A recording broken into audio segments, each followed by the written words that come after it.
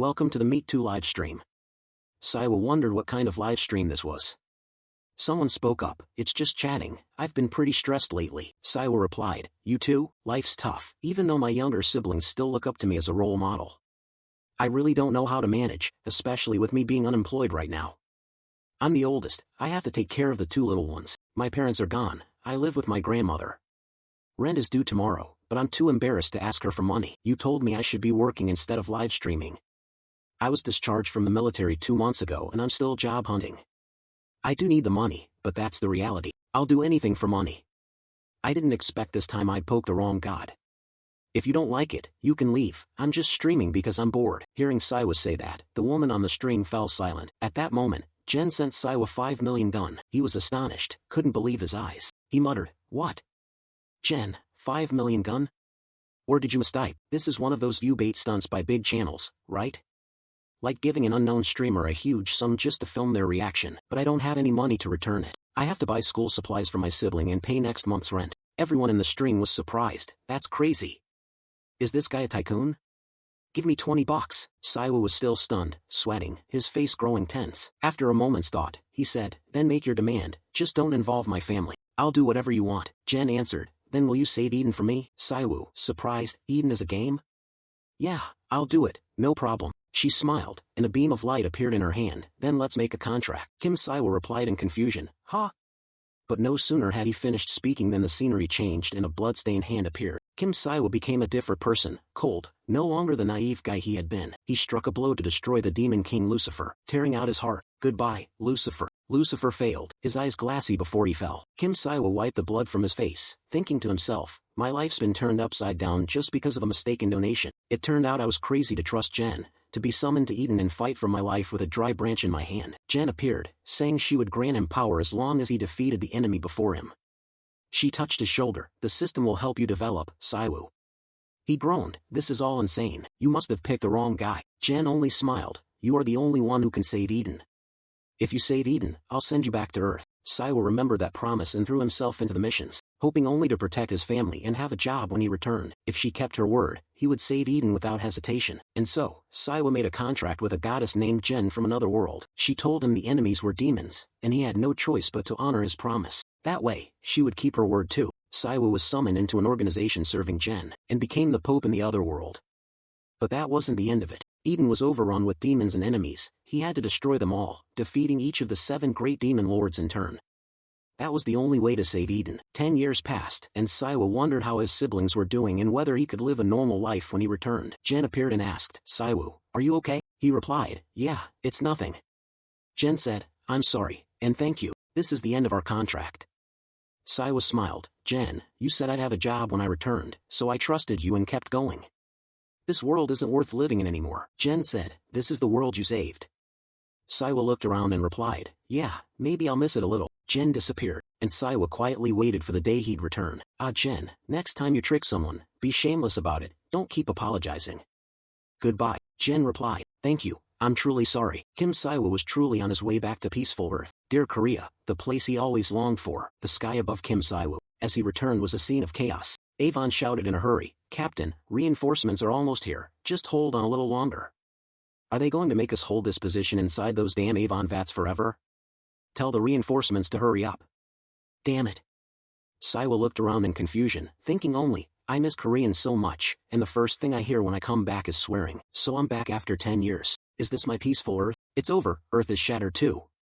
He wondered if he was dreaming in Eden or if his longing for Korea had been toyed with by some nightmare queen. But it couldn't be, because he'd beheaded her with his own hands.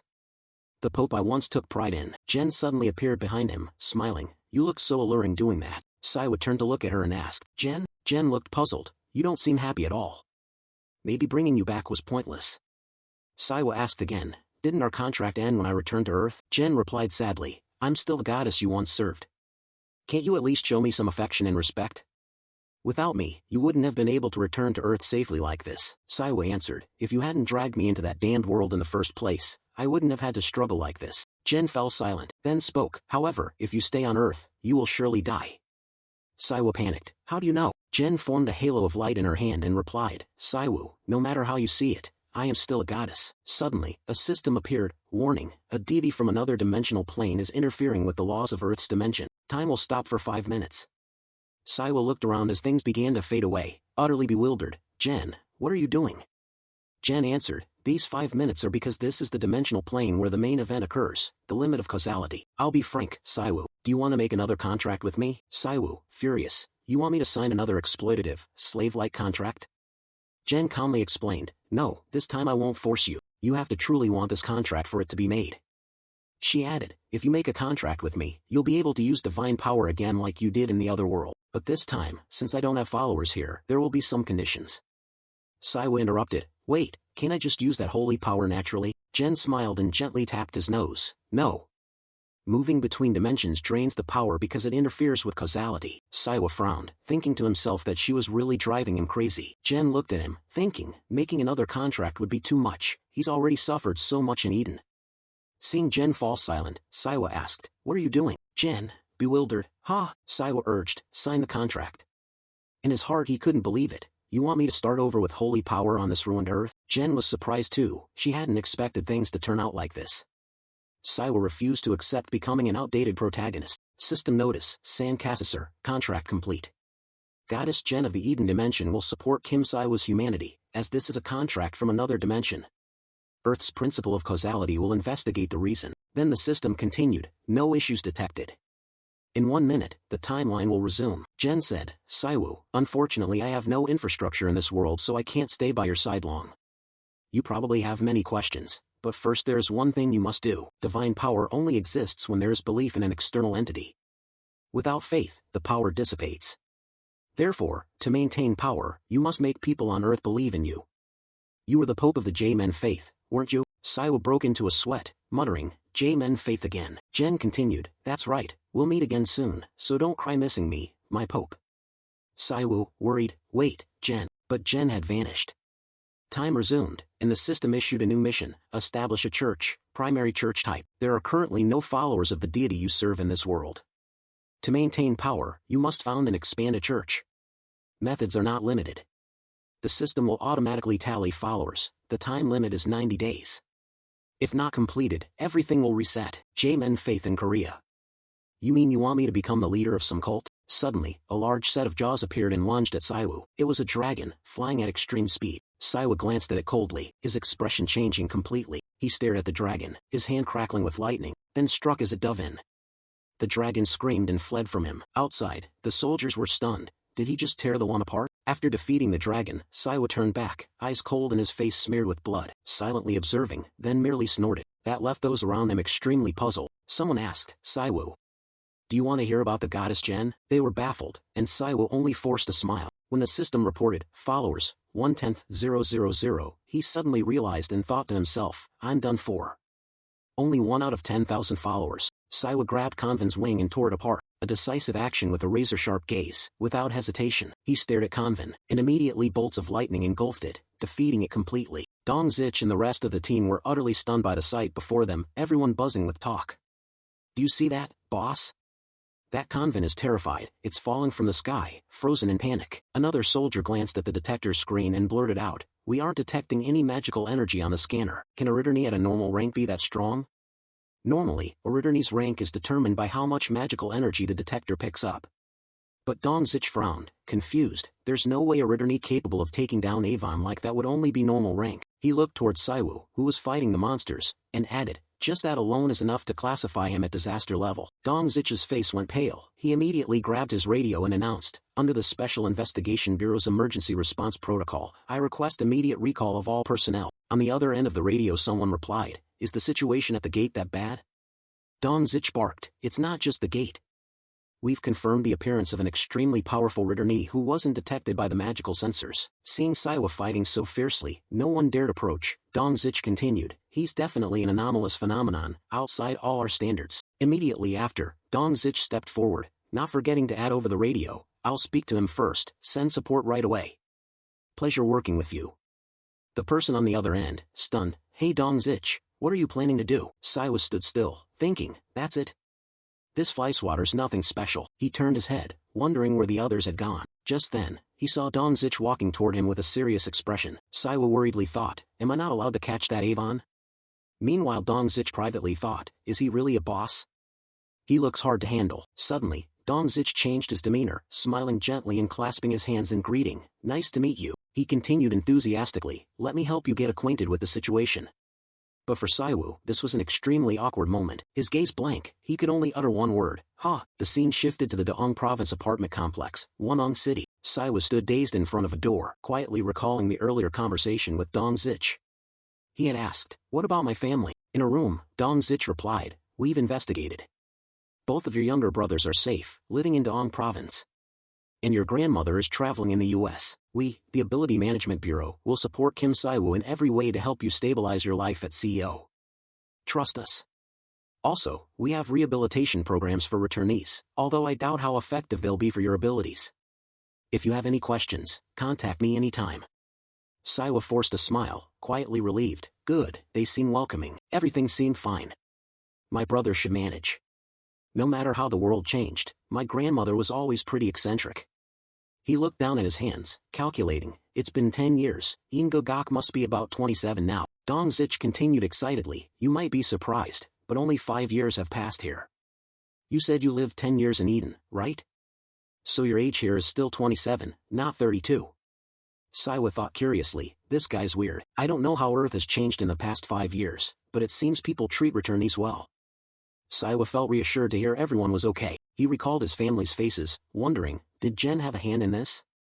I really want to see them again, since I don't even have a single photo. Standing at the door, he was nervous, wondering why he felt so tense. This was the most anxious he'd been since returning. Calming himself, he gently pressed the doorbell, but only an unusual silence answered. After a while nothing changed. Impatient, Saiwa kept ringing the bell until the sound echoed loudly. Finally someone inside answered. Who is it? Saiwu, embarrassed, cleared his throat and said, long time no see, Ingogok, it's me. His face brightened with joy. He added, how have you been lately? But an irritated voice replied, we don't follow any religion, why are you going door to door proselytizing in the 21st century? Saiwa hurried to explain, wait, I didn't come to, but before he could finish, Ingogok cut in, you should change your clothes before you deny it. Or I'll call the police, understand? He sighed irritably, I was sleeping soundly when that line hit me like a bolt. Saiwa widened his eyes in surprise, his face showing clear indignation. He shouted loudly, his voice carrying through the building, open the door, you bastard. Ingogok grabbed a baseball bat and rushed out, yelling, you crazy fanatic. But when he saw Saiwu, he froze, eyes wide and mouth agape. Saiwa looked at him gently, what? You planning to hit your brother with that? Ingogok was still dazed, stunned into stammering, this wasn't exactly an emotional reunion. Saiwa kept saying, make 3 more bowls, Ingogok, but don't make them too watery. You know how I like them, right? Ingogok busied himself cooking noodles for his brother while sighing. Come on. Saiwa ate the noodles with the kimchi his brother had prepared, feeling genuinely moved as he ate. Looking at the table set with noodles, kimchi, and radish, he said, my first bowl of noodles in 10 years. Korean food. Kimchi, I miss that addictive taste so much. Ingogok couldn't believe it, rubbing his head in disbelief. Unbelievable. You're the one I thought was dead. And you come back after 5 years eating 10 packs of instant noodles in a row and dressing like some preacher. Saiwa remained nonchalant, chewing as he glanced at his still bewildered younger brother. He watched Ingogok sit down beside him and said, don't use that word with your brother. You're jealous because I ate without inviting you, right? Come on, eat with me for fun. Ingogok replied, no, it's not like that. He handed him a glass of water and asked, so, you really were in that place called Eden for 10 years? Saiwa answered, as long as I return safely, what's there to be curious about? Ingogok silently looked at him, then said, everything. I remember your room and your computer setup. What did you do in that world all this time? How did you come back? That's what I want to know most. Why won't you say anything? Saiwa smiled, Eden? You know, your brother. At the mention of it, Saiwa suddenly recalled the brutal, bloody battles, and fell silent, bowing his head, unable to say more. He took a sip of water, calmed himself, and tried to change the subject. Forget it, talking about it only makes things heavier. That made Ingogok uncomfortable. Hey, there are 2 things people hate most. 1 is when someone doesn't finish a sentence, and 2, Saiwa cut in, that's not something to joke about. The image of defeating giant demons and holding their hearts in his hands returned to his mind. Most of those things weren't pleasant at all, he thought. A world occupied by demons was terrifying, and the amount of blood he had to smear on his hands to save Eden was horrific. Saiwa propped his chin on his hand, his face full of gloom. Damn it, I gave everything to fight for Eden, and now I'm finally back on Earth. A mission board suddenly appeared beside him, displaying the requirement, complete followers 1/1000. Saiwa glanced at Eden Gagak, thinking, so I'll lose all my power if I don't complete this mission? Are you kidding? Does she know how much I had to go through to develop holy power? Eden Gagak said, aren't you going to tell it? I'm going to work now, I'm already awake anyway. He moved to the computer desk and sat down. Saiwa asked, what is it, Eden Gagak? He replied, oh, I edit for Met. Since you disappeared, I earn money doing this. I'm busy, editing for a fairly famous muber. Saiwa was surprised, thinking, this kid liked video editing since he was little, now he's actually successful. After a moment, he said, this video looks really vivid. Looking at the game character being designed on the screen, Eden Gagak said, you probably haven't seen this. It's popular content now, they call them players. Saiwa asked, do they handle gates, monsters, and even dungeons? He propped his chin, impressed. Yeah, they use system windows and skills. Eden Gagak answered, you used to read web novels back then, so you'll pick it up quick, right? Subscribers just keep increasing, I think there will always be work. Saiwa watched the Met screen intently. Realizing something, he slapped his brother's chair and shouted, that's it. Eden Gagak jumped, yelling, you scared me. A bold idea struck Saiwa. If I make content on Meetup, I could promote the Gen Church and attract followers. Just then a notification popped up, Gen Church trait activated. He spun around, puzzled, what's this now? Displayed content, Gen Zeit Church. First Goddess Gen, Eden Dimension. Trait, no affiliated sect, no completion requirements. Objective, attract as many followers as possible. You will earn holy points by growing the church and completing hidden missions. Holy points can be used in the shop. Items diversify as you gain more followers. Available now, Charity. All congregants receive bonus experience from the Charity Goddess's blessing. Very small chance to awaken a non-player. Cost, 10,000 holy points. Special role unlocks at 10,000 followers. Saiwa rolled his eyes at the notification. All congregants receive an additional 19% experience from the Charity Goddess's blessing. Very small chance to awaken a non-player. He suddenly realized, wait, this trait could be useful. Eden Gagak asked from behind, are you going to start a Mayubi channel too? But it needs approval, not everyone can do it. Saiwa listened and smiled enigmatically. Eden Gagak was full of confidence, pounding his chest proudly. Fine, that's fair, you just returned so you don't know anything. Let me support you, I make pretty decent money. Saiwa cut him off. Hey little brother, I appreciate your generosity, but don't say nonsense. Those words made Eden Gagak wide-eyed and confused. Saiwa continued, you don't even know how I could find everyone after being missing for 5 years. A few hours earlier, in front of Saiwa's apartment, Dongzich said, we reached your family's residence. Thanks for cooperating with the investigation last night. Saiwa replied, it's nothing, I had nowhere to sleep anyway, thanks for bringing me here. Dongzich smiled and asked, so what do you plan to do here? Saiwa replied calmly, I plan to expand my church. Dongzich wondered, your church? Korea is a free country, freedom of religion is obvious. But this faith doesn't go against common rules, right? Saiwa explained, Jaman is a benevolent deity, if people just listen to me talk about her. Dongzich interrupted, wait, are you a pope? In Eden? Dongzich cut in, wait, are you a pope? In Eden? Saiwa was helpless, thinking, I'll just smile and let it pass. Dongzich continued, just so you know, you're now a VIP guest of the Ability Management Bureau. If you need anything, contact us first. Bureau Team 2 is always ready to assist. He looked up at the blue sky and said, welcome back to Earth, Korea's first Anomalous, Kim Saiwu. Back in the present, Eden Gagak blurted out in panic, you're an Anomalous. Saiwa stayed silent, smiling confidently. Eden Gagak shouted in astonishment, it's that guy who ate 10 packs of noodles, my brother, the one who came back from the dead. Hearing that, Saiwa barked, I'll kill you right now. Eden Gagak tore at his hair, puzzled, why didn't you say so earlier? You're an Anomalous.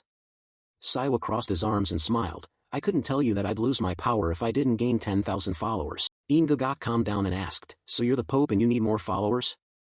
You're going to open a MeTube channel to get followers, right? He spoke non-stop, leaving Saiwa stunned. Wearing clothes like that won't be easy, and nobody on Earth knows Jen anyway. Saiwa spoke up, thoughtful, what if I had the ability to awaken ordinary people? An ability to turn them into players. With that power, powerful nations would compete to recruit me immediately, Saiwa continued. Eden Gagak replied at once, what are you talking about? There can't be an ability like that. If there were a chance, I'd sign up first. A gentle halo of a pontiff emanated around Saiwu. He said, Jen is the goddess of mercy and charity. A system panel appeared before him, showing available items. Charity. All church followers receive 10% bonus experience from the charity goddess's blessing. Very small chance to awaken non-players. Price, 1,000 points. Special role unlocks at 10,000 followers. This left Ingogak stunned. He stammered, players. I could become a player just by believing. Saiwa smiled gently. Not right now, but if I gain more followers, I think I can buy this trait. Then becoming a player won't be random, anyone could achieve it. He looked at the system panel, which showed follower progress 1/10,000, and added, why don't we promote based on this? What do you think? A moment later, the system panel updated, follower progress, 0.2. Saiwa said, no one can turn that down. At that, Ingogak clasped his hands, face full of excitement and faith. I'm ready, big brother. His eyes shone. I'm fired up and ready to spread the good word. Saiwa was surprised by his brother's change and blurted, ha! Ingogak shouted loudly, his voice echoing through the building, Goddess Jen, I believe in you. He was delighted, eyes sparkling as he looked at his brother, take me with you. Saiwa was a bit puzzled and said, I remember you saying you were an atheist. He thought, to become a follower, my brother is really the kind of believer I was hoping for. Propping his chin on his hand, he said, right now my plan is to create an online service through MeTube. I haven't worked out the details yet. Ingogak cut in confidently, Saiwu, I have a plan, don't worry. Saiwa replied, fine. Suddenly a sound went off repeatedly, beep beep beep. Saiwa turned around in surprise. Ingogak slapped his brother's shoulder and said, the time has finally come, you know? You have to take responsibility for this, Saiwu. Saiwu, still confused, asked, for what? He called after Ingogak as the younger ran off, Ingogak, wait, Ingogak. At that moment, a little girl stood waiting at the door. Saiwa glanced at the girl, astonished, stammering, Shaun. Shaun also widened her eyes in surprise and stammered her reply. The eldest quietly stepped closer to her and said, Shaun, you've grown so beautiful, you remember me, right? He was deeply worried as he heard every trembling word from Shaun. I thought you were dead. He knelt down, gently placed a hand on his sister's shoulder, and soothed her softly. Shaun, I was wrong. I'm sorry I left without saying anything. But today is a good day because you found me again, right? Right after that, the little girl burst into loud sobs, startling Saiwu. Shaun, that's enough now. Shaun cried even harder, her sobs echoing through the building. Saiwa called for help, Mr. Kim. Ingogak. Come outside and help me. Ingogak replied nonchalantly, this is your karma. The next day, at a school, Shaun waved to get Saiwa's attention. Saiwu, let's eat tteokbokki together. Today, okay? He smiled and replied, okay, I promise. The girl turned and ran off, but she didn't forget to look back at her brother, wave goodbye, and say excitedly, awesome. I know a really good place, so you have to go with me. I'll be right back here. Saiwa was happy too, smiling and waving goodbye to his sister. After a day as exhausting as a battle, neighbors kept coming to question his family. Why was Shaun crying? After several rounds of apologies to the neighbors, peace finally returned. The place was very quiet now. At a government building, Saiwa said, I talked to my brother, but for an awakened person to operate properly on MeTube, they need state authorization. In the office, a man answered Saiwu, I understand. If that's the case, we will support you to the fullest extent necessary. He placed a hand on his chest and continued, sorry for coming to find you late, returned one Kim Saiwu.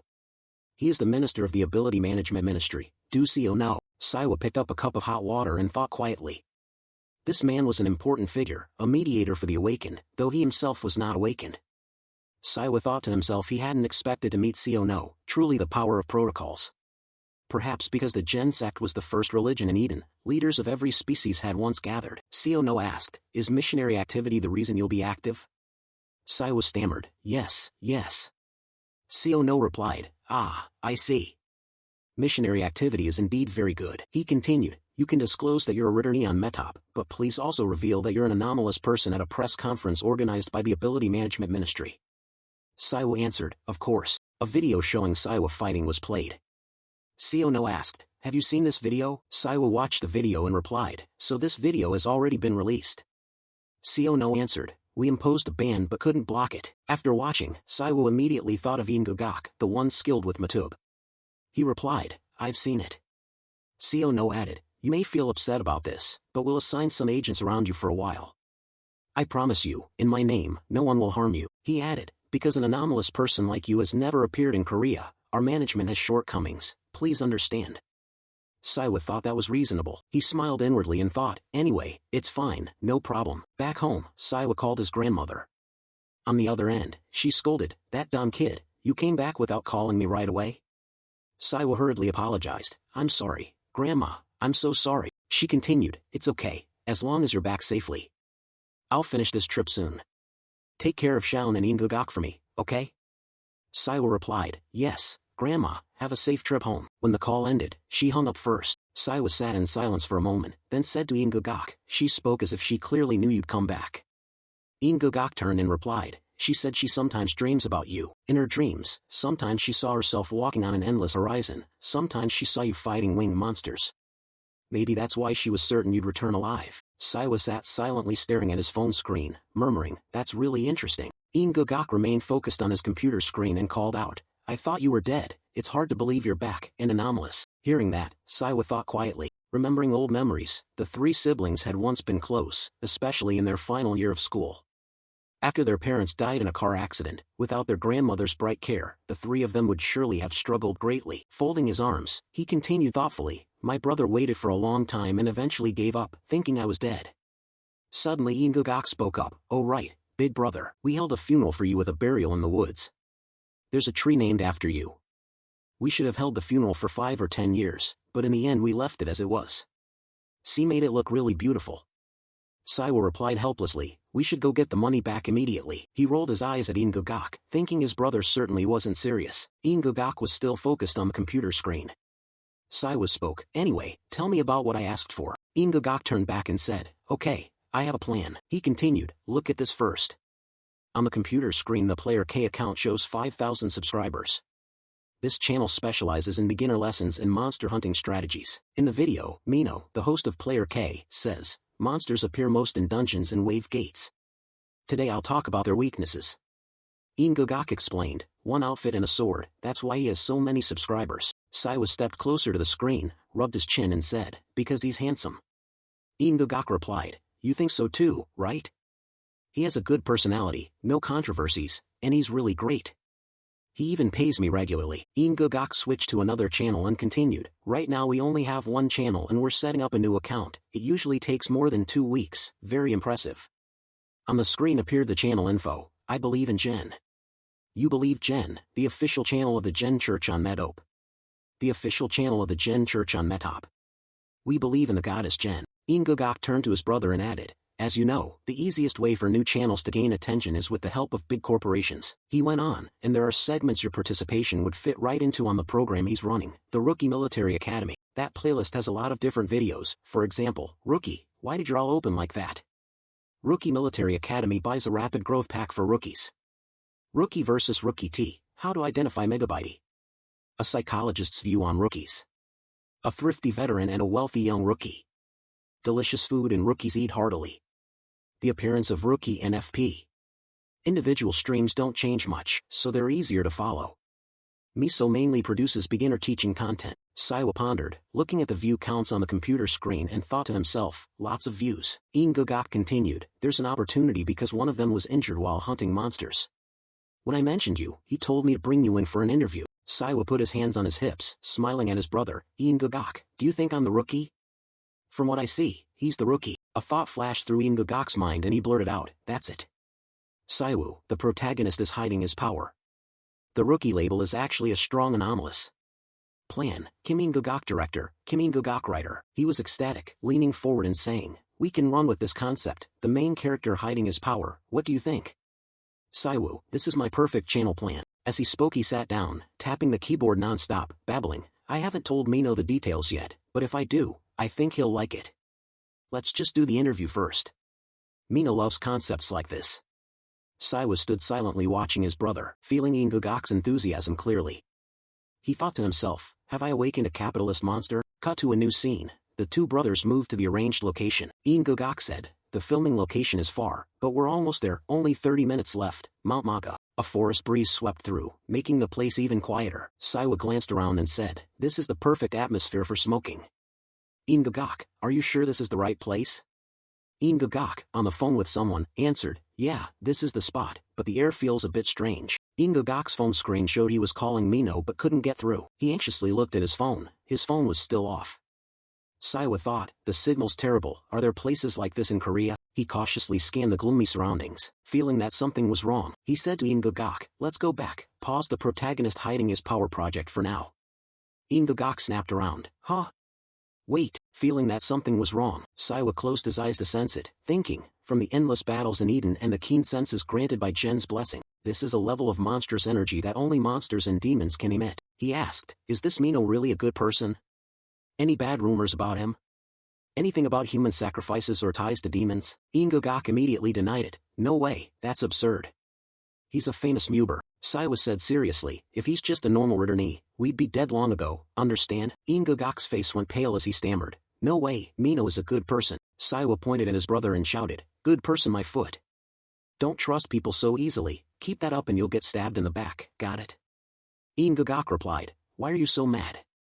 You sound like the victim of a contract scam. Saiwu, struck at his weak spot, thought of Jen and said, there's no way this hasn't happened before. Ingagak continued, 3 years ago, when Grandma was hospitalized, Mino came and paid all the hospital bills without saying a word.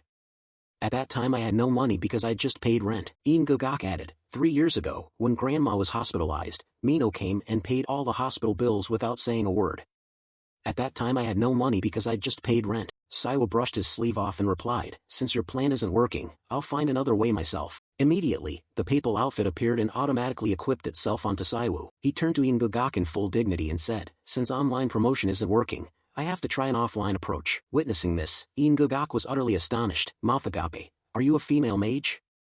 Saiwa replied, I already enlisted, do I really look that girly? Pushed into a taxi by his brother, Ingagak still complained, next time please film my transformation scene. Saiwa said helplessly, it's dangerous here, go home now. Are you a female mage? Saiwa replied, I already enlisted, do I really look that girly? Watching the taxi carrying his brother drive away, Saiwa thought, Ingagak wasn't like this before, the kid endured too much hardship growing up. It's all my fault. He slowly stepped into the dark, foreboding forest ahead. The system immediately displayed a notification, you have entered the Abyss area. A related quest has been created, Salvation. Subtype Abyss Cave. Description, you have accidentally entered a land saturated with demonic energy, familiar to the sacred duty. You must cleanse this land of its defilement and reclaim it from evil forces. Reward, 50 divine points. Note, this is an optional quest, you may skip it if you wish. A heavy miasma of evil energy hangs over the area. Standing before that aura, Saiwa thought to himself, at first glance this looks like an ordinary mountain, but with magic energy like this there's no doubt there's a deep dungeon inside. He calmly pressed deeper into the woods and noticed the energy growing denser, shrouding the peak and the surrounding area. Suddenly, Saiwa realized something. He scanned his surroundings and muttered, the weather's nice too. Then he spotted a group of people up ahead. Saiwa called out, what are you guys doing here? The group moved toward him. One of them said, sorry, we didn't mean to startle you. We're just filming a video for our YouTube channel. Samyang added, asking, but may I ask why you're hanging around such a dangerous dungeon? This isn't a place to stay long. Samyang added, asking, but may I ask why you're hanging around such a dangerous dungeon? This isn't a place to stay long. My brother must have contacted him. You didn't get any message? Saiwa replied, my phone doesn't work. Samyang looked at his phone and shook his head. Again? I can't believe there are places in Korea with no signal. In the gloomy mountain air, she continued, anyway, it's lucky we ran into you here. We'll take you to meet Minso. After a while, as the group moved on, Samyang turned to Saiwu and said, we're planning a big event. Gino's MeTube channel gets a lot of viewers, so I'm helping out along with Wine Gagak. Oh, is that outfit part of your style? Saiwu replied helplessly, no. He kept rambling about how unique it was, how tactical and cool. Saiwa grew slightly irritated, thinking, this guy talks too much. Samyang remained excited, this is the first time I've met someone who returned, it's fascinating. Suddenly Saiwa turned to look at the people behind them and said, but those three back there have been quiet. He asked, those three haven't said anything, have they? Samyang answered nonchalantly, huh? Oh, those guys? I don't get what you mean, they've been talking this whole time. Noticing something off, Saiwa frowned suspiciously. He gently took his hand and asked, by the way, what's your name? The young guy replied, me? I'm Suexmyung. Saiwa nodded, all right, Samyang, listen carefully to what I'm about to say. At that moment, a pair of black gloves appeared on Saiwa's hands. He told Samyang, you're very lucky. Some people have a natural resistance to magic energy even before awakening. Remember to thank your parents for that.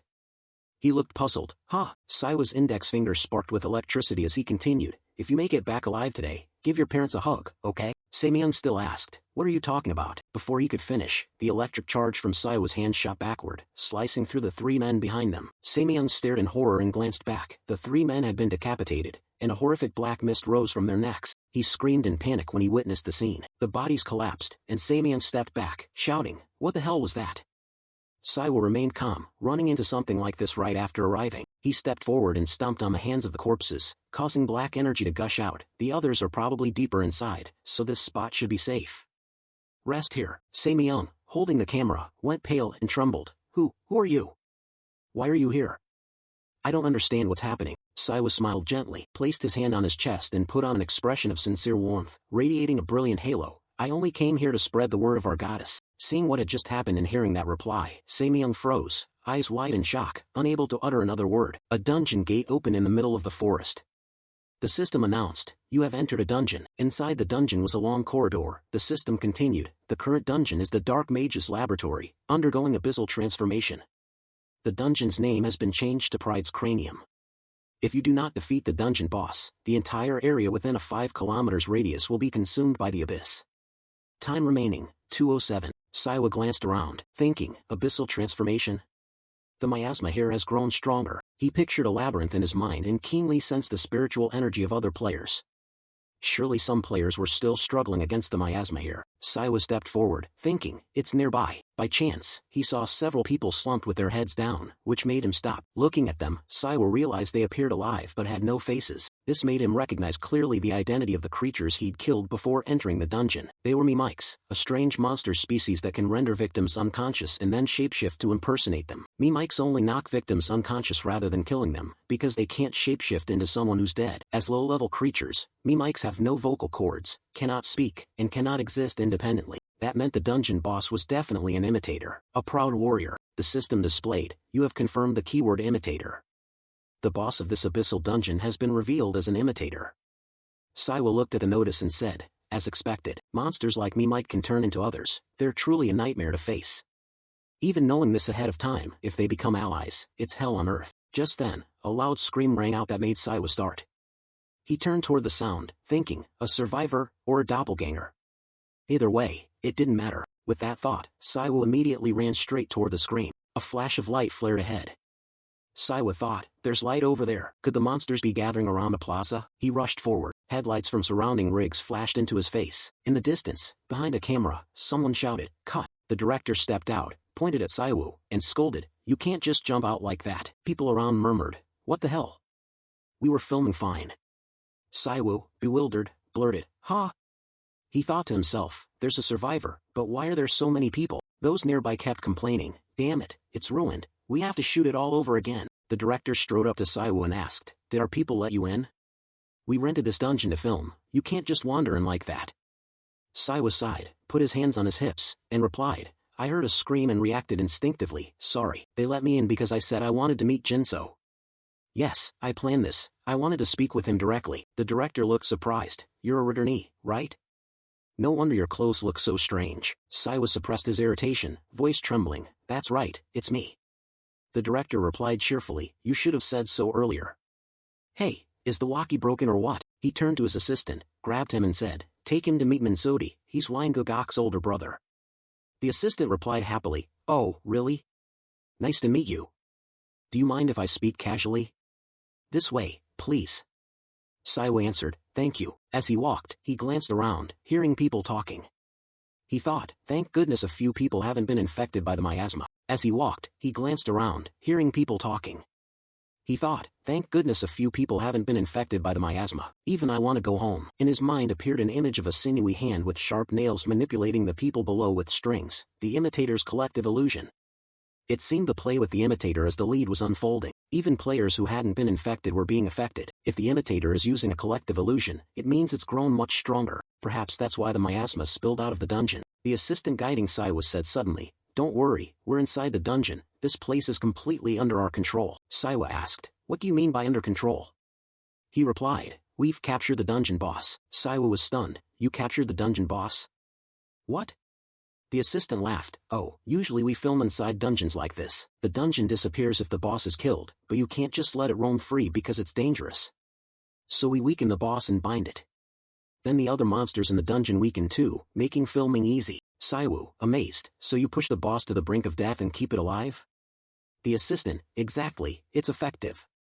Saiwu thought, maybe Satan should learn this human method, so that's how they film in dungeons. But this time, unlucky to run into an imitator. This is karma, whined Gagak.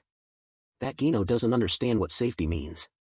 This won't end well. The assistant led him to a door. We're here. This is the boss chamber. Minso is in there. See you later, hope we can collaborate on filming. Saiwu, yeah, see you. Thanks for bringing me here. He watched silently as the assistant left. Inside, people were meeting. Minso said, should we tweak this segment a bit? At that moment, Saiwu knocked softly on the door and said quietly, excuse me. Minso, still focused, replied, yes, you should have been over there from the start, good job. Suddenly he noticed something and turned his head back. Seeing Saiwu, he said cheerfully, I didn't recognize you. What brings you here? Saiwu answered, Wine Gagak told me about this place. I'm the boy's older brother, Kim Saiwu. Minso, a popular muber, beamed, ah, Mr. Saiwu. I've heard about you. I wondered when you'd arrive. Honestly, you're even better looking than he described. Seeing Minso's sparkling aura, Saiwu hesitated, thinking, is that an NFP aura? He's handsome and has a nice voice. Minso smiled, gestured him to sit, and said, you must have had a hard trip getting here. Have a seat. Saiwu, thank you. Minso turned to his crew, hey everyone, can we edit this segment the way I requested? I'll talk with him for a bit. Thanks, everyone replied. Saiwu observed Minso and thought, so he's a muber, goodness, I should have something better to offer after your long trip, but I only have instant coffee. Saiwu, I like instant coffee. Minso laughed, that's fine then. Was the trip here okay? Saiwu, a staff member guided me here. There were quite a lot of people. The film crew's voice carried from outside. Cut. Minso turned back and said, realism is crucial for this project, so we invited every editor who could help. Saiwu added, oh, so those people are players? Minso winked and smiled, yes, they're awakened individuals but not skilled enough to be hunters. Not all players are the same, but I pay them well. Saiwu sipped his drink, thinking, Wine Gagak also wants to become a player. I wonder if it's because of Minso. Minso asked, by the way, I heard Wine Gagak would be coming. Is he outside the dungeon? Saiwu gave a wry smile, the kid's not feeling well today, so I came alone. Hearing that, Minso said, has he always been this frail? I'll send him something to strengthen him. He used to get sick a lot when editing videos for me. Hearing those words, Saiwu smiled with relief. The best way to start a conversation with a stranger is to talk about something you both know. He could tell Minso was very good at communicating. Minso smiled sincerely and said, I'm not saying this just because you're Wine Gagak's brother, but he's truly a very good kid. Saiwu wondered whether Minso was always like this or if he changed after becoming influential. He smiled faintly, he's quite an interesting young man. Minso was taken aback and immediately said, sorry. Saiwu smiled and explained, oh, I was talking about Wine Gagak. The kid's always been weak. Minso replied enthusiastically, I thought so too. Shortly after, he asked Saiwu, since you're so handsome and you're a player, can I ask you something? Saiwu calmly, sure, go ahead. Minso continued, I'm a warrior, really, is it safe to film here? The question visibly pleased Minso. He led Saiwu to a large curtain, pointing inside. I get it, this is your first time in a dungeon, right? Take a look at this. Saiwu, all right. They both drew back the curtain and stepped in. Saiwu's eyes widened in astonishment at the sight before him. Directly in front of them was the dungeon boss, the imitator, tightly bound in chains. Minso said, as you can see, I always put safety first. There are plenty of dangers at meetup, but we always secure safety before filming anything. They stood right by the doorway, their shadows cast on the floor. Saiwu asked, I heard someone had to leave the project for some reason? Minso replied, they weren't injured during filming. They had pre-existing conditions that worsened. His gaze was full of affection. If you're worried about safety, watch for a bit before deciding to join. You just returned, so I completely understand. Saiwu looked at Minso with some skepticism, then took a big gulp from his cup and said, all right. Minso waved his hand. I have no intention of forcing you to participate. Then took a big gulp from his cup and said, all right. Minso waved his hand. I have no intention of forcing you to participate. The moment their hands touched, an intense electric surge suddenly appeared. Minso asked in shock, what is that? The electric surge immediately struck the bound imitator. It howled in pain. Saiwu smiled smugly. The system displayed a notification, passive skill Sacred Flame has been synchronized. Saiwa taunted the imitator, if you're the only ones who can fool us, a play should at least have an ending. Saiwa's grip was so strong that the imitator's hand became deformed. He used his strength until it screamed wildly, then released his grip, letting it collapse to the floor. Saiwa stepped closer and whispered in its ear, so, how do you rate my acting skills? When he realized the dungeon boss was an imitator, Minso's eyes filled with tears, thinking, I once believed this would be the team's final resting place. A large hand of the imitator clamped around Minso's throat, causing excruciating pain. The imitator had taken Minso's form. In Minso's mind, when that monster incapacitated me and stole my appearance, everything had already been decided. It had swapped itself with Minso and trapped him inside the imitator's form. Immediately after, Minso's film crew arrested him himself, who was now in the imitator's form. They cheered happily, we caught the boss. Minso's consciousness tried to speak, I'm not the imitator, please. But no one heard. He helplessly stared at the fake Minso outside, his consciousness only able to scream in despair. The fake Minso, out there, looked at the real Minso trapped in the imitator's body and grinned smugly. Well done, everyone, you completed the mission excellently. It stepped out of the area where Minso was confined, took on his appearance, and went on to assume the forms of each member of the crew. Using its consciousness, the imitator communicated with the imprisoned Minso. It said, how does it feel when those you trust look at you like a monster? Watching each member of the crew be taken over one by one, Minso's consciousness kept screaming, why don't you just kill me? End this suffering. Don't do this. Trapped in the imitator's form, Minso kept crying and pleading in vain, no, don't let them die. Please, I'm sorry. He dropped to his knees helplessly, whispering, someone, please help me, save them. Back to the present, the fake Minso was being dealt with by Saiwa in agony. Saiwa's figure now looked utterly heroic before the real Minso. From the imitator's eyes, Minso desperately cried for help. Immediately after, Saiwa turned to look at him. Seeing the imitator struggling, Minso thought, is this a dream? This fire is so warm, like a mother's embrace. Saiwa stepped closer, a radiant aura seeming to glow around him. He called out, Minso who? Minso answered, you can see me? Saiwa replied gently, yes. Minso, surprised, what? Even my team didn't recognize me. Saiwa looked at him kindly and said, I have very good eyes. Oh, I haven't introduced myself, I'm Line Gogok's older brother. The consciousness of Minso inside the imitator choked up, Line Gogok. I care about him a lot. Saiwa listened as he continued, he's really hard-working, so young yet doing everything to support his sister and grandmother. I heard his older brother disappeared 5 years ago. Saiwa grew a little worried and fell silent for a moment, then looked at the imitator gasping on the ground and said, I'll give you a choice. Minso who, you are the one who has suffered most in this dungeon. Saiwa grabbed the fake Minso's shirt and yanked him up. You have 2 choices, 1, smash his head in, 2, burn him with this sacred flame. I recommend the second option, it's much more painful. The real Minso's consciousness inside the imitator fell silent and pondered for a long time. At last, he resolutely said, make him suffer, make him endure until his last breath. Saiwa winked in agreement, of course, nothing beats burning these demons. I'll roast him good and proper. The sacred flame flared up and incinerated the imitator pretending to be him. It screamed wildly in agony. The chains around the real Minso's body gradually disappeared. He looked at them and whispered, the chains are gone. The bonds that had bound me for so long have finally dissolved. The system displayed a notification, you have received salvation through the sacred flame. You have completed the hidden objective redemption. A god from another world has answered your prayer. Jen immediately appeared, majestic before Minso. She gently placed her hand on his face and said softly, don't blame yourself, this isn't your fault. This left Minso astonished, his expression gradually relaxing. He thought to himself that he had never believed in miracles, but if this isn't a miracle, then what else could it be? System messages appeared one after another, you have cleared the abyssal dungeon. This dungeon will self-destruct in 1 hour. You received 50 divinity points for clearing the dungeon. You have completed the mission redemption.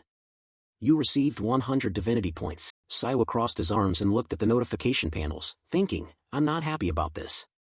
Would things have been different if I'd arrived earlier? But on second thought, things could probably have been worse. It doesn't look like anyone's seriously hurt, they'll wake up soon. Minso whispered from the floor, Goddess. Saiwa glanced toward the light and said, that's that. He looked at Jen, radiant, and continued, when we parted last time you seemed panicked. I thought I wouldn't see you again for years, maybe longer. I didn't expect to meet you so soon. Jen laced her fingers together and replied gently, that's because you've been working hard. I did say I'd see you again soon. Saiwa sighed, I didn't expect soon to mean 3 days. He asked, how long will you stay this time? Jen answered, only about 5 days. This place is rather strange, there's a spatial gap here. I sensed your presence and came immediately. Saiwa sat down, thoughtful, wondering, the spatial anomaly here is odd. Could it be because this is the abyssal dungeon? I need to investigate further. Jen looked at him with bright eyes and smiled. You act like you don't like seeing me, but you actually do, right? You always are like that, Saiwu. Saiwa protested. Don't talk nonsense. You don't like healing people directly. How could you have healed Minso when you rarely appeared before people? He was knocked out by the direct effect of your divine power. Jen rolled her eyes and glanced at Minso. I think he's a good person. Someone who blames himself for his teammates' injuries can't be a bad person. Besides, he'll help you settle into the new world, right? I saw how hard you've worked to find supporters for me in that strange land, so I have to help those who helped you. Jen continued, Shu, how does your homeland feel after all this time? Saiwa replied, everything about this place feels strange. Jen looped her arm through his and held his forearm, then said, I didn't have time to tell you something important because of time constraints, but do you remember when? I asked, shall we make our pact on Earth, right when you first returned? At that moment, a system alert appeared, warning, a god from another world has interfered with Earth's karmic balance. Jen continued, karma governs all dimensions, and it applies to all gods as well. At that moment, a system alert appeared, warning, a god from another world has interfered with Earth's karmic balance. Jen continued, karma governs all dimensions, and it applies to all gods as well. Saiwa sprang up at that, asking, you can't influence anything on Earth? What about me using my power here? And besides, you just healed Minso with your power, didn't you? Jen replied, yes, that's why you must be careful, Saiwa. An image of a large scale appeared. Jen continued, karma is like a balance. Earth permitted the pact between you and me, which means there will certainly be something heavy on the other side of the scale. Still bewildered, Saiwa asked, and what is the heavy thing on the other side? Jen only smiled without answering. He added, you can't tell me? Jen remained silent, leaving Saiwa at a loss for words, thinking privately that something he didn't know must be overriding the rules of karma. Saiwa scratched his head and sighed, I can't even get a little rest. I guess it's strange that monsters are starting to appear on Earth. Fine. Jen looked sad and asked, aren't you angry? Jen looked sad and asked, aren't you angry? Seeing Jen's puzzled face, he added, it's not your fault that Earth turned out this way. I have no reason to be mad. I'm not that kind of person. Hearing Saiwa say that, Jen burst into cheerful laughter. Startled, he asked awkwardly, what are you laughing at? Jen turned away and replied, nothing. Saiwa asked, are you leaving? He mused silently that perhaps he'd been attached to her for the past 10 years and truly didn't want her to go. Watching Jen's retreating figure, Saiwa said, next time let's take a photo together. Maybe just seeing your picture will draw followers to us. Jen turned back, smiled, and replied, I'll take that as a compliment. Thanks, Shu. I want to meet you in a brighter place next time. You know what to do, right? Saiwu, surprised, asked, wait, what am I supposed to do? Jen interlaced her fingers and prepared to leave. Before going, she reminded Saiwu, you need to build a temple for me so I can manifest more easily and attract more followers. See you, Shu. A while later, Minso startled awake. Saiwa asked, you're awake? How do you feel? Minso turned to Saiwa and blurted out, what about the goddess? Saiwa replied, she just left.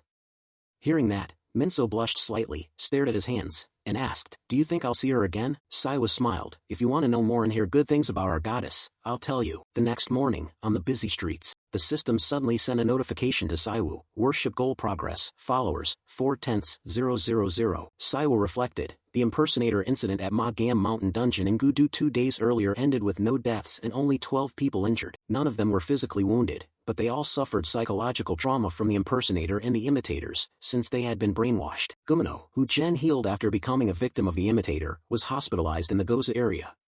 Saiwa was now on his way there with Waingagak to visit him. Suddenly, Waingagak spoke up, cutting through his thoughts. Luckily Minso wasn't badly hurt, he'll be discharged in a few days. I wonder what would have happened if the impersonator had succeeded. Hearing that, Saiwa replied, if you had arrived 1 day later, it wouldn't have been just a few people injured. Waingagak panicked. Huh? Saiwa continued, they would all have vanished or died. It seems demon gates aren't common here yet. Waingagak asked, what's a demon gate? Saiwu explained, it's a type of dungeon that summons demons, ranked above abyssal gates. There's a reason the imitators are called the Proud Vanguard. When he was in Eden, an imitator sacrificed an entire village to summon a massive demon gate. The Pride Legion invaded Eden through that gate. The imitator that appeared in Korea likely intended to use those in the dungeon as sacrifices to summon a high-ranking demon. Fortunately, we stopped it before that happened. Then Saiwa thought to himself that one thing bothered him. Why did a demon gate appear before him? Was it just a coincidence, or related to the karma Jen mentioned? It's hard to believe something like this happened out of the blue. I need to quickly gather enough followers. The plan to hide the powers of the protagonist and Gogok was also ruined by the impersonator incident. Besides, I need a high-impact debut. At that moment, Gogok said, "By the way, how did you convince Minso and the others?" Saiwa asked in surprise. "Huh? What do you mean?" He continued, "Mino is a complete atheist, you know that. But look at this." Gogok showed Saiwu. It said, "Minso, Gogok, the Pope are proof that the goddess loves this world.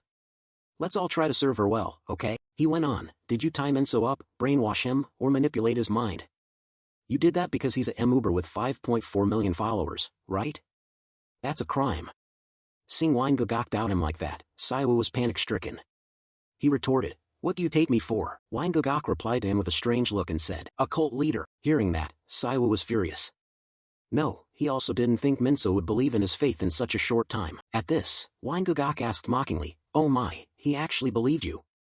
Immediately, Saiwa gave him a hard thump on the head. Gogok cried out. Angrily he said, "Gogok, Jen may be the goddess of mercy, but I'm not good at that."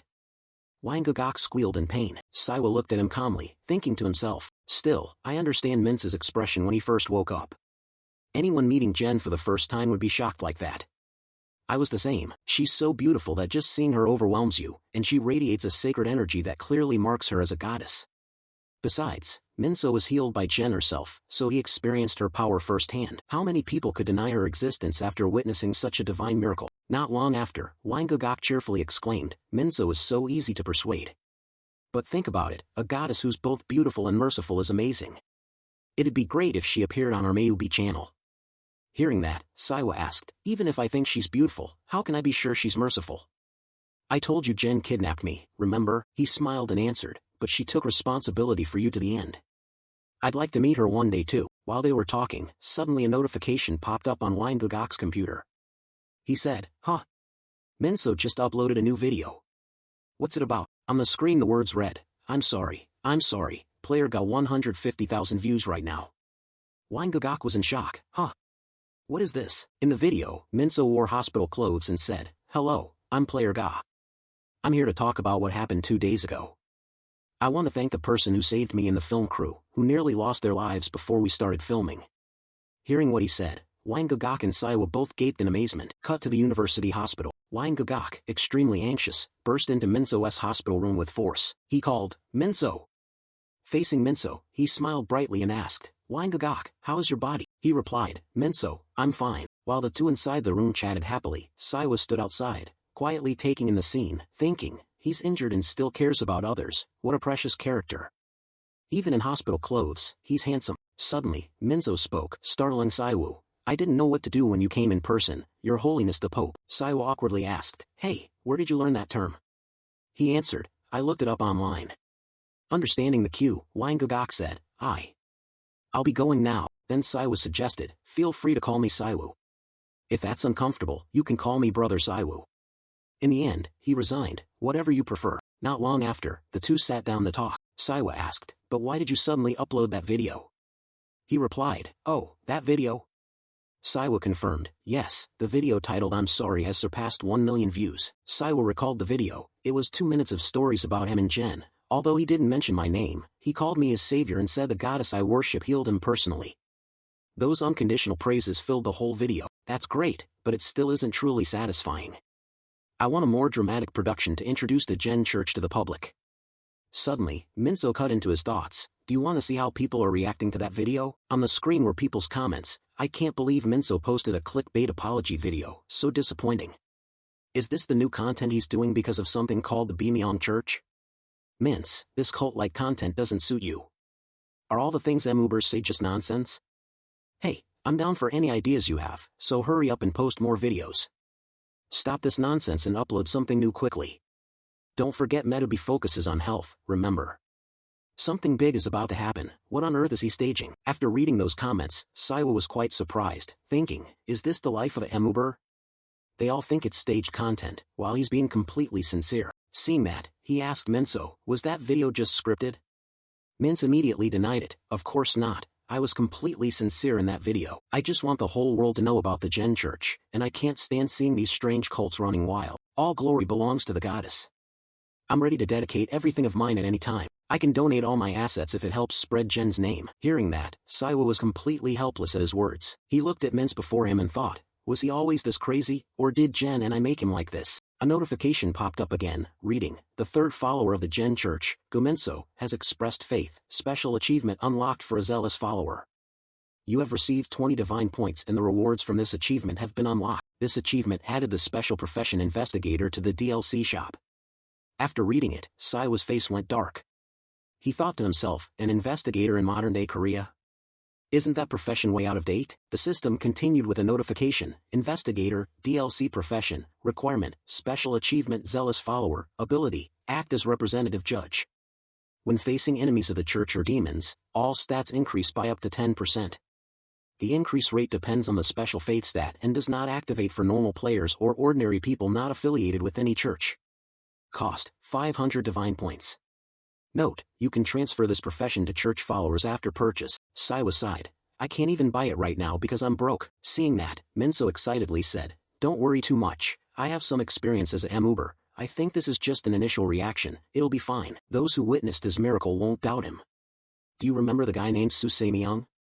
I've prepared a video with him. Seeing him like that, Saiwa wondered how there could be 4 followers, then he seemed to realize something new. Saiwa slowly stood up and said, Minso, instead of doing that, try this. He replied, huh?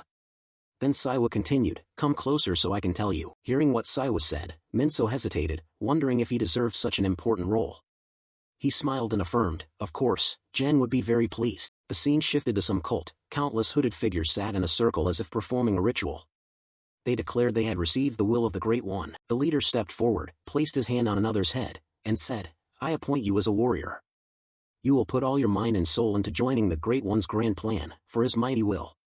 Salvation. The scene cut to an amusement park on a beautiful afternoon.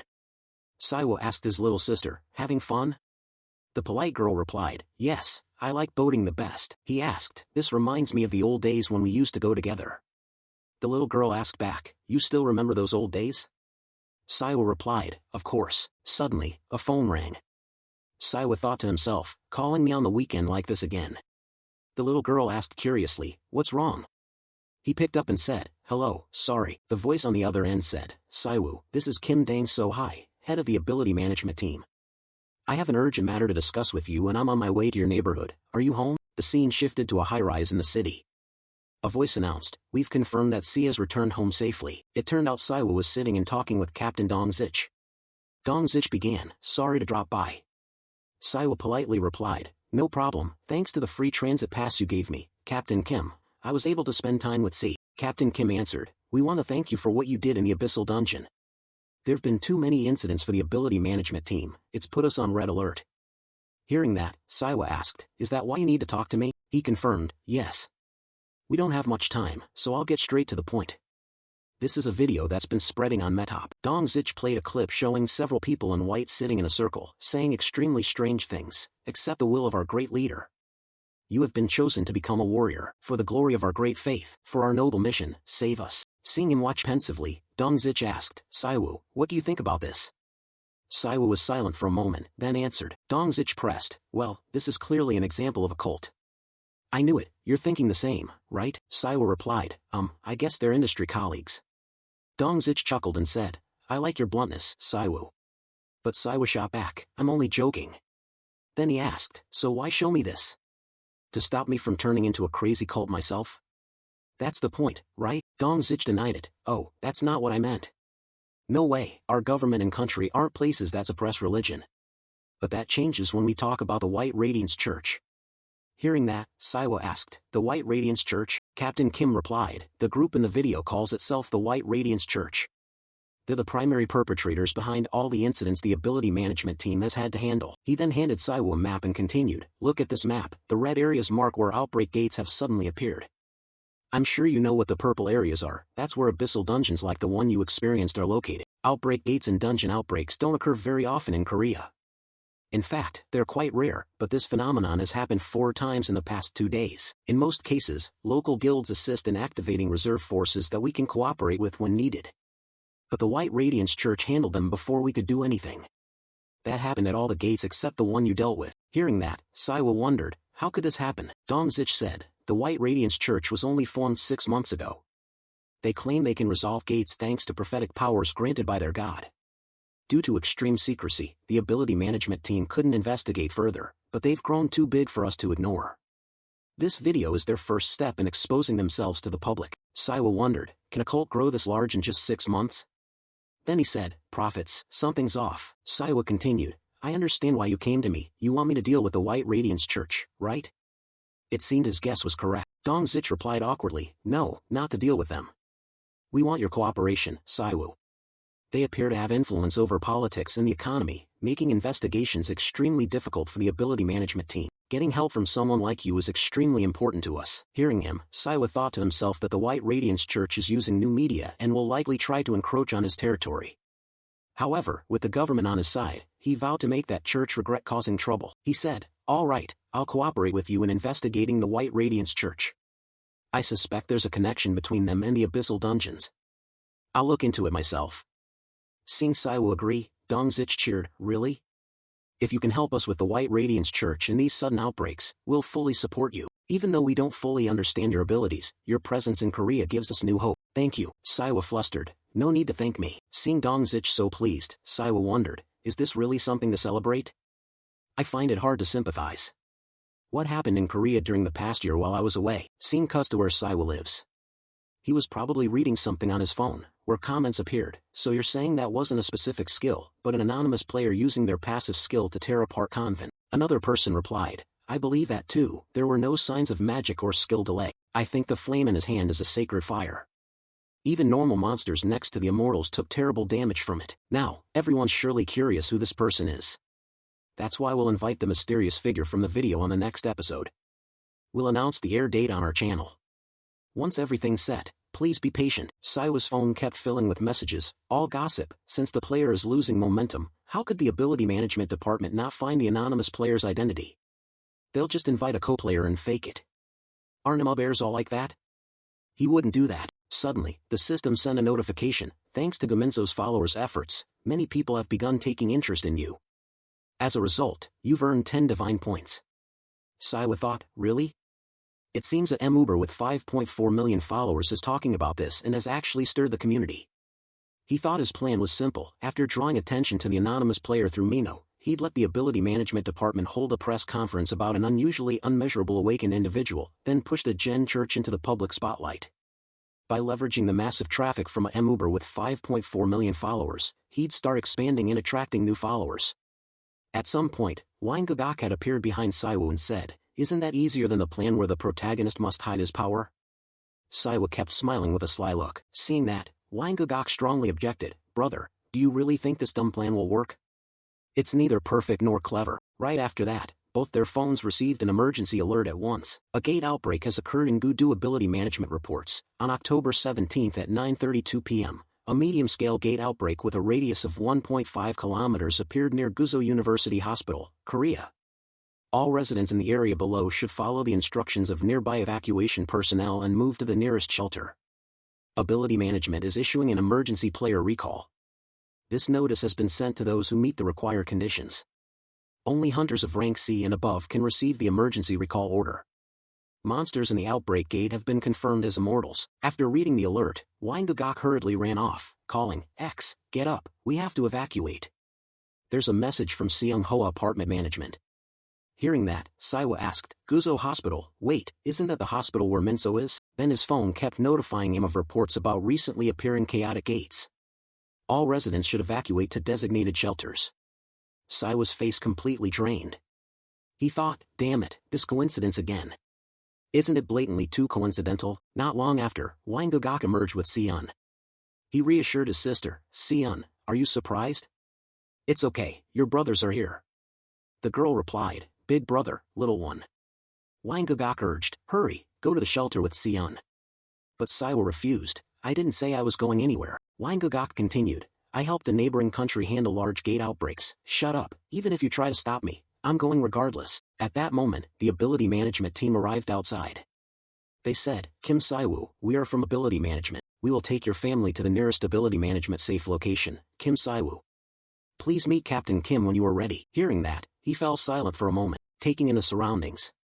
The ability management personnel continued. The monsters are primarily immortals, the gate core has not yet been located, and we've restricted entry to hunters of at least rank C. It's been 3 years since the Busan tragedy, when the last gate outbreak occurred in this city. Before long, they arrived at the required location. Someone announced, "We're here." Saiwa took in the scene. Everywhere were heartbreaking sights, a mother clutching her child and sobbing, "Hick. I'm here now, Dwayne, it'll be okay, we need treatment here." 1,000 apologies echoed in his ears. I'm sorry. Then a loudspeaker announced, "Warriors participating in the gate suppression operation, please fall in with the others. Thank you for cooperating with the evacuation. Players have been assigned to rescue teams and will assume positions today." No sooner had they finished than the scene descended into chaos. "Professor, help me. Dad, where are you?" Watching it all, Saiwa thought to himself, this is the very embodiment of chaos. Moments later, the system pushed an alert. Dark energy has been detected near the rear gate. He moved on toward a spot where several groups had gathered. Here it wasn't as chaotic as before. People greeted each other with smiles. "You're here? Long time no see. I had to cancel my plans because of this gate outbreak." "Oh, I hope this trip will be worth it." Saiwa thought to himself that this place was entirely different from the outside. As he stepped out of the area, a familiar voice rang out, the players affiliated with the guilds. By reflex, Saiwa turned and found Dongzich himself. Captain Kim, Dongzich explained, "You may not be used to this, but this is how things operate here. We won't begin the campaign until area assignments are finalized, which is especially important in an emergency." "Area assignments?" Saiwa asked. Dongzich replied, "For ordinary people, a chaotic gate is a disaster. For players, it's their job. Right now, guild representatives will divide the suppression zone into sectors." Saiwa said, "This world keeps getting more interesting." He immediately contradicted himself. "No, actually this makes me nauseous." Then Saiwa asked, "Remember our conversation yesterday? About you supporting my decision if I helped with the White Radiance Church?" Dongzich nodded. "Yes, I remember." Saiwa continued, "I'll handle this gate by myself." Saiwa's decision shocked Dongzich, who exclaimed, "What?" Saiwa remained calm. "Let everyone else focus on rescuing victims. I'll take care of all combat-related matters." Not giving Dongzich a chance to stop him, Saiwa moved at once. He placed a hand on his shoulder. His clothes instantly transformed into a neat black outfit, his whole body radiating a brilliant halo, making those around him exclaim, What the hell is that?" A great beam of light shot from Saiwa straight into the sky. "Mom, look! The sky is so beautiful, what is that?" The system continued to announce, "The active skill Sanctification has altered conditions on Earth. When activated, the effects of Sanctification are applied to the surrounding area. Monsters and immortals will be weakened. Weaker immortals will be erased immediately. Manager of the Spatial Tide, Destiny is watching you." Then Saiwa knelt and began to pray, "O Jen, please punish those who seek to disrupt the peace of this land. For the duty of defeating those who stand equal to us, we will offer this body as a sacrifice." Terrifying roars echoed through the building, as massive immortals charged in, howling to assert dominance. Everyone in the building panicked and fled. Someone shouted a warning, "Minso, go, hurry." Minso turned around and slashed hard at an immortal to stop them from advancing. He urgently asked, "You still don't know where the boss So dungeon is?" The other replied, "The youngest one looking for it, but he hasn't come back yet." Minso understood and hurried after him. "We can't just sit here waiting, we have to go find boss So ourselves." He felt tense. "It's already hard enough. If the gate's difficulty rises further, we won't be able to do anything." The other ran alongside, shouting worriedly, "Damn it, is there no stopping this? How much longer do we have to endure? I bet the guilds are squabbling over territory while the Ability Management Bureau lacks the competence to handle it. Is no one going to save us from these immortals?" Minso panted as he ran, trying to reassure, "Just a little longer, hang on a bit more, I'm sure they'll come to rescue us." "But who?" Minso asserted, "I know someone." The two of them quickly reached the nearest escape door. When they arrived at the refuge, barely recovered, another person rushed over and shouted, "Player CA, get on the roof now, hurry." Minso followed immediately and climbed up to the rooftop. A horrifying scene unfolded before them, leaving everyone stunned. On the rooftop, a large number of immortals were waiting to attack. Minso stood frozen, feeling as if a nightmare was closing in. Lik Lakia, a zealot of pride, appeared. The system announced, "You have found the core of the chaotic gate." Lik stared at the arriving group with keen interest. Minso helplessly looked at that powerful immortal, thinking, this is the highest tier immortal, its mere existence is a disaster. Even as an A-rank hunter, I can't do anything to it. Those with him felt the same despair facing an unimaginable enemy. It's over, Minso thought, there's nothing we can do but wait for our fate. However, if a miracle, he bowed his head and clasped his hands in prayer, "O goddess, please have mercy on those here." As if answering Minso's prayer, a terrifying lightning bolt descended from the sky, white smoke slowly dispersing. and a figure stepped forward slowly. "Good, Minso, let me take care of this," Saiwa spoke. His arrival surprised and delighted the crowd, as he had come in time to save them. Saiwa glanced at Minso and encouraged him, "You saved them." Having said that, he frowned and faced the highest-ranking immortal there. "Perfect, just as Minso prayed, I made it to the roof on time. The Earth Dimension System is conducting a destiny alignment test. The chaotic gate, formed by an unknown cause, is disrupting destiny alignment. The system requests that you balance the destiny of the Earth Dimension. 3, 2, 1. Test result. No issues detected. The successive announcements made Saiwu exclaim involuntarily. At this moment, Lick showed a flicker of unease facing Saiwu. "You possess a troublesome power. I don't know where you borrowed this strength from, but with just this, you cannot defeat me. This land will sooner or later become a sacrifice to the Great One of Pride. No one can illuminate his darkness." Saiwu heard those words with deep suspicion. "What are you talking about?" Information about the Holy Unerring Sin has been synchronized across Earth and Eden. Holy Unerring Sin, active skill catalog, description, eradicate all demonic energy within the designated area. A blinding beam of light surged forward, causing the immortals to scream in agonized torment. Even Lick momentarily panicked at that intense light. Who are you? How do you possess this power? What kind of strength easily wipes out my entire army? A slave of a god daring to insult me like this? It roared in anger. "I will not let anyone here survive. Neurobalizer has cursed this area." Cries of pain from the weak echoed everywhere. The destiny alignment of the area had been shattered. Witnessing the horrific scene, Saiwa couldn't help but frown tensely. A high-level dark spell spread, enveloping everything with a deathly curse, creating a space reserved for death. A murky black aura surrounded Lick. It snarled viciously, "Useless ones like whom you serve will not save you or anyone from death. This city will soon become a city of corpses." Hearing that, Saiwa grew furious. He waved his hand and summoned a powerful light, replying, "Useless? Do you want to die? I kept you alive out of curiosity to hear what you'd say, but that's no longer necessary." Saiwa lunged to attack Lick, which still tried to sneer at him. "You, useless slave of the god." Before it could finish, Saiwa unleashed a potent beam of light that struck it, leaving it no chance to react. After a moment, the white smoke gradually dispersed following the shockwave. Lick writhed in pain, unable to stand, and spat in rage. "What? This is not my fate." Saiwa ground his teeth and replied, "Fate belongs to the living, not to corpses like you." Lick suddenly gasped in astonishment, shouting, "I get it, it's you. You were the one who killed the imitator and me, Mike. You dare to sabotage the Supreme One's plan?" Not wanting to hear more nonsense, Saiwu immediately delivered a heavy kick. "You talk too much." That kick shattered Lick into pieces, but a murky white shadow slowly coalesced, voicing its final wrath. "Yes. Even if you kill me, my curse will continue to corrode this land. This place will become a city of death, sowing despair among you humans." No sooner had it finished than Saiwa struck the white shadow with a punch, making it dissolve in agony. "You have defeated Lick of the Chaotic Gate. You have met all the conditions to resolve the Chaotic Gate." At that moment, Saiwa pondered what Lick had said. He was right, and that was what made him angry. A land polluted by Neurobalizer will become a dead city, unable to grow or produce anything. In that state, it will turn into hell, continuously spawning immortals. There is a skill I could use for this situation, but it's the one skill I never want to employ, because it's too conspicuous and embarrassingly tacky. The White Radiance Church. Huh. Thinking that, Saiwa said resolutely, "It's true, I warned you. Wait for the performance I'm about to put on." Information about the active skill Purifying Wings has been synchronized. In the night sky, a blaze of red energy appeared at the system's command. Destiny alignment falls silent before your power. Purify the area contaminated by Neurobalizer. The wings on Saiwa's back grew, covering the entire city shrouded in gloom. People felt the light and reached out to catch the feathers slowly drifting down. Minso's crowd was also stunned by his radiant wings. Saiwa squeezed his eyes shut as the halo enveloped him. The sight held everyone spellbound, as if witnessing a supreme god. Number of followers, 13. 167, 674.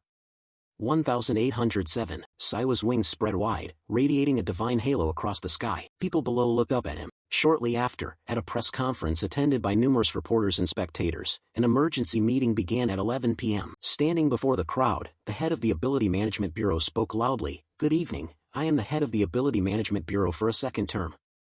I will now begin the report." The containment of the gate proceeded as follows. A gate appeared at Guzo University Hospital at 9:32 p.m., and indeed it manifested. At 9:47 p.m., a team from the Ability Management Bureau arrived on the scene, the surrounding area was secured, and civilians were evacuated. At exactly 10:15 p.m., the awakened Kim Saiwo arrived, successfully eliminating Lick, the host of the Chaotic Gate, and the emergency disaster situation has now been fully resolved. The following is the official statement from the government of the Republic of Korea. Mr. Kim Siwo recently returned to Earth through the Han VBC-4Z gate. He is the figure appearing in videos about hidden players and is currently trending on social media. Because Mr. Kim Siwo's abilities have not been measured by modern magical devices, his exact power level cannot yet be fully determined. However, through the incident at the Hangi VB hospital gate, soldiers, awakened individuals, and civilians directly witnessed his capabilities. After investigation, the Republic of Korea government concludes that Kim Siwo is a returnee with a rank of at least disaster. These statements set the hall abuzz with discussion. Many whispered, if he is a returnee with a disaster rank, does that mean he's an abnormality? An abnormality has appeared in Korea, contact the director immediately. Is he an anomalous being whose power can't be measured? Captain Dongzich continued, directing everyone's attention to Siwo. From this moment on, the Republic of Korea declares that it possesses an anomalous returnee. Siwo stepped forward to greet the reporters. Good evening. I am the leader of the Gen Church, Kim Siwo. Those who heard his introduction were briefly surprised. A church? Is he religious? Siwo proceeded to explain his church in detail. First, I'll explain what the Gen Church is, starting with what happened when I went to Eden and how I returned to Earth. I devoted 10 years of my heart and soul to the Gen Church as its pope. He then asked, any questions? Reporters immediately clamored with questions. A reporter from Daily News stood and asked, how do you feel about being Korea's first anomalous person? Do you plan to continue running this organization on Earth? Siwo answered slowly and succinctly, yes. Another reporter loudly raised a challenge. Should we understand that Korea's sole anomalous returnee is forcing people to join a church? Was this gate attack merely a performance for your missionary work? What distinguishes the religion of another world from a church? Do the Korean Government and Ability Management Bureau plan to officially support the Gen Church? Hearing those questions, Siwo let out a breath, thinking, I used to wonder why no one asked these. Even though I lived in Eden for 10 years, as a Korean I also dislike cults. With that in mind, he replied loudly, I fully understand your skepticism. However, I will prove my faith through concrete actions. Choosing to respect and believe our teachings is a personal decision. No one will be forced to join our church. Siwo smiled brightly, thinking to himself that he was indeed a noteworthy believer, but the brief hush in Captain Dongzich's skeptical gaze made him hesitate slightly. Immediately after, the reporters continued to raise their hands and ask questions. Siwo noticed a man in the crowd and thought to himself, oh, I can tell he's a potential follower just from that look. He pointed at him, the man in the second row with the brown coat. What's your question? The man, delighted to be singled out, said, yes, thank you very much for giving me the chance to ask. I'm Ste Ho from Jelna Daily News. I'm very interested in the Gen Church. May I ask what the church's future activities will include? Siwo replied quickly, to maximize public reach, the Gen Church will start posting content on Metop. We don't have a channel name yet. If anyone has ideas, please suggest them to us. Hearing that, Ste Ho responded enthusiastically, thanks for the answer, I'll definitely take part. Siwo wiped a bead of sweat, silently grateful, thanks, future follower. He then loudly concluded the press conference, then we'll end this emergency press briefing here. But questions kept ringing out, as Korea's first abnormality, how do you feel? He had attracted over 10,000 followers to the Gen Church. He had completed the main mission find a church, and a new item was now available for purchase in the shop. System notifications appeared continuously, new feature, baptism special role, missionary new main mission, expand the congregation Gen Church, primordial deity Gen, Eden original space invocation, attributes received from charity tier 1. Affiliated organizations do not apply current divine points. Current DP, 2,500 points. Your organization is rapidly gaining popularity, however, you have not converted that popularity into religious devotion. To achieve ongoing follower worship and effective missionary activities, you need to spread the gospel. The next morning was sunny, and birdsong announced a new day. At a luxury apartment complex, Siwo was lounging on the sofa, casually scrolling through the news. He read some unfriendly comments, it's obviously fake. They sold a disaster and an S-rank returning hunter to Japan, and now they bring some stupidly named church here. But if he closed an immortal gate he should be S-rank, right? Clearly government agents secretly aided him. You can't judge from one event, but he doesn't look like a cult leader. Siwo read those comments and bristled, loudly asking, Wangagok, do you really look that evil? Wangagok was brushing his teeth and reluctantly replied, you just look devout. Siwo kept asking, but do you look like a bad guy? Wangagok stepped out, stared at him, sizing him up. Wangagok observed, you seem to lack a certain distance, you don't project the sanctity of a believer. Honestly, aside from the time you grew wings, I don't see you as holy, you even kind of look like a cult leader. Siwo pondered the boy's words, look at this kid, he still won't assert that he doesn't look like a bad guy. Suddenly, Gogok became excited, spreading his arms in a bizarre pose to tease. That's right, if you flap your wings a few more times, don't you think you'd gain a lot more followers? Saiwa snapped angrily, shut up. But Gogok wouldn't stop, he spun and danced, doing a transformation like a magical girl. Seeing that, Saiwa gradually understood his point and reluctantly replied, actually it'd be pretty effective, but it's hard to do that frequently. Those words surprised Gogok, who loudly asked, why is it hard? Saiwa hesitated and explained, before you use a skill, you have to go through something called a causality compatibility test. Causality compatibility is like a scale. If you try to create miracles beyond the limit, you'll be tested, and if you fail, the system will punish you. That means you can't use your power whenever you want. He silently concluded, for now it's best to postpone large-scale holy techniques. Gogok suddenly changed the subject, cutting off his train of thought. By the way, are you okay with the hateful comments? You seem calmer than I thought. Don't you feel disappointed that people don't believe you? Saiwa waved his hand, pretending not to care. I only mentioned the church early because I'm in a hurry. I wouldn't want people to believe in a cult like church anyway, but through my activities as an abnormality, my reputation will grow. One day, the image of the Gen Church will improve until people see it as a normal organization. Slowly but surely, Korea's prejudice against otherworldly religions will disappear. He gave a thumbs up in satisfaction. If that's all, this isn't a bad start. Actually, it's better than I thought. Gogok wiped sweat and exclaimed, after returning from the otherworld, you've become a lot more energetic. Just then, the system shop updated with a new item. Saiwa glanced at the system panel and blurted, oh. Gogok looked at his face and immediately realized, did a status window just pop up or something? Saiwa read the announcement, missionary DLC, role, requirement, own at least Bible reading level 10 main trait, sermons permanently increase followers faith status points followers hear sermons according to the missionary's faith point ratio price, 1,500 divine points. This information stunned Saiwa, who shouted, missionary. He happily clicked into the system to learn more. Finally the special role I've been waiting for has appeared. The missionary is far more important than the inspector updated last time, but the condition is to own at least Bible reading level 10. Staring at the distant requirement, Saiwa went limp and flopped onto the sofa.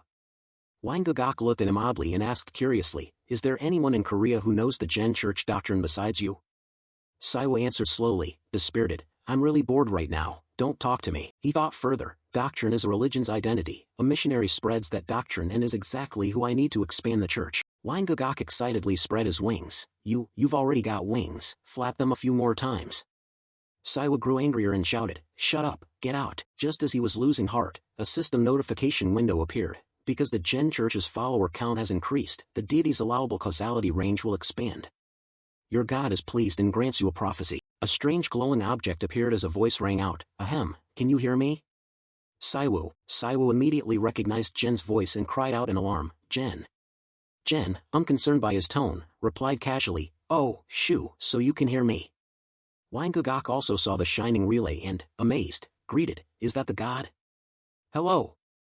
Thank you for taking care of my brother. Hearing that, Saiwa snapped angrily, what are you saying? Jen smiled and asked, is that your younger brother, Saiwa? Elsewhere, she laughed happily at their sibling closeness. You really fit in with your family, don't you? Saiwa sighed and replied, you only say that because you didn't see his face when he had a chance to tease me. Anyway, he asked, what's going on? Jen explained, the follower count rose, so I can contact you. You've been working very hard, now I can help you run the church on earth too. My shoo, you're the Pope so busy you don't even know my doctrine. That stunned Saiwa, who stared at the relay in panic. How did you know I was in trouble? Jen gently replied, I told you when we first came to Eden that I would always help you.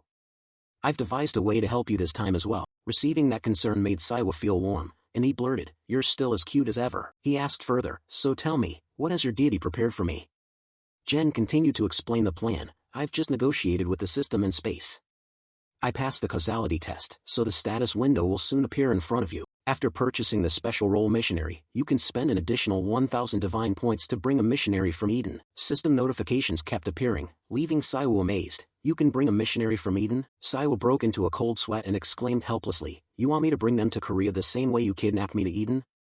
Jen frowned and retorted, if you call that a kidnapping, that's true in your case, but this time it's not like that. Saiwa angrily accused, you have a habit of kidnapping people. Jen hurriedly explained, it's not the same this time, I chose them from a group of volunteers. Hearing that, Saiwa couldn't help but exclaim in surprise, huh?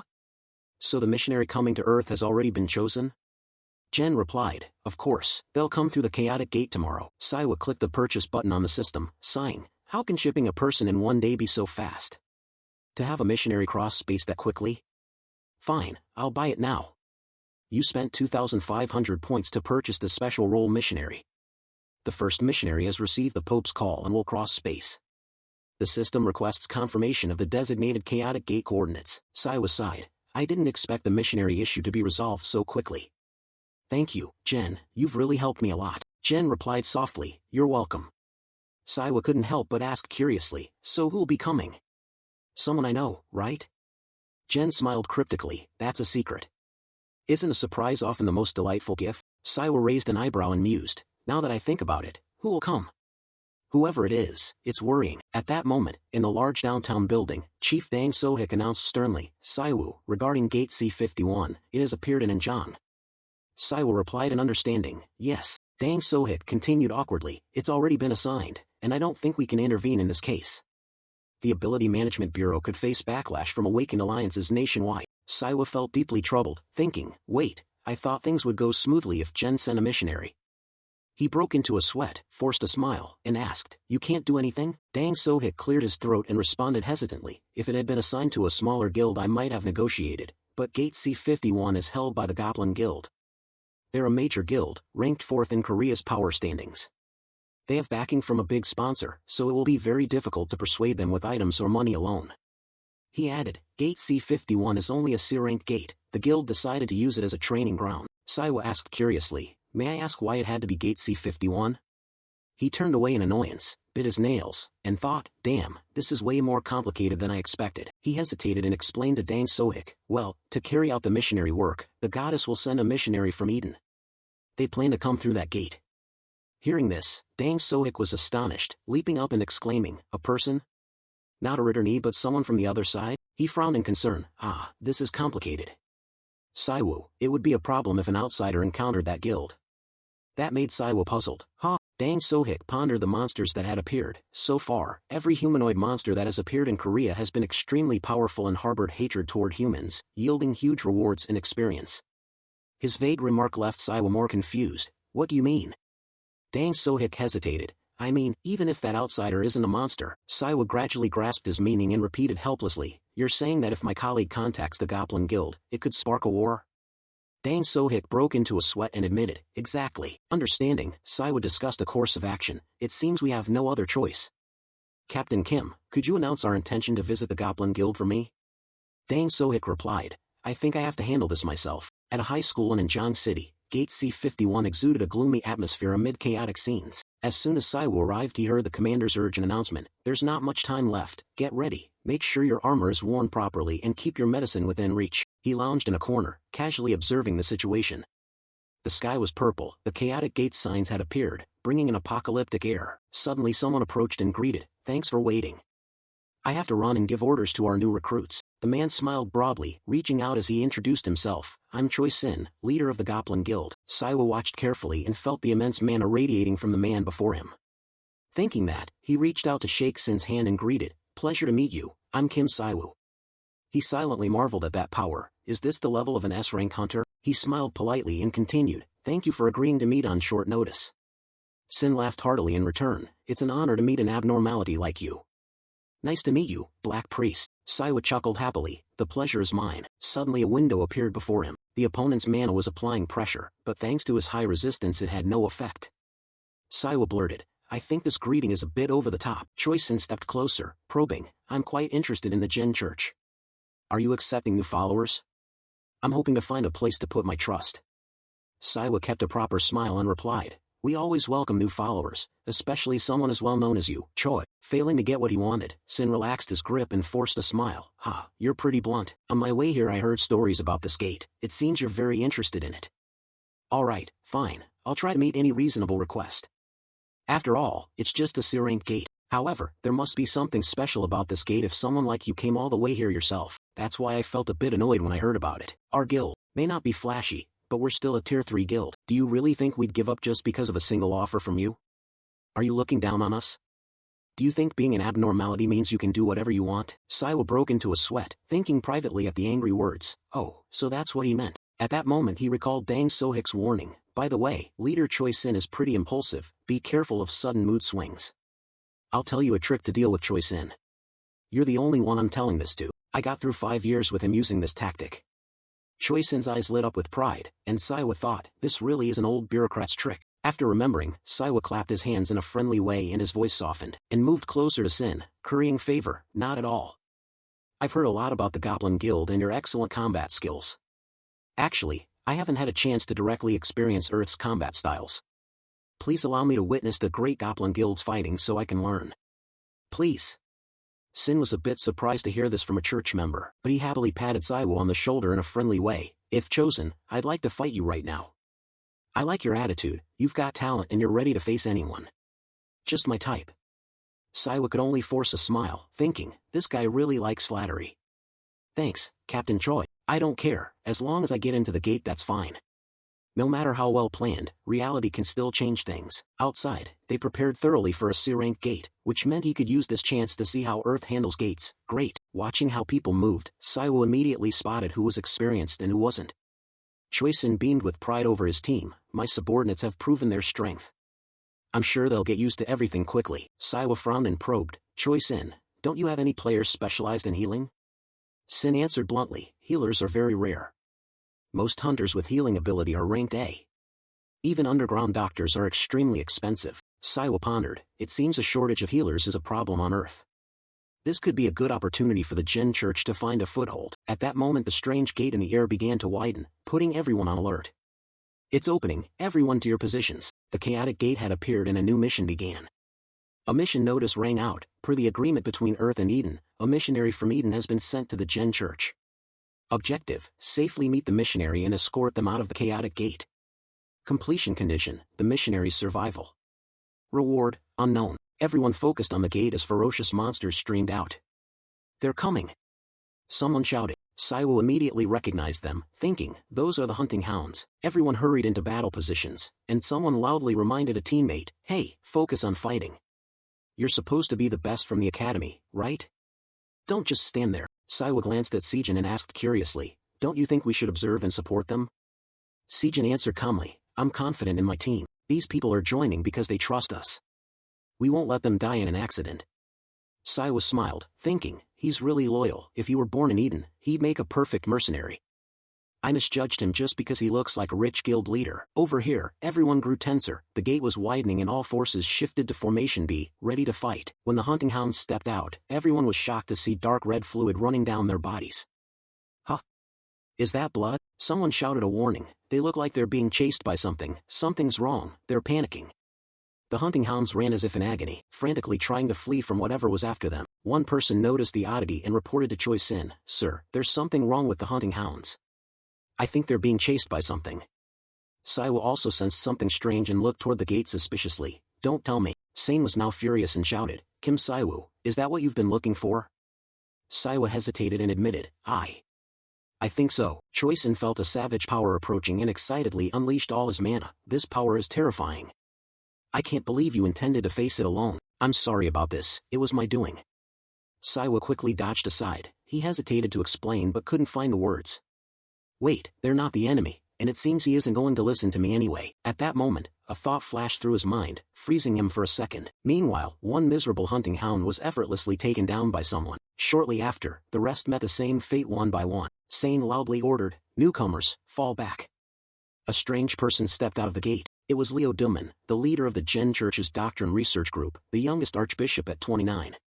He's extremely blunt, but his most notable title is the church's mad dog. Leo is famous for imposing his rules, the embodiment of uncontrolled madness within the church. When he recognized Saiwu, Leo politely bowed. The moment Saiwu saw him he froze, thinking, why does it have to be him? Meanwhile, Choi Sin, thrilled at facing a strong opponent, rushed forward wanting to fight.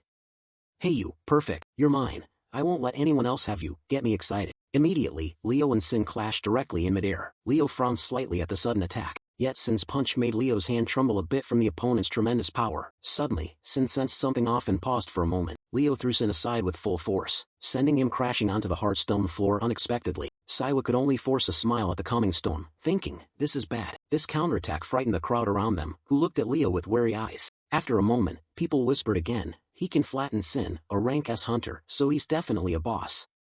Some even thought, could we have been wrong? Leo heard someone shout, Team 2, go check the boss's status. Stop him, or everything's doomed. Get a grip. Ignoring the chatter, Leo walked straight to Saiwu and, looking embarrassed, said, Brothers, stop this pointless fight. I don't want to fight you, Jen would be sad. He put his hand to his forehead, feigning awkwardness. Oh my, Leo, you're shameless. Saiwu thought. He dropped a renowned hunter just by appearing. How am I supposed to face Captain Kim now? Saiwu covertly watched Leo's demeanor, recognizing that he understood his hint. Leo gently placed his hand on his left chest and bowed. Your Holiness, I am a faithful follower of Jen, Leo, head of the Doctrine Research Division, the second bishop of the church. Hail the Pope, the first apostle and the sole representative of Jen. Saiwu froze. Since when did he learn Korean? Leo replied tactfully, this is a grace bestowed upon me by the great Jen. She told me to use this language to spread her teachings. At that moment, Saiwu recalled what Jen had once said, figure it out yourself. He thought to himself, she's unnecessarily meticulous. Immediately after, Jen suddenly scolded Leo, you just arrived and you already caused trouble? Do you realize what you just did? This is a ridiculous accident. You are a dangerously reckless figure. Sai was suddenly worried and turned to look behind him, to see Sin already sitting up, pounding his fist into the ground. The archbishop of the church is usually expected to be loyal, of noble character, willing to sacrifice for oaths, a position respected by all. But Leo was the exception. He was the leader of the battle priests, a hero of countless fights against demons. Knowing Sane would pose a danger to Leo, Saiwa stepped forward to shield him. However, Leo said, Your Holiness, step back, there's no need to waste energy on something like this. I will. Before he could finish, Saiwa cut in, Leo, shut up. Sin, I truly apologize for not warning you about this. Sane wouldn't let it go. Saiwu, get out of the way, things are about to get interesting, don't stop me. Ignoring everything, Sin charged forward. Saiwa panicked and explained, this is Leo, a bishop of our church, I think there's been a misunderstanding here. But Sin still refused to listen. Saiwu, I know that creature is not an enemy, but a man's dream is to face the strong. Hearing that, Saiwa was stunned. What? Sane replied casually, sometimes a dream is more precious than life itself. Is he crazy? Saiwa thought tensely. Leo spoke up again, dream, what a wonderful word. Seeing a warrior like you, I feel excited about this earth world. If your holiness permits, allow me to let an earth warrior witness the power of the great Jen. Seeing the fight about to erupt before them, Saiwa loudly intervened, Sir, you're crazy too. Leo just shrugged and replied, We're not children anymore, why ask permission to fight? At that point, Saiwa no longer wanted to stop them, he even felt excited and entertained. He folded his arms and watched the two fight. When he could no longer bear it, he suddenly grabbed Sejin's collar and, quick as lightning, also grabbed Leo's shirt. Before either could react, Saiwa twisted their arms and slammed both of them hard to the ground. Standing up straight, he brushed the dust from his clothes and mocked them. So, how does your dream taste? A second later, the system info board appeared, announcing that the chaotic gate had been completely destroyed, the greeting mission was completed, and you received a reward from Leo. At that moment, Dong Zich approached Saiwa and asked, Didn't you say you would talk to Sane? Saiwa replied nonchalantly, I tried, but... Quickly, Dong Zich regained his composure and said, It's fine, let's pretend today's events never happened. Everything from this gate will belong to the Goblin Guild. Do you two agree? Hearing that, Sane laughed loudly, two men fighting a few times is nothing. Meanwhile, he grew tense, saying that with just 2 strikes you could break an A-rank gate. Not stopping there, he proposed, I, Sin, have something I want to propose to Kim Saiwu, an alliance between the Goblin Guild and the Jen Church. Surprised, Saiwu asked back, an alliance agreement? We're not a guild, we're a church. He quickly explained, you are a church with 2 awakens who together can overpower an S rank. Don't forget that many eyes are watching you, Shu, and some of them have already started to act. It's been a long time since I've felt such a blaze of passion thanks to you too. Take as long as you need to consider the alliance. I, Sin, request permission to withdraw. Dong Zich also told Shu, we'll begin registering Leo as an awakened and verifying his identity. Saiwu, you can head home now. However, he sheepishly added, I always cause you trouble. He didn't dodge the comment and replied, thanks for noticing that. Inwardly, Dong Zich thought that once he earned some money he should buy Captain Kim some nourishing food. That evening, at Saiwa's house, he and Leo had dinner with Ian Gagak and Sion. The meal included glossy sticky rice, rustic soybean soup rich with chopped paste, beef, winter melon, tofu, lightly pan-fried vegetables, soy sauce with thinly sliced chili, and crisp, cool white kimchi. Leo couldn't help but exclaim, impressive. Thank you for the meal. Ian Gagak replied excitedly, you're welcome, enjoy. Then he leaned over and whispered to his brother, if I'd known this missionary would come straight to our house, I might have ordered chicken instead of cooking traditional Korean soybean soup for a first meeting. But Saiwa ate calmly and said, what a wonderful feast, and there's white kimchi this time. Leo quickly added, yes, it smells wonderful. I've heard a lot about you from the Holy Gen, including that you're a good cook. Praised by a stranger like Leo, Ingagak responded awkwardly, oh, thanks. Sion was friendly and told Leo, brother Leo, please eat. Ingagak cooks really well. Leo was equally open, of course, I've heard a lot about you. Your older brother often talks about how lovely his little sister is. Sion also complimented Leo, Leo, you're tall and look really cool. Hearing that, Leo politely replied, thanks for the compliment. I hope to see you more from now on. Seeing his brother and sister get along well with Leo, Saiwa muttered inwardly that such a reaction to Leo's appearance exceeded his expectations. Then he slowly brought a spoonful of soup to his mouth to savor it. The moment Leo tasted the soup, his face showed surprise, and he urgently said, oh, this has a flavor of. Ingagak panicked and asked, what is it? Is the food not to your taste? Shall we order chicken? However, Leo explained, sorry, it's just too delicious. Ingagak sighed in relief and continued, my cooking is number one. Can I teach you how to cook later? Leo was completely taken aback by the offer. Really? Great, eat up. I'll teach you all the Korean dishes, from meat and fish to vegetables and soups. Leo smiled and said, sounds good. And so, they had a meal full of laughter and conversation. Saiwa thought to himself that his family from Eden and Korea had met, and it felt surreal. Because housing in Korea was hard to find, Leo decided to stay in his aunt's spare room. I contacted her for permission, and she said she had made friends in the US and would be staying there for a while. I also want to introduce Leo to her. The next morning, Jen's token, a memorable necklace with a chestnut-colored stone, appeared. It is one of the representative blessings personally granted by Jen. Saiwa held the token, pondering Jen's intent in giving it to him through Leo. The system displayed information about the main quest again, expand the church. Expand the church, build a temple. You have received a new relic imbued with the goddess's power through the missionary. Please construct a temple for those who have become followers of the church. A temple is where believers gather to build faith together. Requirement, complete temple construction. Reward, 500 points, baptism attribute level 1. Though still a bit hesitant, he felt excited. Build a temple, the time has finally come. To solidify a church's standing, the temple is the key element. It's where people pray, where believers connect and deepen their understanding of the gospel. That this is the main quest shows that the Gen Church is on the right track as it takes root on earth. While Saiwa was holding Jen's token in thought, Leo was vacuuming the room. He politely said, Your Holiness the Pope, could you lift your foot, please? Startled, he lifted his foot and, embarrassed, answered, Huh? Oh, okay, thank you. As Leo passed by, Saiwa suddenly had a thought and muttered to himself, wait, something's not right. A second later he asked Leo, how do you know how to use a vacuum?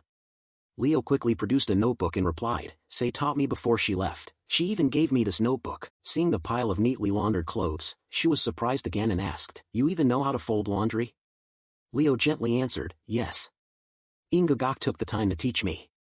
He also showed me how to use those machines called washers and dryers. Because I serve Your Holiness the Pope, this is the least I can do. Please don't worry. Though Leo looked like someone who could wrestle bears and fight like an S-rank hunter, he was unexpectedly serious about household chores, truly the perfect butler. Thinking that, Saiwa whispered, Leo?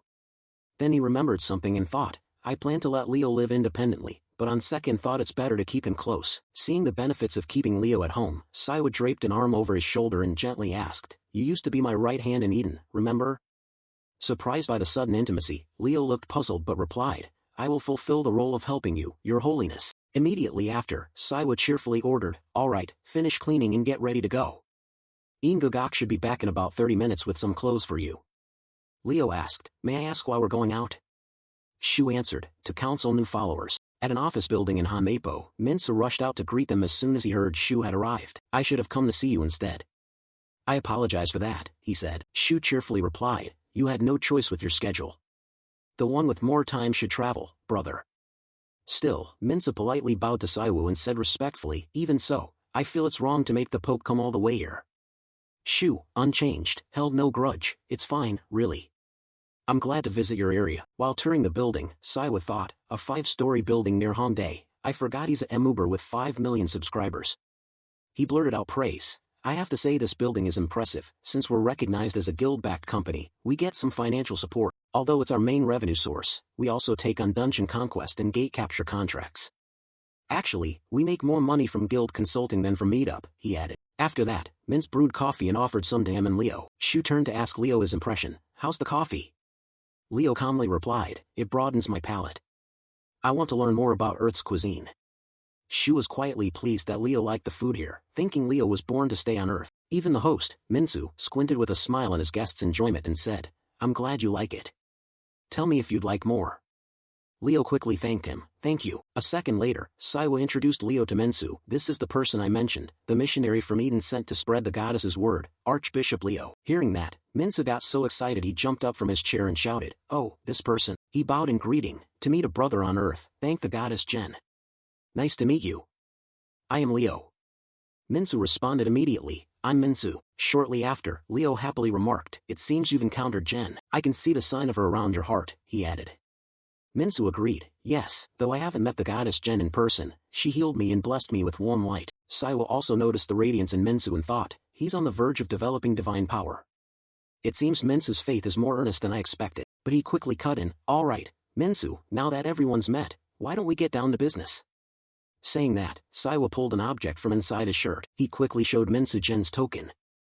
According to the information, Jen's token is a relic of the Jen Church, originating from Eden, described as a necklace bearing Jen's power with the ability to create a sanctuary. It can only be used on land that the Church legally owns on Earth.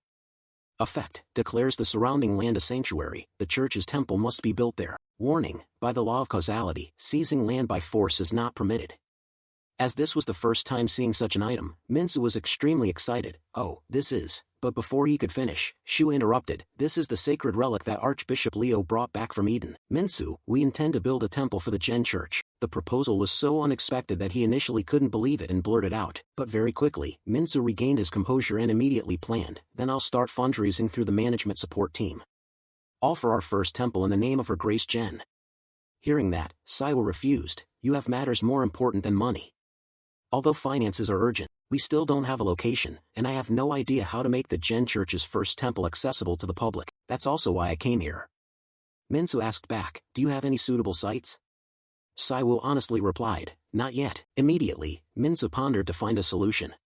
Then he said, Your Holiness Leo, can you wait for 10 minutes? As a businessman, he was sharp. He even projected the project onto a large screen for the three of them to view. Project to build the Jen Church temple. To the two men's surprise, Minsu announced, allow me to start with a short presentation on the temple project. With many questions in his mind, Saiwa asked him, Brother Minsu, did you prepare this in just 10 minutes?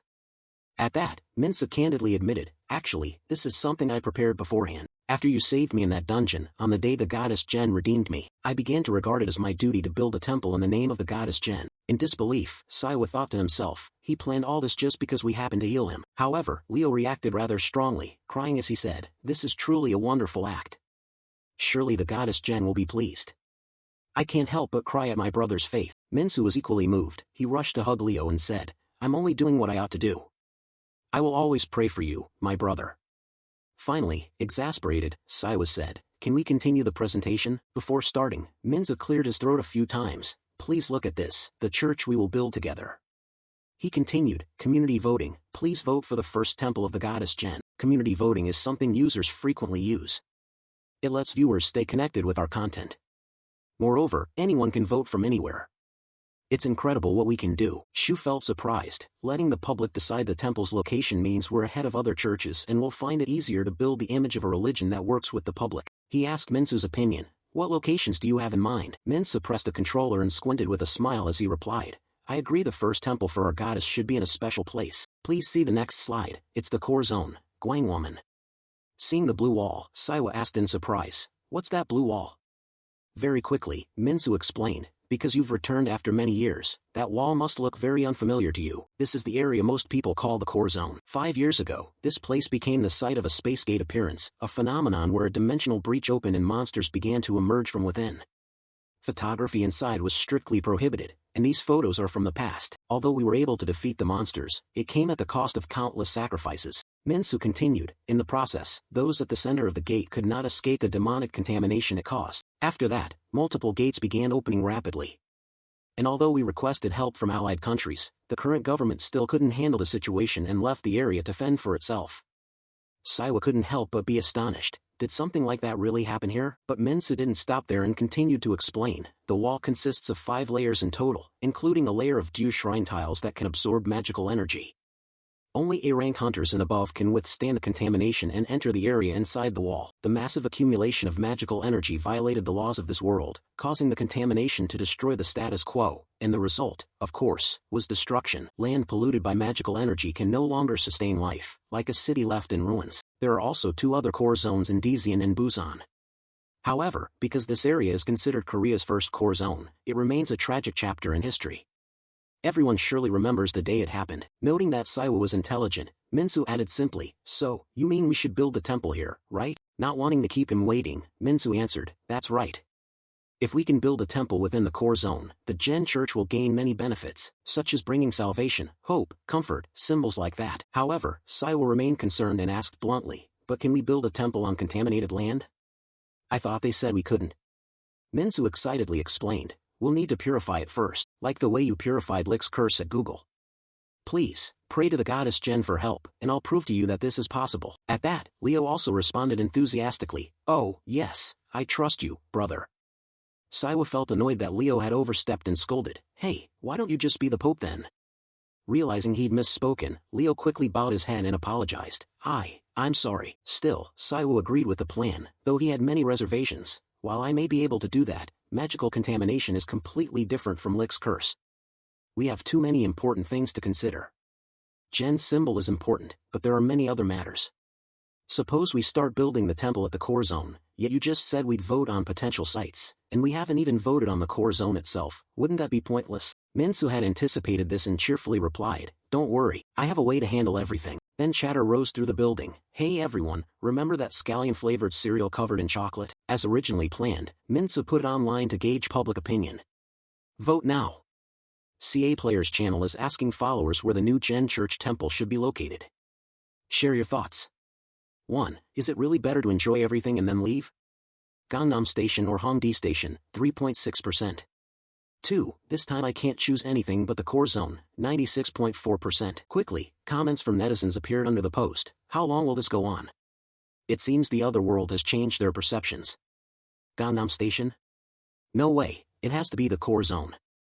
Guys, I predict they'll change the result within a week. Even the US can't do anything about their core zone. What are we going to do? Seriously, I'll donate all my savings if they build the temple in the core zone. By the way, I'm the owner of a 29-story building, just another scam. Mince, are you really joining a cult? I'm so disappointed, I'm unsubscribing. Why can't I believe he's really an anomaly? High-rank people could beat Lick too. I heard the capabilities department is making up these stories. After seeing those comments, Saiwa was stunned in disbelief. I really can't believe this country. The system issued him a quest again. The new condition for the main quest to expand the temple had changed. It now requires using Gen's symbolic relic and developing a sanctuary in the core zone at Gwangwamun. Warning, if the sanctuary is declared outside the designated area, you will be punished and lose faith. Saiwa said sadly, revoke half the divinity points. The troubles didn't stop there. One sad development followed another, making him stare toward his parents and think, it seems the main quest has been updated as well. Our mother has passed away, but my siblings want to go look for them. I hope the lockdown will be lifted soon. We can't even retrieve the bodies from that area to bury them, and whenever I think they might still be there. Finally, worryingly, Saiwa only said softly, I hope they can rest soon. A symbol of hope and salvation, this could be a problem. After that, Saiwa went to see Dong-suk but was met with his objection. I don't want you going into the core zone, Saiwa. He didn't answer right away but stood there observing Dong-suk's attitude for a moment. A few seconds later, Saiwa cheerfully asked, were you planning to object strongly from the start? He also thought to himself that it was the first time he'd seen team leader Kim like this. Dong-suk replied nonchalantly, no, I wouldn't call it an objection. I'm not opposing it because your plan has flaws. Saiwu, surprised, asked, then why? He lowered his head sadly and said, you know? Inside the core zone of Shu there's a high-grade mana ore mine. Hearing that, Saiwa started inwardly, mana ore. Mana ore forms from crystallized magical energy. It's essentially a mineral that contains concentrated magical power. It can be obtained from monsters, but high-grade mana ore is mainly found in mana ore deposits. Saiwa didn't want to interrupt Dong-suk, so he let him finish. Mana ore deposits were created along with high-density magical energy when the first dimensional breach opened in Shu. As a result, the surrounding area became contaminated. Saiwa knew this too, but instead of telling him, he muttered to himself, that's right, even in Eden, high-grade mana ore is only found where high concentrations of magical energy accumulate. Dong-suk went on to tell Saiwa about events from before. A year ago, after the mana ore deposit was discovered in the core zone, major guilds formed professional teams to mine the mana ore.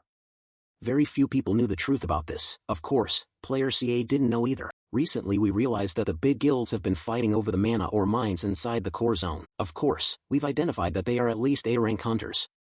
Saiwa urgently said, wouldn't it have been better if the government had controlled the situation from the start? He also bluntly described the current state. Most people capable of resisting magical contamination are aligned with the large guilds. All we can do is keep logs. Hearing those who go into the core zone, Saiwa worriedly thought, so it's not that they don't act, it's that they can't act. So when he learned you wanted to go inside, Dong-suk blocked you saying we are powerless. The moment you enter the core zone, we won't be able to support you. You could get caught up in conflicts between big corporations and major guilds, and be ostracized by awakened members of the guilds. Saiwa privately laughed at his foolishness. God, how dumb.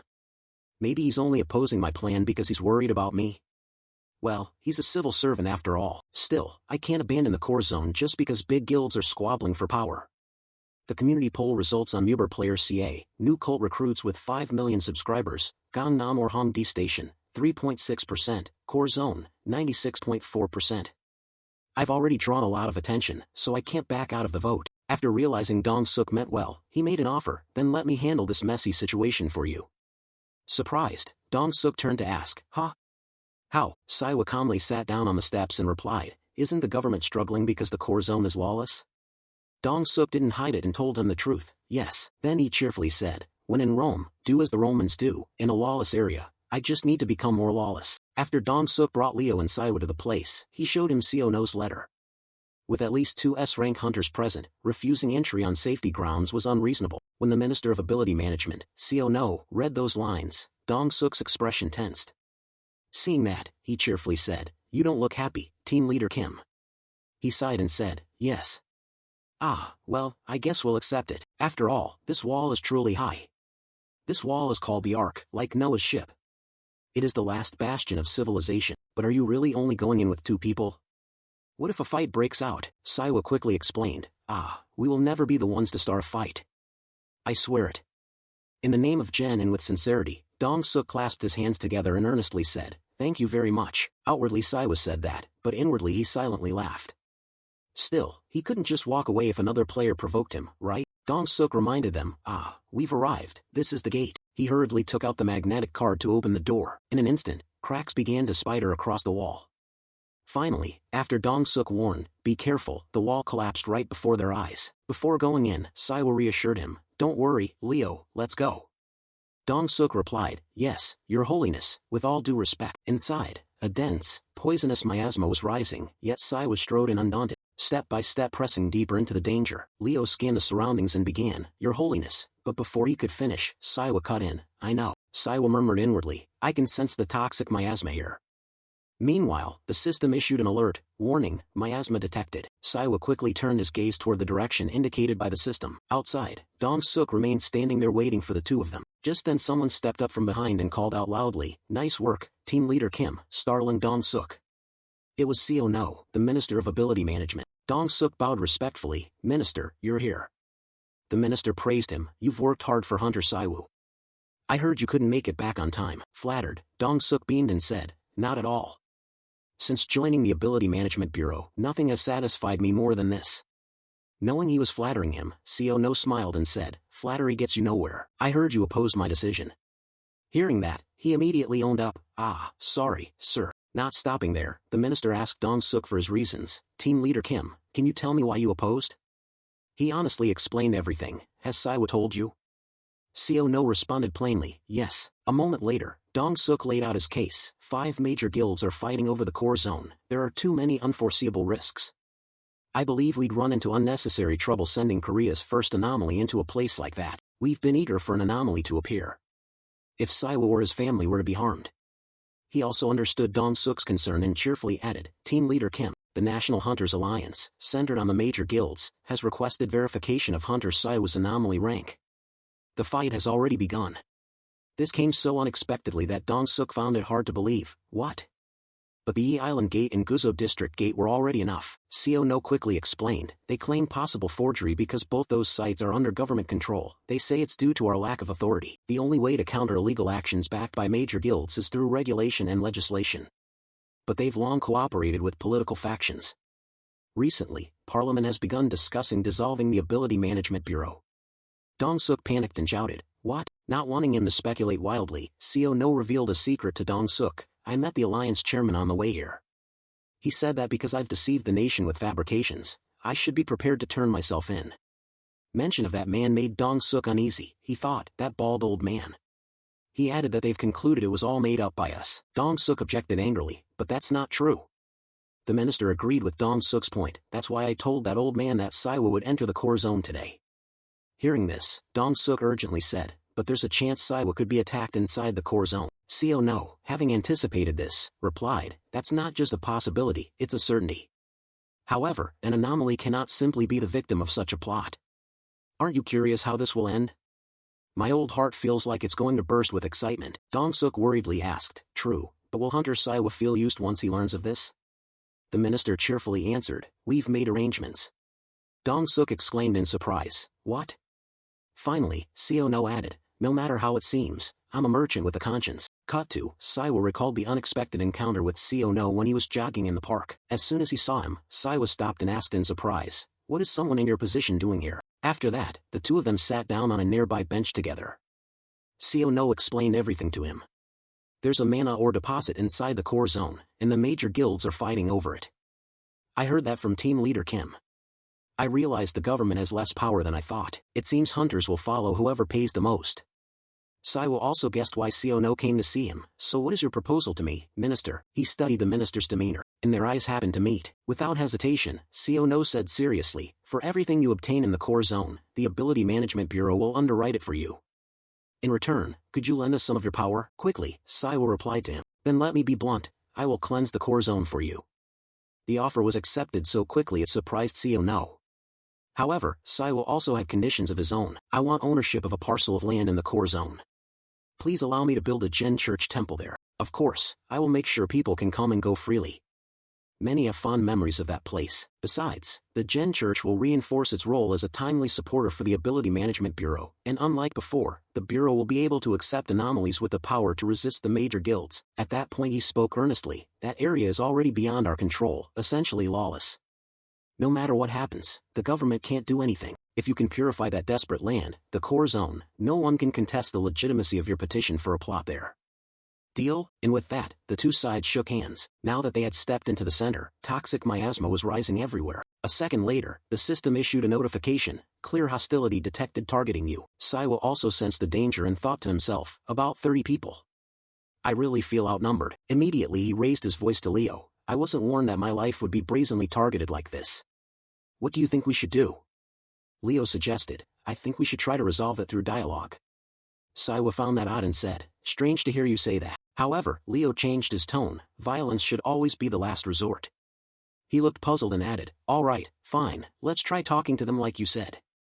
Everyone, can we talk for a moment?" But no one answered him, so Saiwa cheerfully lifted one leg high, then stomped down hard, creating a massive explosion right after. In the end, the smoke made it hard to breathe and everyone had to crawl back outside. Seeing that, Saiwa said excitedly, "Wouldn't it have been better if you'd come out while I was still speaking politely? That would have benefited both sides, right? Maybe you were shy, you're all wearing masks, we're just here to survey land for the temple. Goddess Jen loves peace dearly, so I'd be grateful if you'd step aside, my dear brothers." In the thick, rising smoke, the masked men suddenly heard voices urging them to move out of the way from behind, which startled and unnerved them. Saiwa laughed loudly, "Have my calls for peace worked?" Leo beside him joined in, "Are you serious, Your Holiness?" Finally, annoyed, one of the masked men, named Sabil, removed his mask and arrogantly said, "I expected more when I was ordered to take down a cult leader. Turns out it's just a kid." Knowing he was being mocked, Saiwa didn't get angry. He squinted and smiled, "Just a kid? Well, you must be proud to be older, brother." Inwardly he thought, "He's underestimating me. Still, Co Jean from the GOP Lin Guild and this guy, is S rank really that common?" Immediately, he threatened Saiwu, "I hope you can still talk like that when your hands and feet are chopped off. We were ordered to." At that moment, Leo grew serious, pushed his glasses up, and said, "Your Holiness, I think." But before he could finish, Leo left his spot at blinding speed, sending them into a panic as they screamed, "Ah! What the hell is that?" A second later, Leo had casually slung one man over his shoulder, then twisted him so hard the man screamed in agony. After punishing him, Leo gently tossed him to the ground. Seeing this, Saiwa joked, "Leo, do you give them a chance to repent? People die when they're folded like that, you know?" Leo casually replied, "I leave their mouths so they can beg for mercy." Bill angrily called Leo crazy. That was followed by the others shouting, "Say got hit. Damn it, everyone attack at once." At that, the butcher assassin Bill wondered inwardly, where did he come from? As his men charged at Leo, he kept yelling, "Die, you monster." While watching and thinking, they said this group's meetup channel was fake. Did they trick me? There's nothing about that big guy in the report. This monster is at least S rank, maybe high S. Was he secretly trained by the government? That monster just bowed to Saiwu, right? If I catch that unguarded guy as a hostage, I could certainly come up with something. Thinking that, he acted immediately, charging towards Saiwu with speed rivaling Leo's. Very quickly, Saiwu noticed the opponent flying at him. As he closed in, Bill wore a triumphant grin and thought, "Here we go." However, moments later both his eyes and mouth began to bleed. Bill was like that because Saiwa had used a special skill, the will to destroy evil, detecting malicious intent. While he kept coughing up blood and groaning in pain, the system provided information on Bill's evil deeds, murder, kidnapping, robbery, killing minors, and many other crimes, 582 in total. Based on that information, Saiwa stepped forward to question him. "How many people did you kill to become S rank? You're worse than I thought." At that point, Bill crawled to his feet and shouted, finally, and begged out loud, "Sir, please spare me." Saiwu, sounding angry, asked Bill, "Do you want to die quickly?" "No, you can't. That's completely unfair.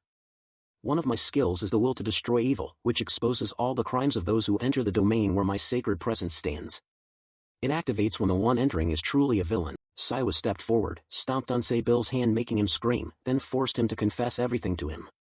"I'll tell you, the Rio Guild paid me to." However, he still angrily reproached him, "Obviously they sent you here to test me first. You must have realized that too.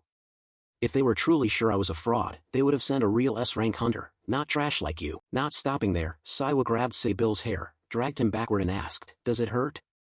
At that, he hurriedly begged him, I'm sorry, please." A second later, Bill looked at Saiwa with a pitiful expression, but Saiwa responded only with an angry glare. Unable to contain his anger, Saiwa grabbed Bill's hair again, making him moan. After a while, he threw him aside and said coldly, "Forgiving you is not my business. Putting you on the scales of justice before God is my business." Immediately after, the system announced, "First synchronization from the Eden dimension has completed. Use the user info command to check your stats. The Earth dimension has assigned you the chaotic attribute, therefore the Earth dimension has lifted the causal limits on you. Second update is starting." Saiwa belongs to the first goddess Gen. Attribute, chaotic, occupations, crusader, dark pontiff, and 32 other traits. Player stats, strength, agility, endurance, faith, magic. Special stats are all at level.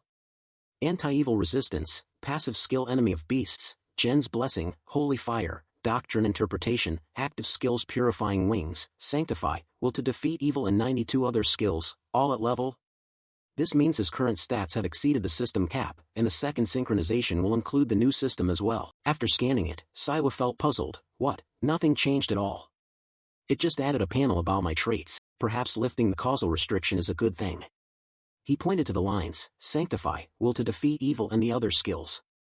That shows the current stats have exceeded the limit, and the second synchronization will include even more. Thus Saiwa fell into thought, perplexed by this second update. When he saw people approaching, Leo said to him, "The weak ones have arrived."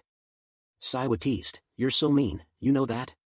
They don't look like they want to fight." When asked, "Were you sent by the government? Why are you here?" Saiwa turned around in feigned surprise. He raised an eyebrow. "The mineral deposit is this way, so I don't need to search anymore. With magic this strong, there must be about 7 tons buried down there." He raised an eyebrow. "The mineral deposit is this way, so I don't need to search anymore. With magic this strong, there must be about 7 tons buried down there." Magic stone is the crystallization of the purest mana. Magic stones are like pure water, so when combined with divine power they become godstones. Similarly, when combined with demonic energy, it becomes a demon stone. Saiwa looked toward the mineral deposit, calculating silently. "I sense demon energy here similar to liches. This energy belongs to the proud demon king. Decay doesn't last long, the demonic aura at the core is like that." He asked, "Has anyone entered this mine recently?" A few people answered, "I don't know. I'm not sure about that." but someone else loudly told them not to answer. Quickly, he spotted June, the one who had stopped people, and said cheerfully, "You must be busy with power struggles, but that person is very dangerous." Noticing he was being watched, June fell silent. He continued, "You probably ignored this while fighting among yourselves." "That's right, I heard this area is lawless. If I defeat you, I can claim this mine, right?" Saiwa thought, that person must be among them. Could it be the white figure? Terrified, June bowed his head and stayed silent. Then Saiwa took out Jen's token and smiled challengingly. "I don't intend to fight, this lawless land just amuses me. I'm only curious, I want to see if I can actually do anything here." Suddenly, Jen's token began to glow. Saiwa noticed the abnormal sign and grew worried. Jen's mark is reacting to the demonic aura. Finally, he decided to use spiritual power. A light flashed from Jen's token over Saiwa's chest, prompting everyone to panic and ask, "What are you going to do?" A second later, the system announced, "You can declare a sanctuary using the item sign of Jen. Do you want to declare a sanctuary?" He raised it high and shouted, "I declare a sanctuary." Immediately, the system confirmed that this area is now a sanctuary. Immediately, the system confirmed that this area is now a sanctuary. A halo appeared in the sky. White beams of light fell downward, and someone below reached out to catch them. Meanwhile, Leo focused on praying. The entire area where they stood was bathed in the multicolored glow of magic. Saiwa was pleased with what he had just done, and cheerfully told Leo, "I've decided to dedicate this land to Jen." "Jen wants this land," Leo replied. "As your servant, I cannot remain idle." The system announced, "A sanctuary has been declared using Jen's holy token. The Earth Dimension system has accepted the relic from the Eden Dimension as a miracle. This area has been purified of corrupt demonic aura." Upon receiving this information, Saiwo exhaled in relief. As he walked, he thought to himself, "It's much easier to breathe now that the demonic aura has been cleared." Just seconds later, Jen reappeared and told him, "This is such a sad place. I never thought a place like this would exist on Earth." Saiwo gently called her name, Jen. He agreed with Jen's remark, "Yeah, it really is sad." He also watched Leo's expression carefully. Seeing him quite nonchalant, Saiwa muttered inwardly, "It seems I'm the only one who can see Jen." Shortly after, with concern, she said sadly, "Sir, I can faintly see the dreams that have been buried in this land. Sagan, thank you for taking good care of the gift I sent through the boy." She was hinting at Leo to Saiwu, and he understood Jen's meaning. However, Saiwa mocked her, "You're the only one who calls that mad dog a child." But Jen replied cheerfully, "To me he's still a child. Do you know how cute Leo was when he was little?" Saiwu, not very interested in the topic, answered indifferently, "I'd rather not know." Yet, instead of being moved, he suspected her appearance must have another reason, and cut in, "Come on, stop performing.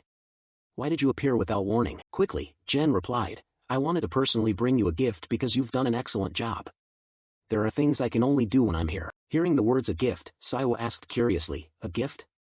No sooner had he finished speaking than Jen swiftly cast a spell right before him. She took some stones from the nearby pond and gathered them together. Seeing this, Saiwa was very puzzled, not knowing what she intended to do. After creating a tombstone, Jen gently said, "It feels warmer now, doesn't it, Saiwa?" He nodded in response. Inwardly, he also thought this place couldn't be regarded as an ordinary gift, because he felt Jen's love and sincerity. Saiwa stared intently at the tombstone before him. Jen continued, "I only hope the remaining dreams here will have a warmer place to dwell. Surely those who remember this place will regard this event as a miracle." At the moment, he inwardly compared this place to Eden. Jen brought another surprise that left Saiwo utterly baffled. With miraculous magic, she created a small shrine right in the sanctuary. While he was both astonished and in disbelief, Jen smiled brightly and asked, "Well? This is my real gift. What do you think?" He immediately praised it. "Wonderful, everyone will definitely like it." He continued, he immediately praised it. "Wonderful, everyone will definitely like it. I have something to say, Jen." However, she was perceptive enough to guess what Saiwa wanted to ask just by his expression. Jen said gently, "It seems you already know." "Saiwu, listen carefully to what I'm about to say. The last demon king you defeated, Lucifer, sent the soul fragments of the other demon kings to the nearest dimension. The dimension closest to Eden is Earth. The reason the Earth system accepted a contract with an outsider like you may be related to Lucifer." Hearing this, Saiwa fell into thoughtful silence. She was speaking about cause and effect. On the other hand, Jen also appeared worried. "Because Earth is not under my jurisdiction, there is only so much I can do. You'll have to investigate the details yourself." "Saiwu, I'm sorry for these difficult requests. Please take care of this world." Knowing she was about to leave, he asked, "Are you going now?" Without another word, Jen departed, leaving him to mutter to himself, "Well, I guess I should get used to that." Saiwa looked back at the shrine and thought to himself, "Unexpected, but it seems I've completed all the urgent objectives." The shrine before him was beautiful and elegant. One more thing made him pleased. Leo was here to translate the Bible for them. Now there was a temple for the faithful to pray in. After completing the quest, the system confirmed it to him. You have completed the main quest, expand the church. Completion rewards, baptism trait upgraded, and you have received 500 DP. Congratulations. By creating the church's first shrine, you have taken a step towards solidifying your position as a major religion. From now on, you can manage the shrine using the shrine management command. Saiwa felt proud, as if he truly accomplished something. At the same time, the system continued. Through the interdimensional contract, you can purchase various facilities with divine points. A basic DLC shop has been updated. To make the shrine more known to the public, they decided to run a small promotional program. Mins organized a live stream featuring Leo and Saiwu. On a live broadcast, he cheerfully said, "We're here at the core for a special episode. It's an honor to be the first to introduce the new core area to everyone. You probably know who I'm with today, Mr. Saiwu, Korea's first anomaly and the head of the Gen Church." Quickly, Saiwu placed his right hand over his left chest, bowed to the viewers, and smiled brightly. "Nice to meet you. I'm Saiwu of the Gen Church. It's an honor to introduce our church's first shrine to everyone." Within seconds, many comments flooded in from netizens. "I thought they were filming at the core. Looks like they're on a studio set. Player CA, even if you need money, at least scam people more cleverly. So handsome and he thinks no one would fall for it. Seems the rumors about the church are really getting to him. I'm unfollowing. Good luck." Seeing that, Saiwa chuckled to himself. This is classic CA chat behavior. Then there was another surprise. Mr. Queequich CA donated 1,000 gun with the comment, "Who's behind you? Don't tell me you hired mercenaries." Player CA, if a cult kidnapped you and forced you to film this, wave a carrot. Player CA, if a cult kidnapped you and forced you to film this, wave a carrot. That question left Saiwa unsure how to respond. He just thought to himself, "That's because of me." After a while, Mince also offered thanks before ending the broadcast. "Thanks to your active participation, we've built the first shrine in the core area. Thank you, everyone." However, negative comments also appeared from netizens. "He should admit he's lying. It's unbelievable. What studio is this? So beautiful. I'm an expert. The core is an area polluted by demonic aura where life cannot thrive, yet this place is full of flowers and grass. I bet my remaining hair that this certainly isn't the core." Seeing that comment, Saiwa prayed, "Oh goddess, do you see this? Please take that man's hair away." Then he raised his phone and instructed everyone, "From now on, anyone can use the CEO City app or register through their local community center to enter the core area at CEO. You can find details on the Capacity Management Agency's website or via our Mito channel soon." In addition, they operated a fly cam to film from above. The fly cam circled overhead to capture the best shots. Shortly after, netizens commented again, "How is player CA handsome even from above? Huh. It's flying up. Are you crazy? Aren't those the walls around the core? What is that, everyone? Isn't that from KBC?" Then an announcement appeared. Minister Co No of the Capacity Management Agency reports that the Awakener Saiwu has succeeded in purifying a portion of the CEO core. Link to article. Netizens reacted in surprise. "This is real. Wait, is this really the core? Is this for real? I'm coming to pilgrimage. If we want a pilgrimage, do we really just need to register? Please help me. Please get me a girlfriend. Please help Dao Kai pass the Hunter Academy exam. Please help me, Dao Kai, pass the Hunter Academy exam." Many comments kept repeating "please to pass the Hunter Academy exam," making Saiwa smile inwardly. "Go to school, stop spamming." A little while later, someone came up to Saiwa carrying a bouquet. It was Minister Co No. Seeing him, he asked, "Minister, everyone's left. Do you still have business here?" Co No answered honestly, "I've always wanted to return here. I never thought I'd be able to come back. Even though I agreed with this idea, I still can't believe it." He looked toward the small tombstone and asked, "What's that small gravestone for?" Saiwa bowed his head and said, "It's to comfort those who rest here." Co No solemnly knelt, gently placed the bouquet on the gravestone, and asked, "Who did something so precious?" He only replied, "It's the person responsible for everything here. I think this is a memorial to help dispel sorrow while not forgetting the past." Engraved on the gravestone were the words, "Where dreams rest." Co No said sincerely, "I think you fulfilled this old man's wish. Thank you. Even after being kidnapped to Eden, the main reason I couldn't hate." Thinking that, Saiwa suddenly glanced at him kneeling before the gravestone. He realized that what Jen brought to those around her was compassion and hope. At that moment, the religious exhibition page posted a status, "I am a sinner. Views 18,345, 345 shares, 1,572 comments 10. I apologize for a fool like me spreading false rumors about the holy. I'm sorry for doubting you, sorry for cursing you. I will do my best to spread Jen's reputation. Below were comments. You think it's him? Yes, it's the guy who always called it a fake cult. Looks like he deleted all his posts. Don't worry, I screenshot everything and emailed it to the Jen Church. Jen is watching. Please use polite language if possible.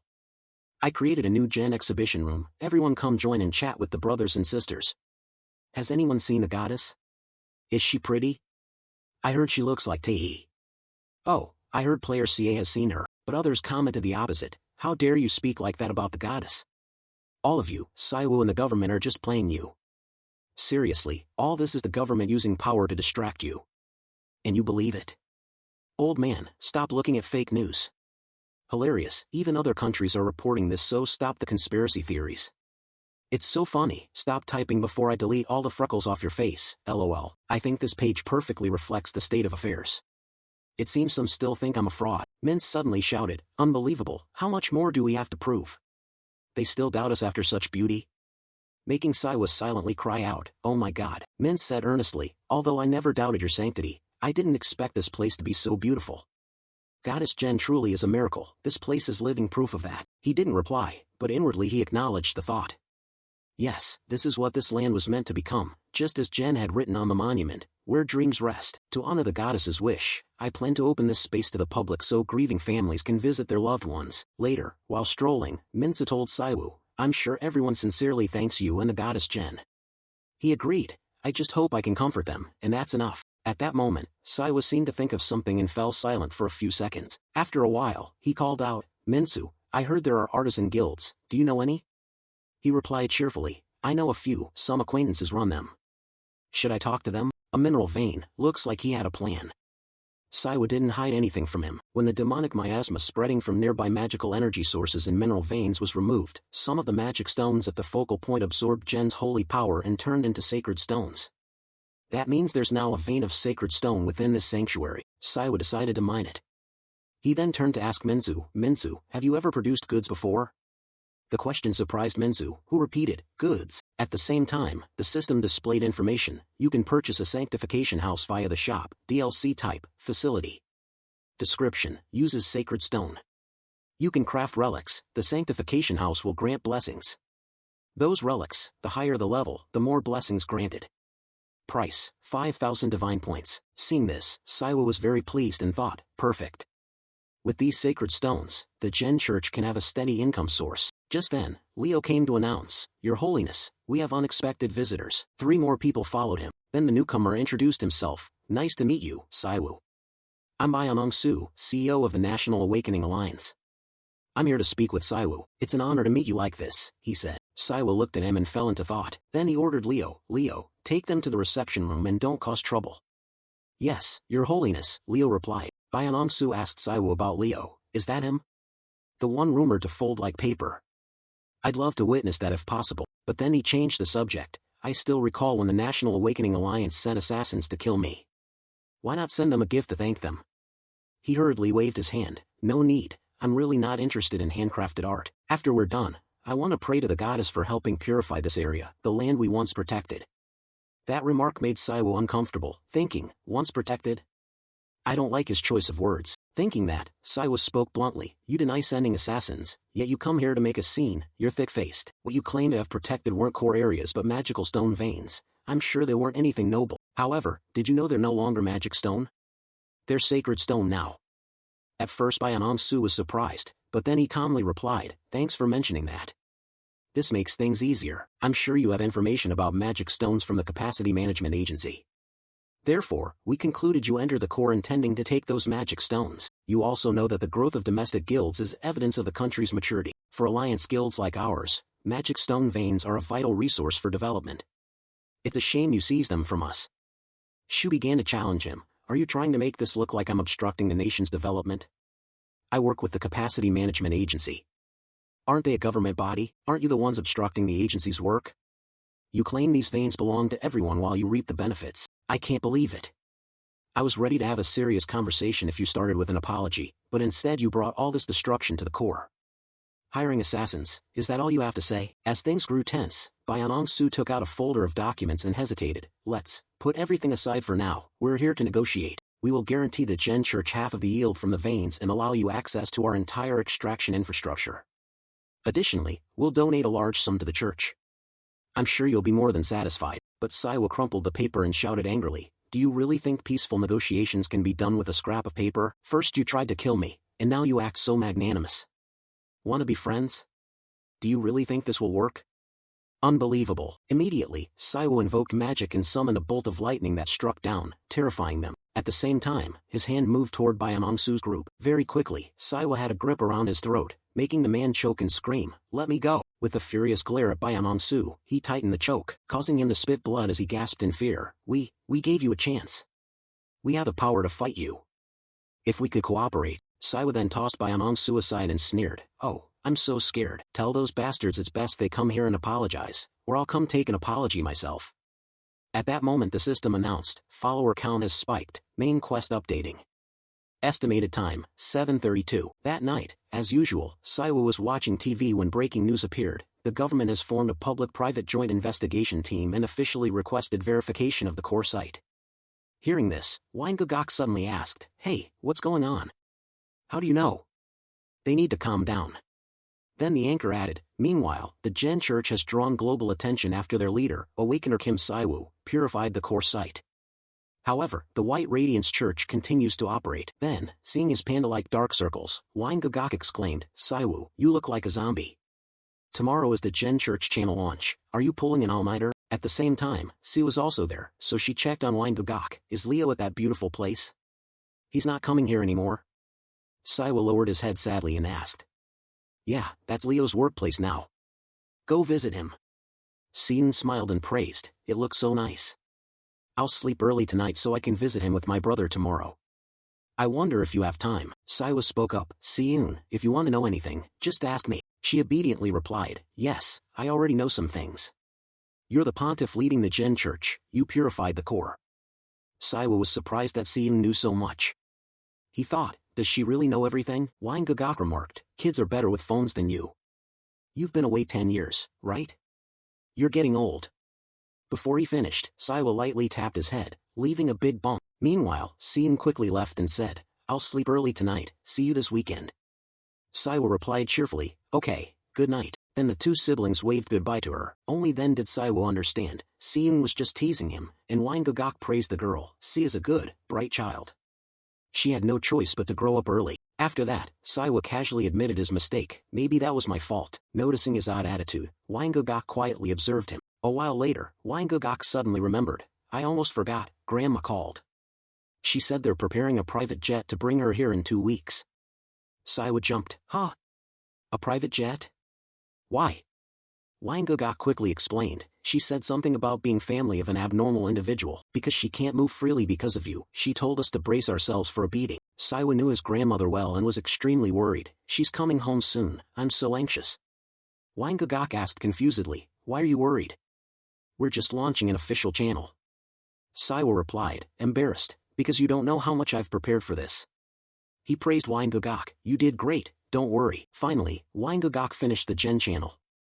The Gen channel had 43,000 subscribers, with one video in sections like, subscribed, playlists, shorts, community, watching. Saiwa muttered, 43,000 subscribers in 1 hour after launch. Scrolling down, he saw homepage sections, shorts, playlists, community, recommendations. The core site scam video had 200,000 views in just 1 hour. Along with that were 24,325 comments, sorted by most recent. The first comment read, please let me pass my exam. Pray I get through the test. The streamer looks handsome, but the pontiff is a bit, and there's that big guy standing behind him. Someone asked, which is stronger, the Gen Church or the White Radiance Church?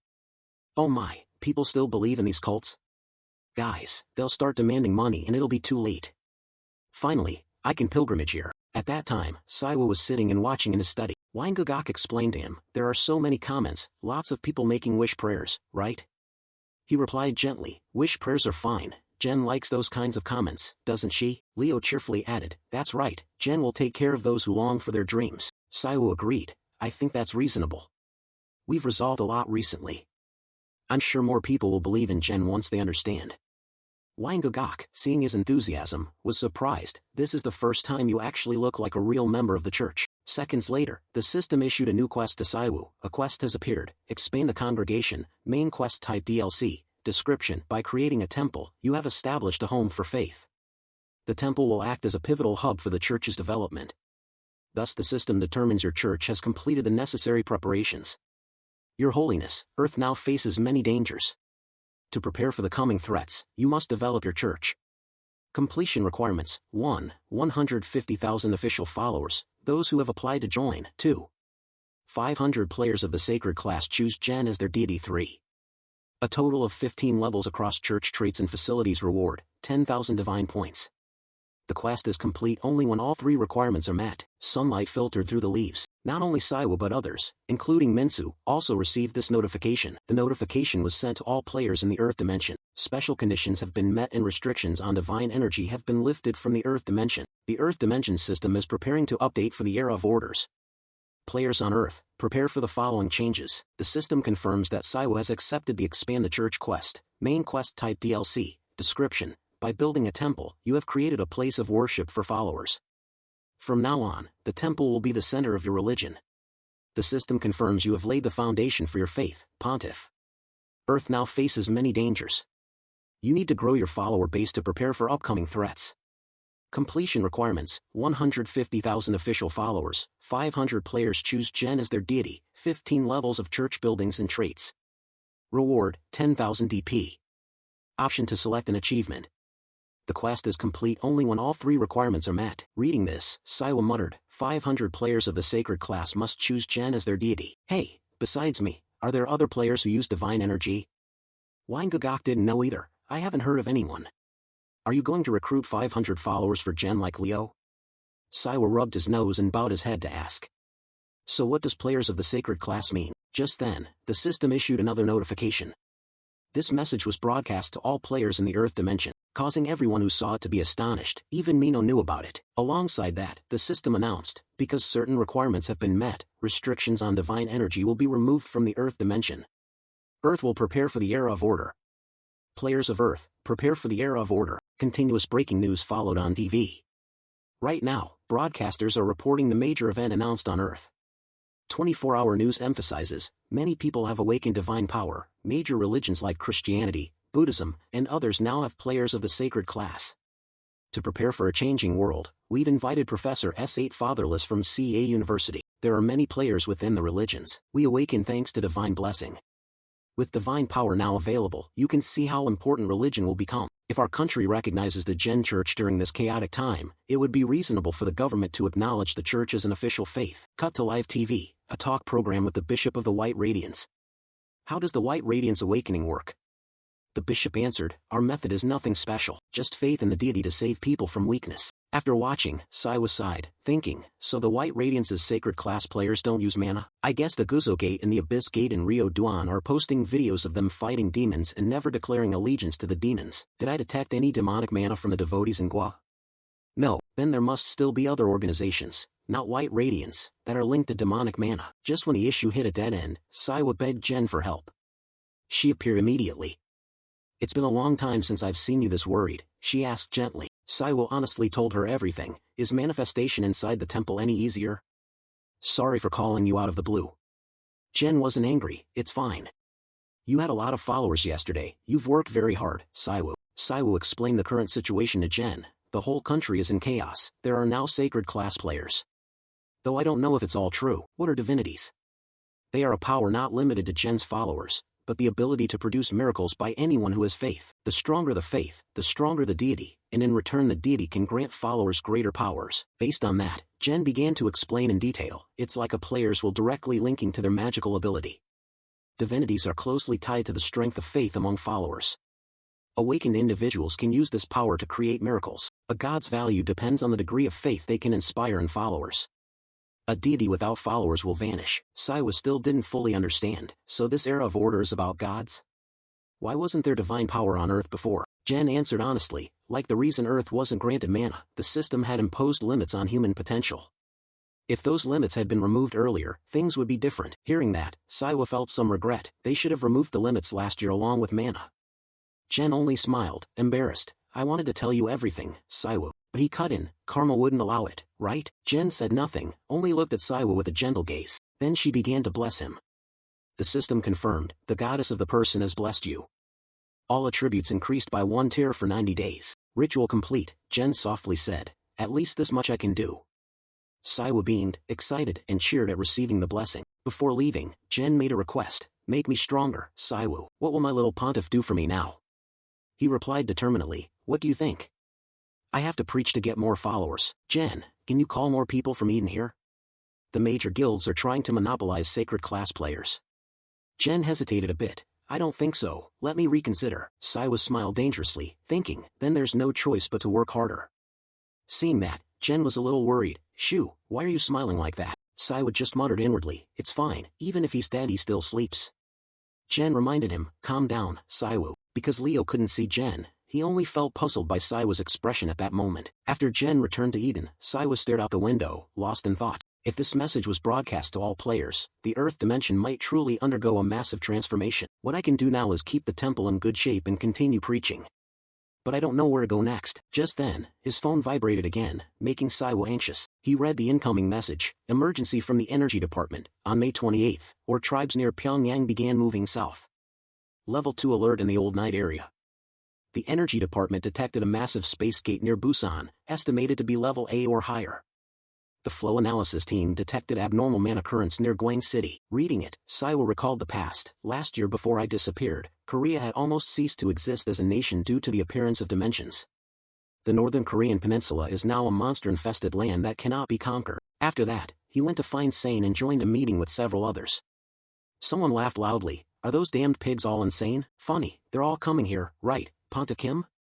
At this, Saiwa grew worried again, thinking, this guy's standing too close. While everyone else stayed quiet, Sane continued to laugh loudly and naturally. Saiwa quietly said to him, say Jean, the Goblin Guild is pretty big, wouldn't it be more fitting for you to sit beside the National Awakening Alliance?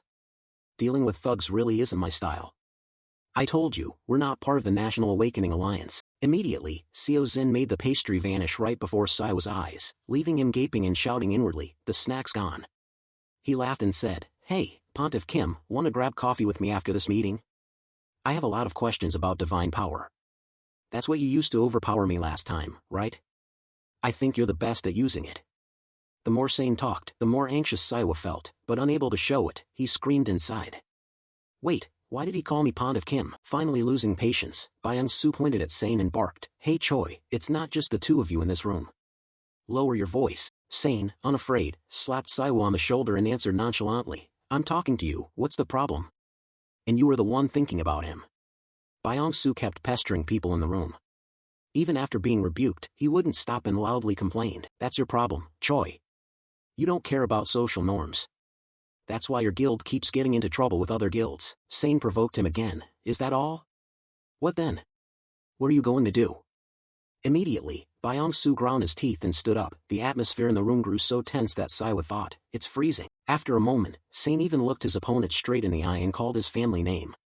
Son, he replied angrily, Choi. As the tension rose, Sane teased him, going on a date? Those glasses look cool. Startled, Saiwa spat water from his mouth. When his rival didn't respond, Sane continued to tease, trying to look young. It looks good, I'll have to ask the boss to end this meeting quickly. You have a friend waiting at the local market, right? In the end, Byung-soo had to shout, seems like you two are having fun, huh? At that moment, the Minister of Energy Management, Seo No, opened the door and stepped in. Has this old man been bothering you? Sane smiled brightly and replied, not at all, sir. You look more refreshed. Minister Seo No said excitedly, I've started drinking a lot more soda lately, shall I introduce you to some? He continued, hello, you're all busy people, so I'll get straight to the point. As soon as Seo No appeared, Byung-soo sat down and fell silent. Seo No announced loudly, we have gathered here today to discuss plans to counter the O army that is advancing toward us, or are nocturnal, tribal creatures. They're hostile to one another if they belong to different tribes. But for some reason, 7 tribes have united. This is extraordinarily unusual in the history of O on Earth. According to reconnaissance, something appears to be drawing these ORs together. While he was speaking, Saiwa thought to himself, I guess it doesn't originate on Earth. I've seen this a few times in Eden, something born with the power to dominate all, a monster that exists to lead the Or's unrestrained fury, with a single objective. Then he blurted out, an overlord. Seo No replied, I suppose it's being called an overlord. According to the report, this overlord has gathered over 100,000 ore under its command, so the alert level has been raised to level 1. Hearing that, everyone in the conference room shouted, "What? 100,000?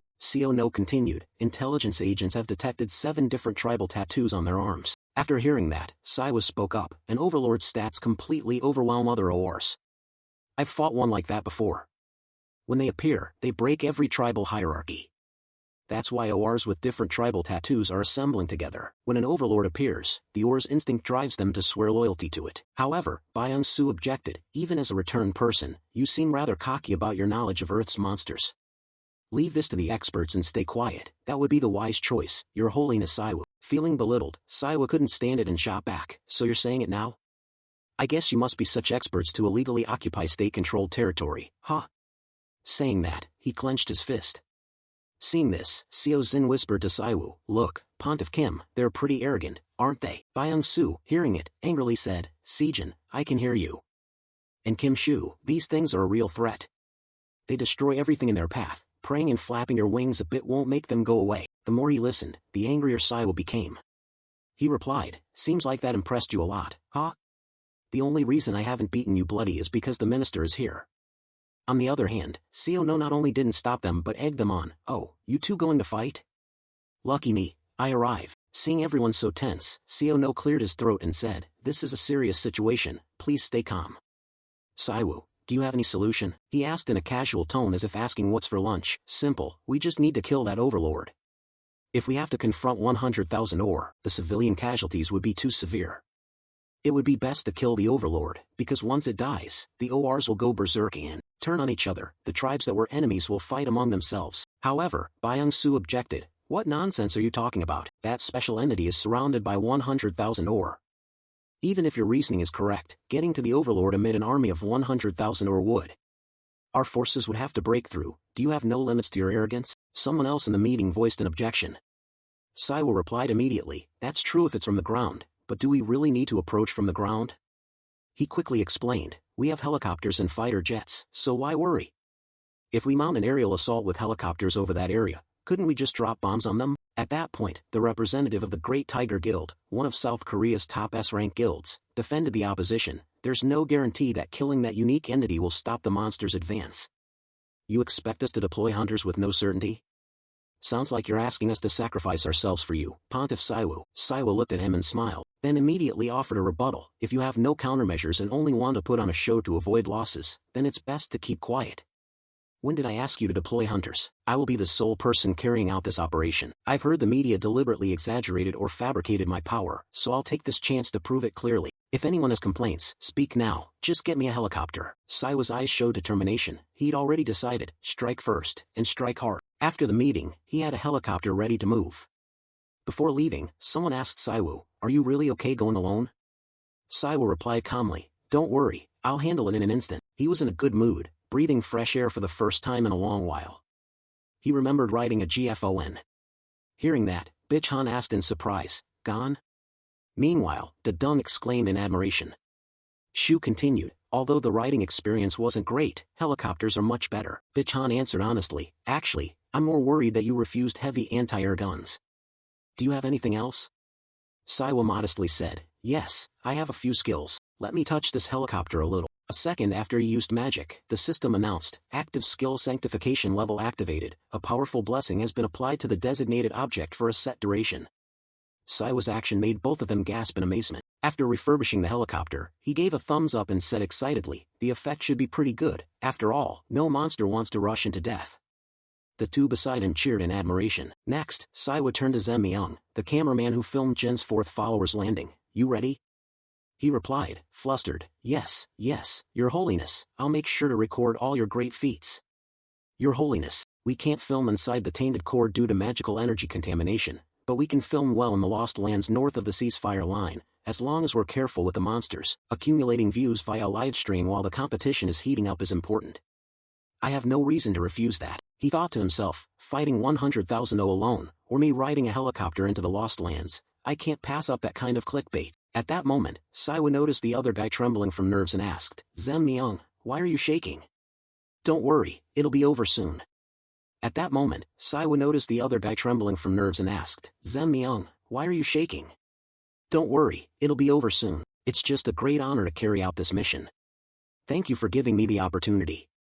I'm ready to give my life for Jen. That line made Saiwa feel a bit awkward, then he mentally judged him, Zem Myung? If he's like this normally, is that okay? I'm wondering about Mino's remark, why are there so many fanatic followers? A few seconds later, the helicopter took off. After flying for a while, Saiwa said in alarm, no way, can this really be happening? We've avoided all of them. Also, Zem Myung called Seo No to report, we will reach the designated location in 5 minutes. As he said, true to Saiwa's mock anger, the flying monsters didn't come near us. Seo No watched the screen and replied, I'm monitoring. He thought to himself, you're live streaming the aerial attack on me too again. I might have to file an apology for this. Seeing the minister embarrassed, Zem Myung offered, Minister, if you're worried, I can shut off the stream right now. After he turned off the stream, Seo No turned to Dong Zich and said, but he stopped mid-sentence, looking up at the plan displayed on the screen. Plan, an aerial attack will be carried out under the orders of the awakened candidate Saiwu.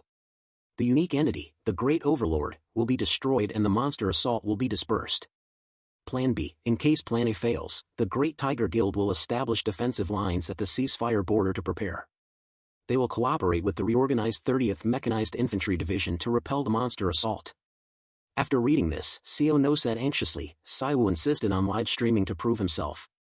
And because his status as an awakened is exceptional, he can make unreasonable demands forcefully.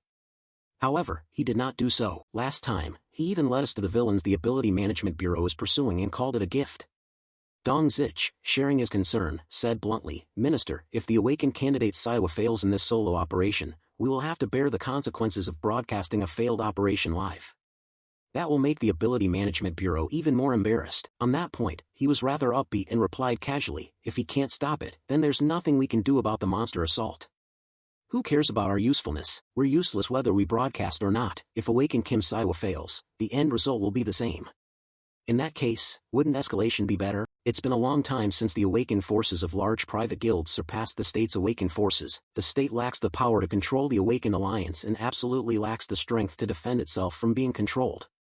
Many large guilds allied with N have been involved with illegal territories. After hearing this, Dong Zich raised another issue. The awakened candidate Saiwu isn't affiliated with the Ability Management Bureau, but he also claims he's not affiliated with N. Do you know why each country classifies returnees separately, especially those at disaster level, even though they could be classified like our S-rank hunters? He honestly said, no, I don't know. Seo No began to explain in detail to Dong Zich. Disaster level returnees are those who left a notable legacy in their world before returning to Earth. Whether good or bad, they are beings capable of affecting the order of an entire world. If these people return to their homeland Earth, what do you think the probability is that they will submit to the current government? Of course there will be individual differences, and conflict is unavoidable. That is why they are called disasters. Among the disaster-level returnees we've seen, the power of those we can measure sits at that level. So what do you think will happen above that? Abnormal levels. Conflict is inevitable. Our task is to steer that conflict to serve our interests as much as possible. Dong Zich gradually understood and said, you mean use the awakened candidate Saiwa to control N? He disagreed with Dong Zich's phrasing, use him? Didn't the awakened candidate Saiwa say he'd help us, not N? Weak as we are, we can only do our best. Do you think we have the option to refuse? Since Seo No said everything correctly, Dong Zich fell silent. Then they read the online comments, is this really live? Is this the monster assault? What do we do if they go straight for the ceasefire line like that? I heard the Patsa area prepared for the worst and began evacuations. It's okay. N's heroes will handle it, nothing to worry about. Everyone have faith. Goddess Jen will grant us salvation. Don't be fooled by these fanatics. We still love you all. We're done for. We're done for. After reading, he nervously asked Team Leader Kim, do you see? They say we're done for. Because this was a difficult question, Dong Zich answered uncertainly, Minister, we've already rolled the dice, so all we can do is humbly accept the outcome, whatever it is. At the same time, once they arrived, Saiwa began broadcasting again. We've reached the helicopter's operating area. The unique entity called the Great Overlord was in sight. Can everyone hear me? That huge figure is the Great Overlord. It's extremely dangerous and different from ordinary O. I'm going down now. As he said this, he stood at the helicopter door, pointing the camera downward. As he jumped down, Saiwa stayed calm, filming as he said, this channel is the official YouTube channel of the Gen Church. So please like, comment, subscribe, and hit the notification bell. Thank you very much. Goodbye. Meanwhile, Zemniang shouted. Our Pope Siwa was flying high in the sky like a shining star. Very quickly, the OS spotted the strange object in the sky and felt puzzled. Immediately after, Siwa used magic to create a massive explosion, sending smoke and dust billowing upward. Then he stepped out from that thick cloud of smoke, took a few steps and complained in pain. My knees hurt so much, I must have aged overnight. Right after, he heard the roar of an Osir. A second later, Siwa came face to face with this overlord. Oh.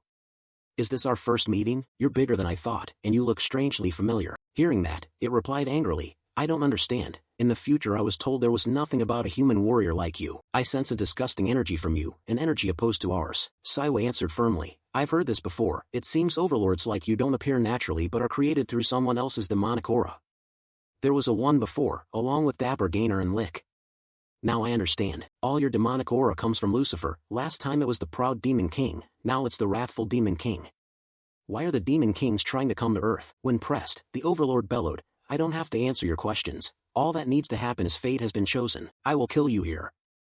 No sooner had it spoken than it swung the hammer in its hand towards Siwa. At that moment, he fixed his gaze on the opponent, then jumped high to dodge the Overlord's attack. Once aloft, Siwa thought to himself, it seems the destructive power of the demonic aura converted into physical force isn't something I can easily block. However, I'll use bolts of lightning to strike back. Next, Siwa attacked with a punch, while the Overlord used its hammer to parry. He then stepped back and said cheerfully, You're pretty good at defense, huh? Better than I thought. Looks like we'll need at least 6 S-rank hunters. He'll be considered one of the strongest overlords in Eden. Meanwhile, the Overlord quickly ordered, Our work has begun. We draw our bows, beginning the battle. Human warriors cannot withstand our destiny. OS, be brave and follow me. Siwa mulled over countermeasures in his head. He knew the demonic aura was closely linked to the despair of survival. That could be to his advantage if he dealt with them before they became more dangerous. He thought to himself, isn't this perfect for Matt? This will easily get 10 million views on Sata So. Thinking that, he took out his phone and instructed it to pose for a thumbnail. But Overlord Air angrily shouted, Come here, nameless human warrior. I respect your courage for standing in my way. As Overlord of the ORs, I will deal with you personally. In the glorious battle, Siwa showed no fear, looked it straight in the face and said, Actually I'm busy filming. I like long, spectacular action scenes, but today is not one of those days. You all are uncool and ugly, too. And above all, I'm not ashamed to be a coward because I'm not a warrior. The Overlord grew even angrier and shouted, What? But Siwa paid it no mind and raised his magic orb high. The system also confirmed to him that the following skill exceeded causality. Siwa felt satisfied and told himself, I knew it. Not stopping there, the system also notified him that this skill had been causality adjusted and permitted for him. The active skill Grave of the Holy Spear had been cast. Then, an enormous source of power descended from the sky toward Siwa. Immediately after, an explosion equivalent to the blast of an atomic bomb occurred. At that moment, the Holy Temple also detected that source of power coming from Siwa's location. That power struck Overlord Air directly. Someone at the Holy Temple was watching the live stream on a laptop. It was Original Y. He was stunned and exclaimed, Unbelievable. At the same time, viewers left many comments on the live feed. What is happening? Is that magic? That's insane. Is this real or fake? How could this be fake? No hunter in Korea can do that. WTF, is this an abnormality? Isn't this hacking? People gradually realized that everyone was equal before this overwhelming power. Original Y recalled what Siwa had once said, Hey, let's have soybean paste soup today. But Y replied, We don't have potatoes. Then he threw money at Original Y and said, Here's some money, go buy it. It annoyed Y enough that he ran off. Now Original Y worried for Siwa, muttering to himself, Just this morning he wanted soybean paste soup and threw money at me to buy the ingredients. I forgot he's an abnormality. I've never denied that he's abnormal. My brother wouldn't lie about things like that. Still, even if we bring in Korea's strongest heroes, could they compare to him? Miracle. Why did that word suddenly pop into my head? A few seconds later, he read another viewer comment, Anyone who still thinks this is a fraud needs a brain check. Our country really has an abnormality now. What does an abnormality mean? If we don't know the limits of their power, I'm joining the Gen Church. Is it just me who feels scared? Right then, all viewers saw the arm of the Overlord move. Since everyone had assumed it was dead, commenters immediately wrote, Huh? Did it just move? That is still alive? It survived that hit? Original Y saw it and yelled in shock, What? Not only them, Siwa was also surprised that the Overlord was still moving. However, as soon as it sat up, he struck it on the head with magic. Siwa focused his mind, waiting for the result. In the end, when Overlord O had completely fallen and he was bracing against the cold, looking annoyed, Original Y thought to himself, He's annoyed because it didn't die in one blow. I knew it. That's the brother I know. Back at the Holy Temple, Saiwo angrily shouted, damn it. Who thought it could survive that hit? The ending was a bit disappointing. It wasn't cool at all. Not at all. However, Minso and Seong spoke in unison, not at all, Your Holiness. You presented an incredible spectacle, you even showed your human side. I don't think it could have been more perfect. Original Y, feeling annoyed, called their names, Seong, Min. Saiwa couldn't stop being angry and yelled at them, hey, you fanatics, wouldn't it have been better if the first strike had finished it? Seeing him like that, Original Y had a thought, he seems overly concerned with looking cool. Minso took out his phone, watched, and said, after the Overlord was defeated, the remaining OS started fighting among themselves. The monster assault dissolved. Thanks to you, it seems everything's fine. The Ability Bureau is thanking you and Anne is saying nothing, but with that, Original Y pulled out his phone, handed it to Saiwu and said, hey, quickly read the news about yourself. Daily news, politics, economy, society, lifestyle, world. The massive Chaos Gate in Busan has been upgraded from Grade B to A+, martial mobilization orders issued for everyone in the Daongnam region. Players from the Giant Gilder and Potsa City, Musen have begun to move. Korea's first abnormality, Shu, why isn't he doing anything in this situation? A few seconds later, he said in astonishment, do you know you're even in the papers? Unbelievable.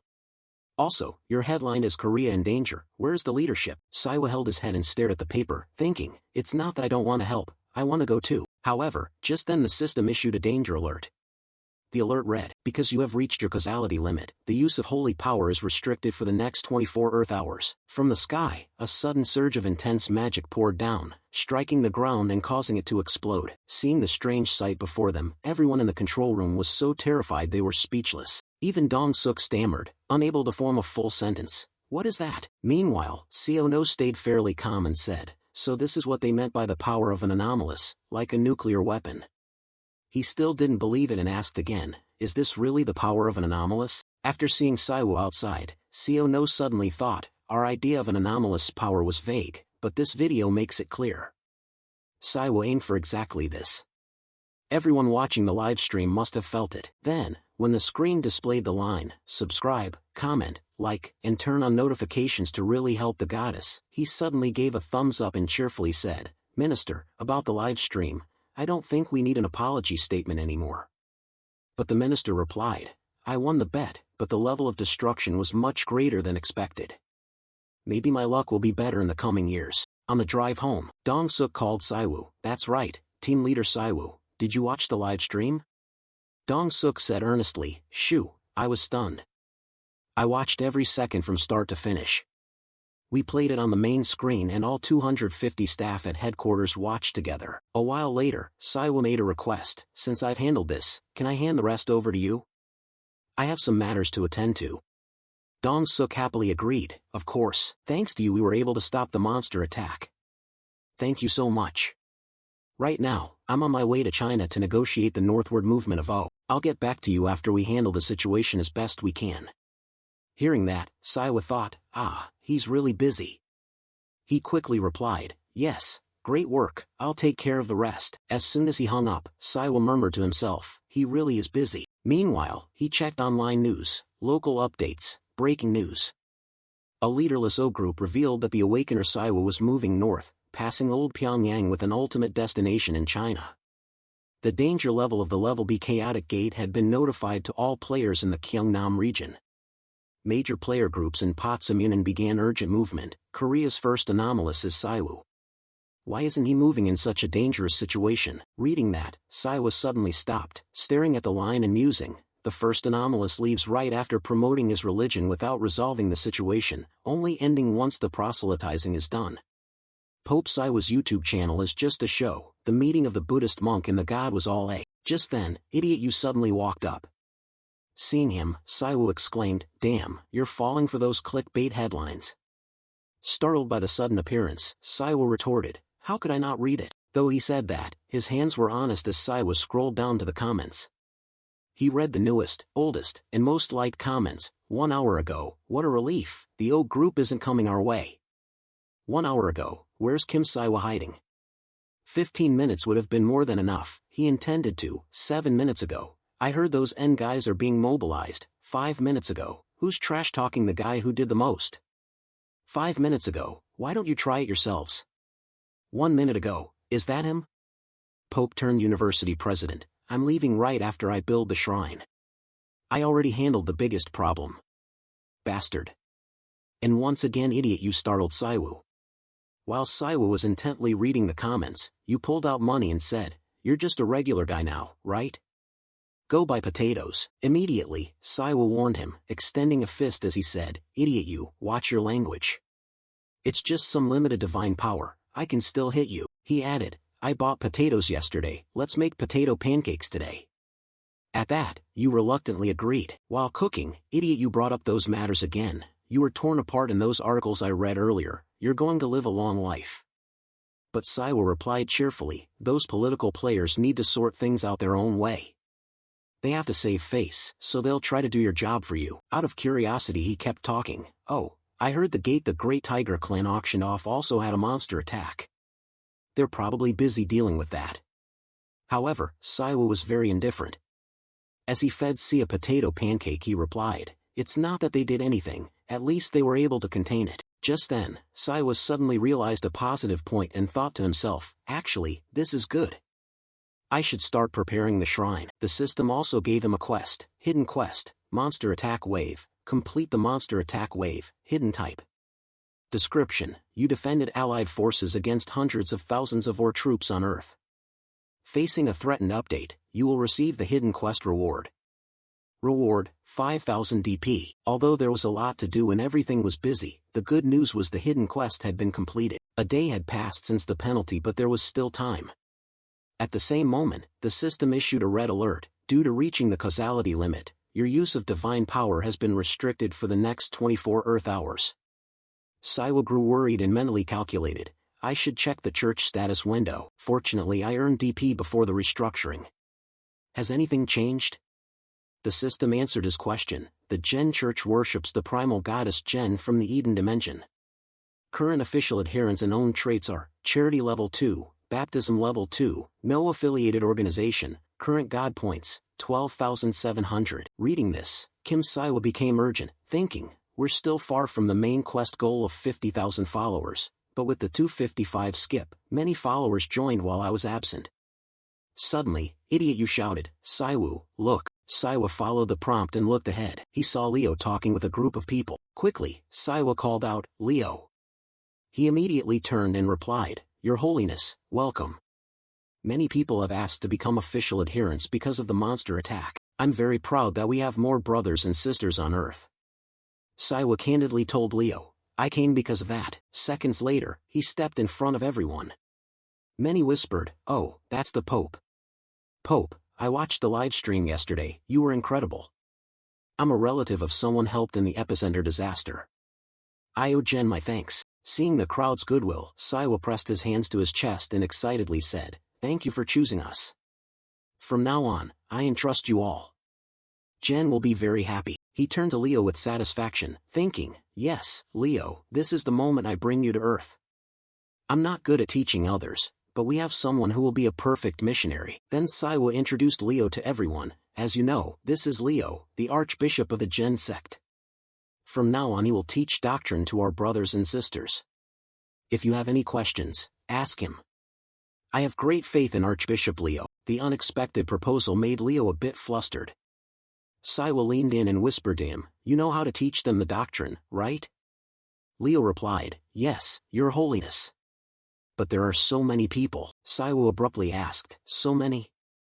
You'll have to teach that number 200 more times. The remark left Leo both puzzled and astonished. He tried to explain to Saiwu, Your Holiness, under South Korean labor law, the usual is 8 hours a day, 5 days a week. Before Leo finished, Saiwa cut in with a promise. Jen said they'd send more people from Eden to help train new adherents, so just hold on a bit longer.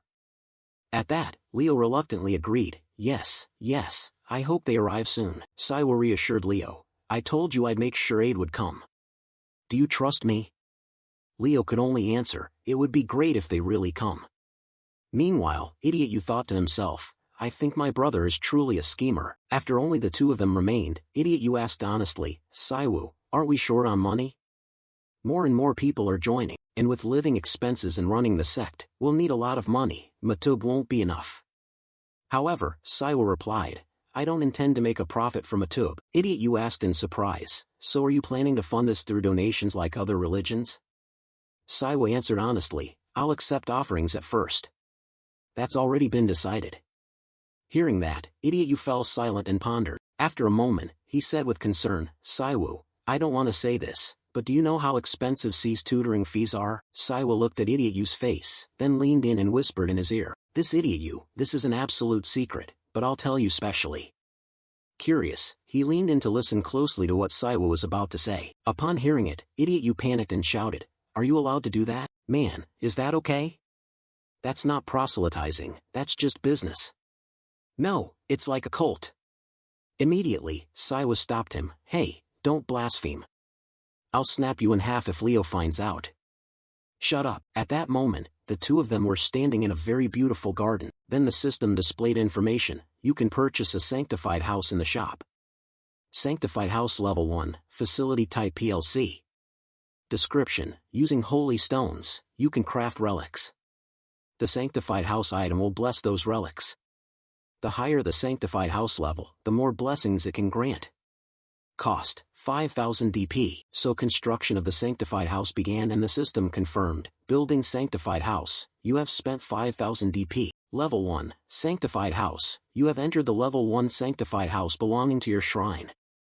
Displaying the list of relics that can currently be crafted in your sanctified house. Seeing it, Idiot Yu exclaimed in amazement, this is where they're made. He even thought with satisfaction, the church's health bracelet. Meanwhile, Saiwa gathered the holy stones and brought them to CEO Khan XX. At first glance, the CEO was very excited. Holy stones, I've never seen them before. Because they're a new mineral, we're very curious about them, the guild production leader said. And he deftly replied, I met a great person thanks to Mince, and holy stones don't detonate mana like magic stones, so they're very safe. CEO Khan grew even more enthusiastic. Excellent. So you want me to craft what you requested from these stones, right? Yes. Make this round design and set the stone here. Also, you can be confident in your craftsmanship. With that skill it will be as easy as turning your hand. And we can produce 100 to 200 a day. It's an honor to be the first production guild to partner with the famous Gen Church. I'll show you great results because you trusted us. Very quickly, the Holy Stone production contract between Saiwu and CEO Kong was successfully signed. Everything proceeded so smoothly that he laughed and said, things are going very well. However, Idiot Yu suspected he was running a scam and irritably asked, Hey, are you seriously planning to become a swindler? After some time, the Holy Stone bracelets were brought to market, a bracelet with a Holy Stone set into grooves. Depending on the rank of the Holy Stone used in production, each bracelet has different effects and is very helpful for the wearer's natural recovery. The number of relics that can be produced increases through purchases in the OLC shop or by upgrading the sanctified house. When the product sold well, Kim Saiwa said excitedly, the Gen Church's best-selling product is the Holy Stone bracelet. We won't have to worry about running the sect anymore, Idiot Yu. See, made as a bracelet, beneficial to the wearer's health and affordably priced, this relic became beloved by many. Have you heard of the mysterious Holy Stone health bracelet? A filial gift for parents, a love gift for lovers, extremely popular across Ian. Feel the power of the Holy Stone yourself, buy 2 get 1 free. The Holy Stone's effects help reduce fatigue, improve circulation, relieve pain, treat hair loss, and ease menstrual pain.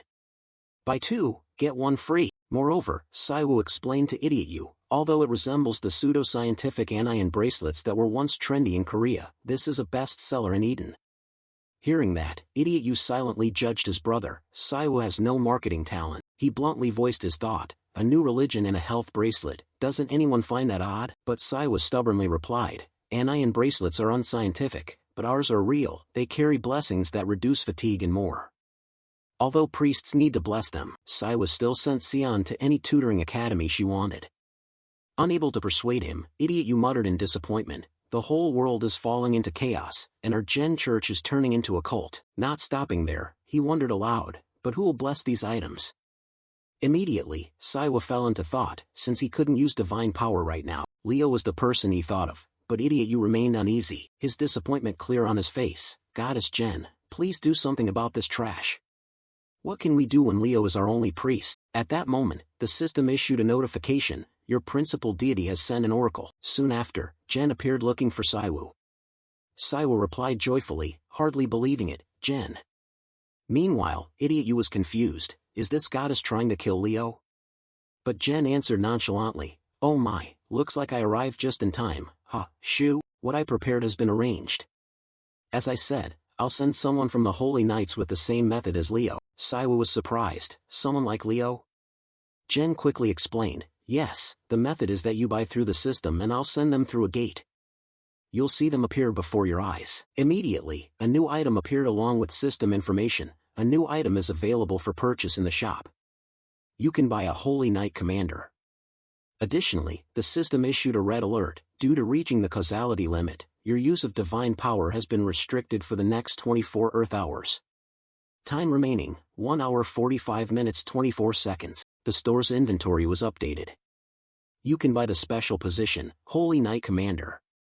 At that, Saiwu realized something was off, thinking, the Holy Knight Commander costs as much as a new facility. Luckily I got points from the hidden quest, I can't let Leo burn out, I have no choice. I'll buy it. The system responded immediately, you have spent 5,000 DP to purchase the special position, Holy Knight Commander. Because you bought at a causality appropriate price, Jen's intervention from the Eden dimension will be bypassed. To verify, Saiwu asked Jen, will it work? She answered confidently, yes. Saiwu added another request, will you tell me the date, time, and location of the gate like last time? Last time was a mess. Although it led me to Captain Choi, that was just luck. We need to prepare in advance. Jen was silent. After a moment she hesitated, I've already sent them. He panicked, what? Jen quickly apologized, I felt guilty for taking so long to send aid before, so this time I sent them right away since there was already a connection. Saiwu began to think and found her explanation reasonable. The world is in chaos because of strange gates and dungeons. Meanwhile, Idiot You urged him, wanting to know what they had said. Hey, what did the goddess say? Please tell me this has nothing to do with us. Next, Jen used the tablet screen to show Saiwu a hint clip. On the screen, a group of his people were surrounding Luna. Ajia said to Diane, they look like members of the Jen Church. I think we're doomed. Then the footage showed Luna stepping on the corpse of a monster, then turning to glare at them with a hostile look. Immediately, Dahayanun asked her, are you an enemy? Show yourself. Ajia quickly intervened, isn't that a bit too blunt? However, they didn't wait for Luna to answer. After a loud shout they began to attack her. Luna coldly scanned them all over, then immediately plunged into the fray. During the fight, the wind whipped Luna's long hair through the air. Next, Luna leapt high with quick feet. The people below stood frozen in place. Before counterattacking, she even smiled and said, you attacked first, right? Then it's my turn. Those words turned the group below pale with fear. Then Luna launched an earth-shattering counterattack, dust and smoke filling the air everywhere. At that moment, comment lines popped up on the screen. She's so pretty, who is she? What's going on? I didn't think she belonged to the Dio Guild. Why did the attackers run away? Hey, where's the explainer guy? I don't know either, I think she just winked at me. Meanwhile, Saiwu cried out in shock, wait, forget the wink, why? Is she chasing off all our guild members while winking at them? No sooner had he finished than Saiwu angrily demanded, Jen, what is this? Jen hurriedly replied, my mission is complete, I'm off. Too much to do, goodbye. A second later, the system announced, the prophecy has ended, which left him so irritated he was speechless. Worried, Saiwu muttered, how are we supposed to handle this? Let's get out of here. Immediately after, the screen showed Luna introducing herself. I am the third Holy Knight Commander of the Jen Church, leader of the Fan M Knight Corps, Luna. Dears, if you don't want to surrender, I suggest you. Hearing that, both Saiwu and Idiot You were left wide-eyed and open-mouthed, thinking only in despair, we're done for. Luna is the leader of the third Holy Knight unit, the Fan M Knight Corps, and one of the Church's strongest representatives. Just as Leo is nicknamed the Mad Dog, Luna has a similar title, the Blood-Soaked Saintess, because she carries enemies' blood across the battlefield. It's an entirely fitting title whenever she swings her beloved umbrella. Although Luna is proficient with all kinds of weapons, she especially loves her umbrella, hence Saiwu's earlier curiosity. Quickly, he went to find her. Luna cheerfully said, there's a certain joy in smashing skulls. Why don't you try it to understand the feeling? Are you free tonight? If so, maybe we could grab a drink or two. Hearing that, Saiwa reluctantly replied, "Ah, got it." Beyond her combat ability, she wields tremendous influence within the church. Not only a saintess and holy knight, Luna's striking looks make people do a double take, and her cool attitude makes many envious. Saiwa hurried to find Leo. Riding in the car and hearing this, Leo said casually, "In this world's terms, she's basically an idol. In an era dominated by Matub, someone like Luna showing up is great for us." Saiwa shouted, "But why would she pick a fight with another guild?" At this, Leo didn't know how to answer and could only say, "Yeah." Also, Saiwa reproached Leo, "You did the same." "What the hell is that?" Leo quickly explained, "But they attacked first." Saiwa understood him but still scolded, "I know. But even so, couldn't you have dodged their attack gracefully? Why did you have to fight back?" He replied firmly, "Both Livton and I are just following the rules we were taught." Saiwa intentionally asked Leo, "Which idiot taught the church members that?" "Who did it?" Leo didn't answer, he only smiled at the other person. Annoyed, Saiwa asked, "Why are you looking at me like that?" Leo quickly looked away and said, "It's nothing." At that moment, a holy stone at the Olaidan gate was glowing, and it showed signs of growing larger. At that moment, a holy stone at the Olaidan gate was glowing, and it showed signs of growing larger. Guards were keeping people back. "Limit the press, an operation is underway in the area. Only authorized personnel may enter the scene." Meanwhile, many curious citizens asked, "Are you really fighting the Gen Church? Did Gen handle this gate and the monster wave from the old North Korea? Look, there's a Gen Church follower among the reporters.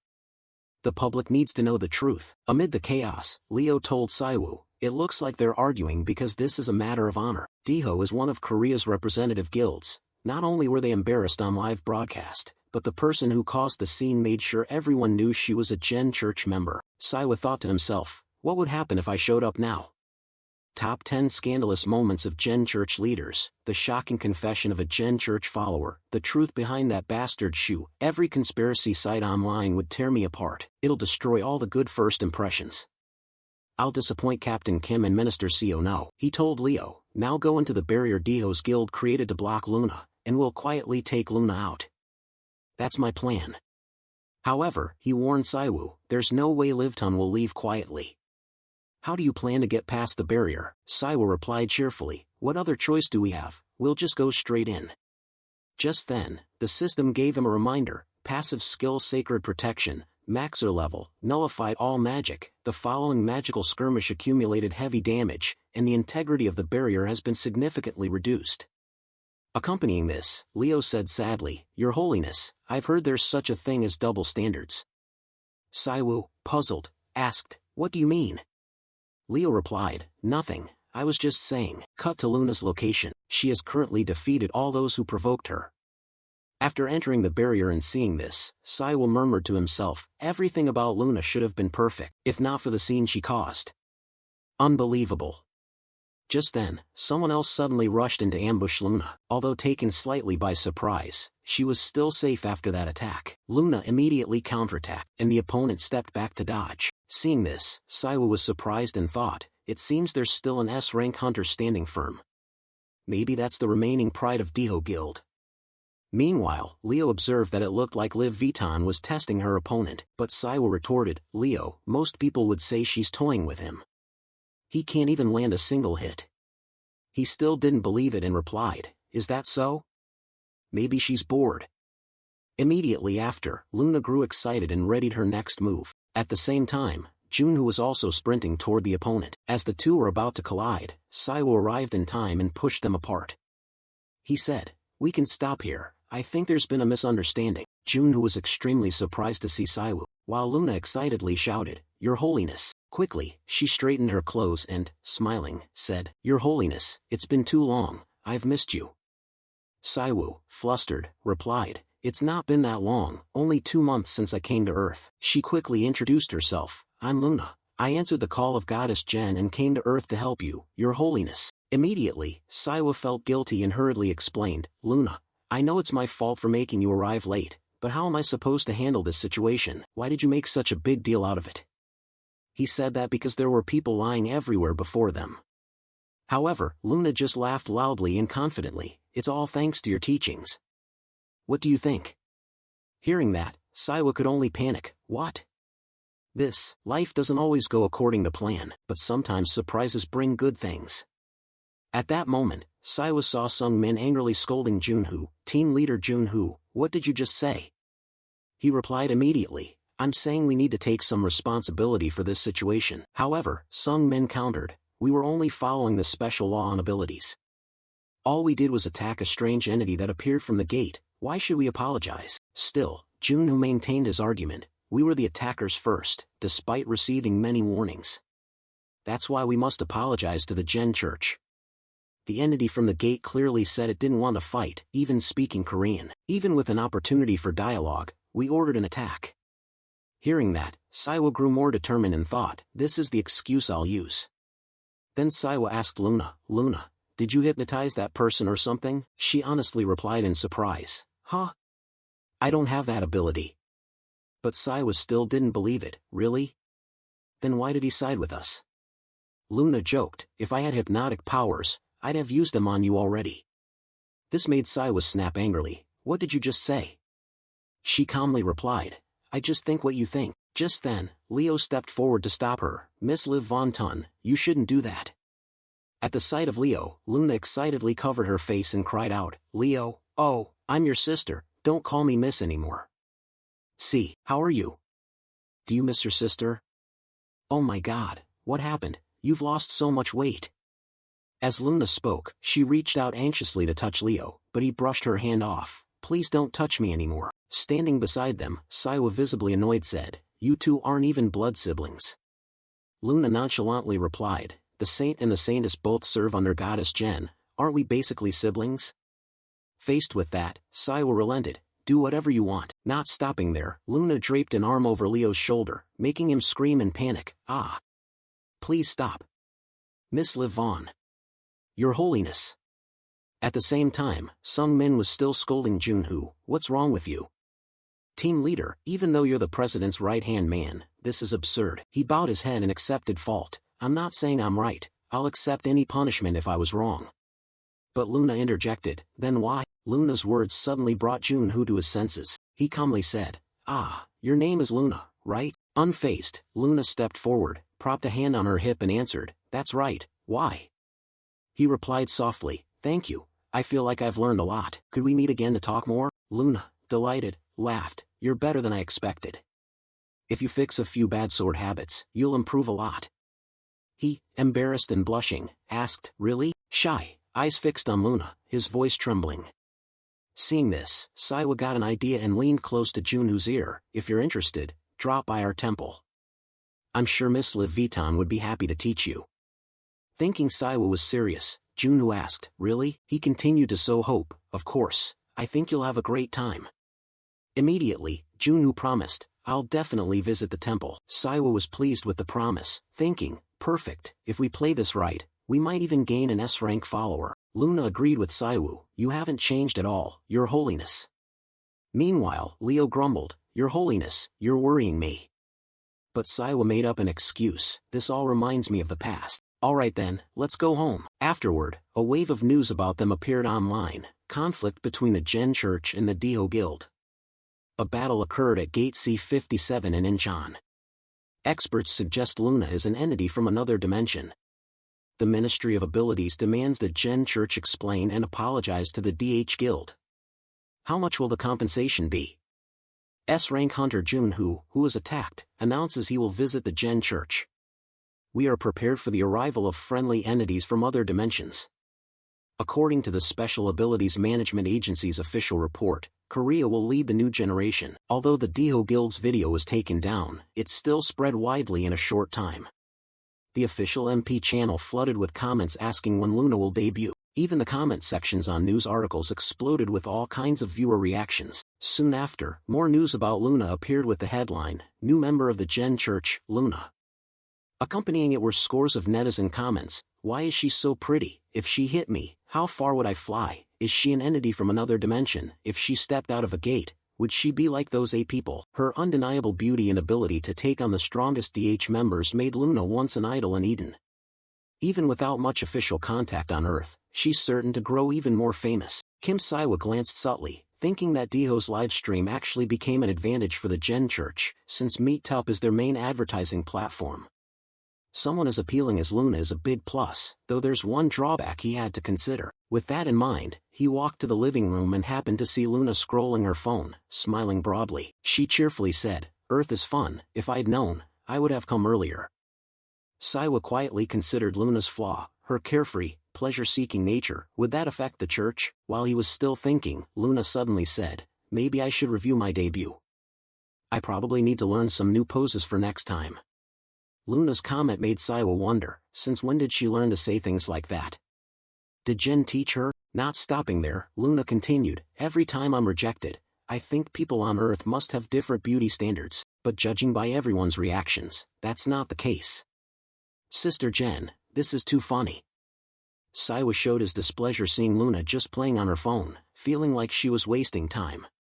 He asked, "Since when did you learn to use a phone?" Luna jumped up from the sofa and said honestly, "It's all thanks to Jen's blessing of use." Saiwa was startled in surprise. "That works?" Just then, the system announced, "Mobile skill blessing of use is exclusive to Luna. The blessed can use anything, tools, weapons, even mechanical devices, with nearly limitless capability." Luna excitedly told Saiwu, "I guess so." He inwardly felt annoyed. "I knew this skill was overpowered back in Eden, I didn't expect it would work on phones on Earth too. Damn, she's just too lucky." Suddenly, Luna asked Saiwu, "Are you serious, Your Holiness, are you happy I came?" He panicked and replied, "Huh?" She misunderstood and asked again, "You don't want to see me?" Saiwu didn't say it aloud, but thought to himself that actually meeting her wasn't so bad, but if he kept avoiding her, she'd waste his time again. With that in mind, he cheerfully suggested, "Of course, why don't we go to the military base when we get the chance? I'd like to see if your blessing works on helicopters or fighter jets." Luna smiled and answered, "Don't be shy, you're as charming as ever." Seeing her so excited, Saiwa quickly looked for a way to escape. Just then, Leo entered and asked, "Miss Liven, is there any problem at the sanctuary?" Luna thought for a moment and replied, "We ran into some issues." Saiwa grew worried and asked, "What kind of issues?" Without beating around the bush, Luna quickly explained, "Since Your Holiness returned to Earth, monsters hiding in the northern continent have begun reappearing. We've even heard the Demon King is somewhere in the Southern Isles.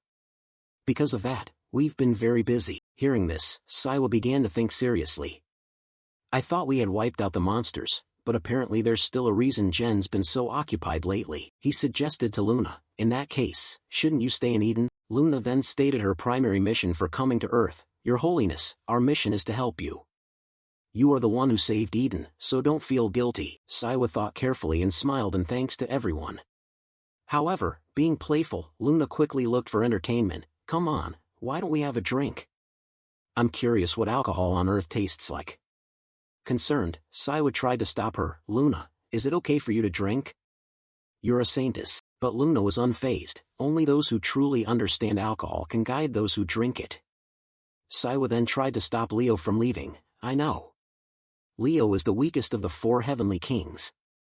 That comment hurt Leo. He started crying and asked, "Your Holiness, what do you mean?" At the same time, Shaun, Saiwa's sister, was also amazed to see Luna, such a beautiful older sister.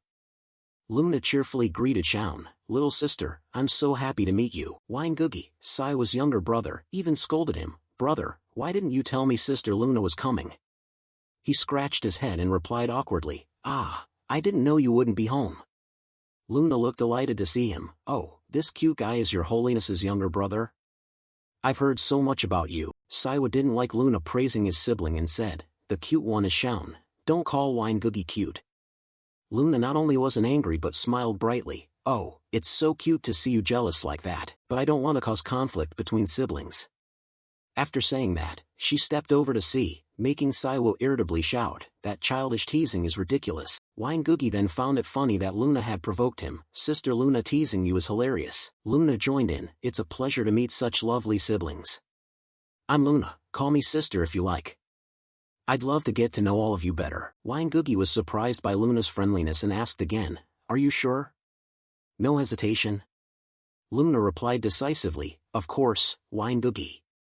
You can call on me anytime you need. I've heard a lot about you in Eden, how good you are at video editing. Wine Googie was even more astonished hearing about Eden, thinking to himself, they have video editors in Eden too. Then Luna asked her, can I stay here a bit? Exone politely asked, can I just call you sis from now on? Luna answered excitedly, of course. See, call me sis whenever you want. Right then Leo spoke up, but if there's a 20-year age gap, shouldn't it be Aunt? That remark angered Luna, who snapped, shut up, Leo.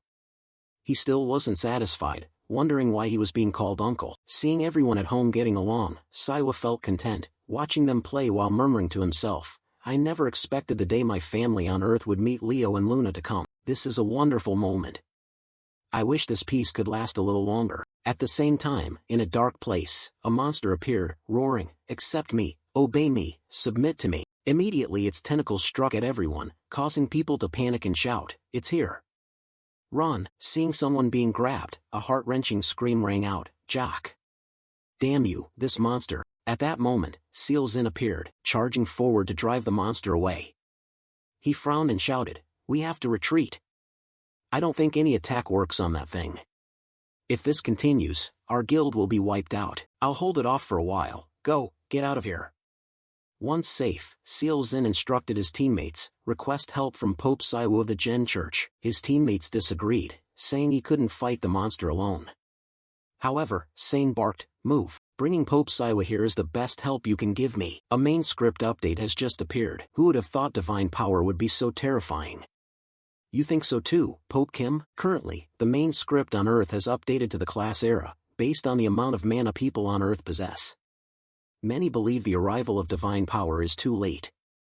However, major religions like Christianity and Buddhism, and lesser-known faiths like the White Light Church, are beginning to report players who can use divine power, whether they actually use it or not. Within the Gen Church we've focused on recruiting players of divine temperament, those who have chosen Gen as their true god. At that moment, Leo led a group of people to Saiwu and said, Your Holiness, these are the players who have chosen the Gen Church. With Divdans joining, I think one of our worries is eased. He cheerfully turned to the group, it seems we're beginning to form a social hierarchy. Well done.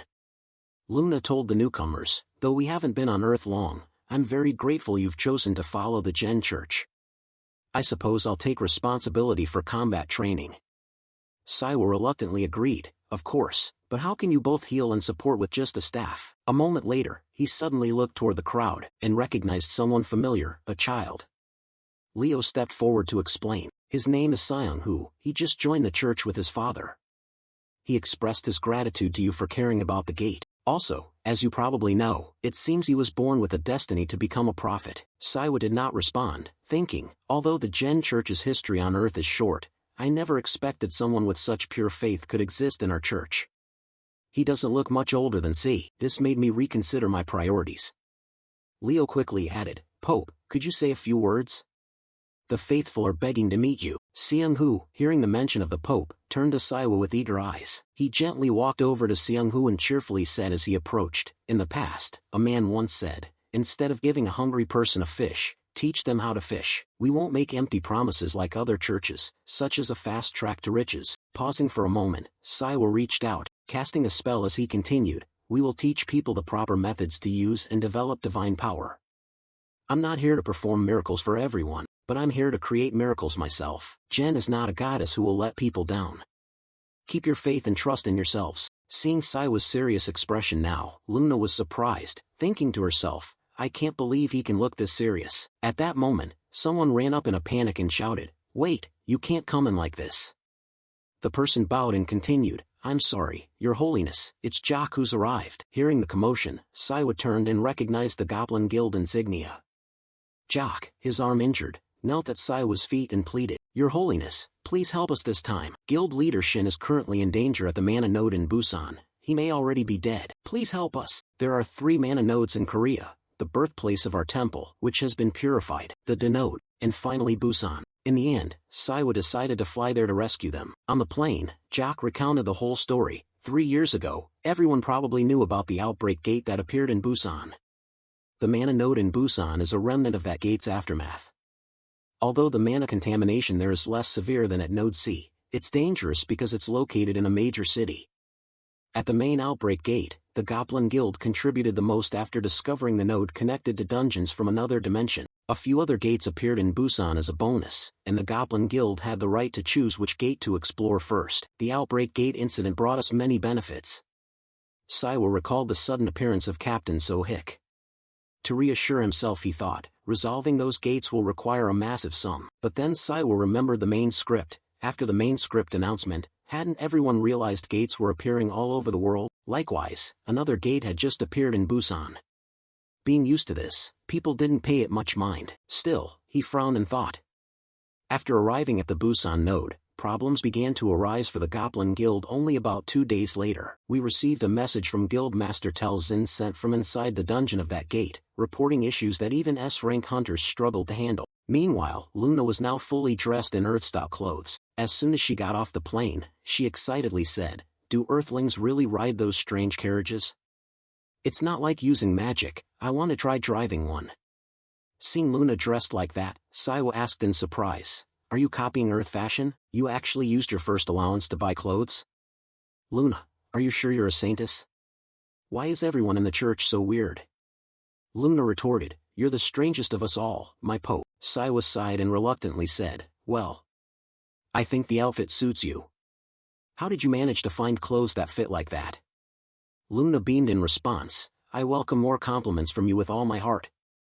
Then Saiwa turned to Jock and asked, "Where's the gate you mentioned?" He quickly replied, "Let me lead you.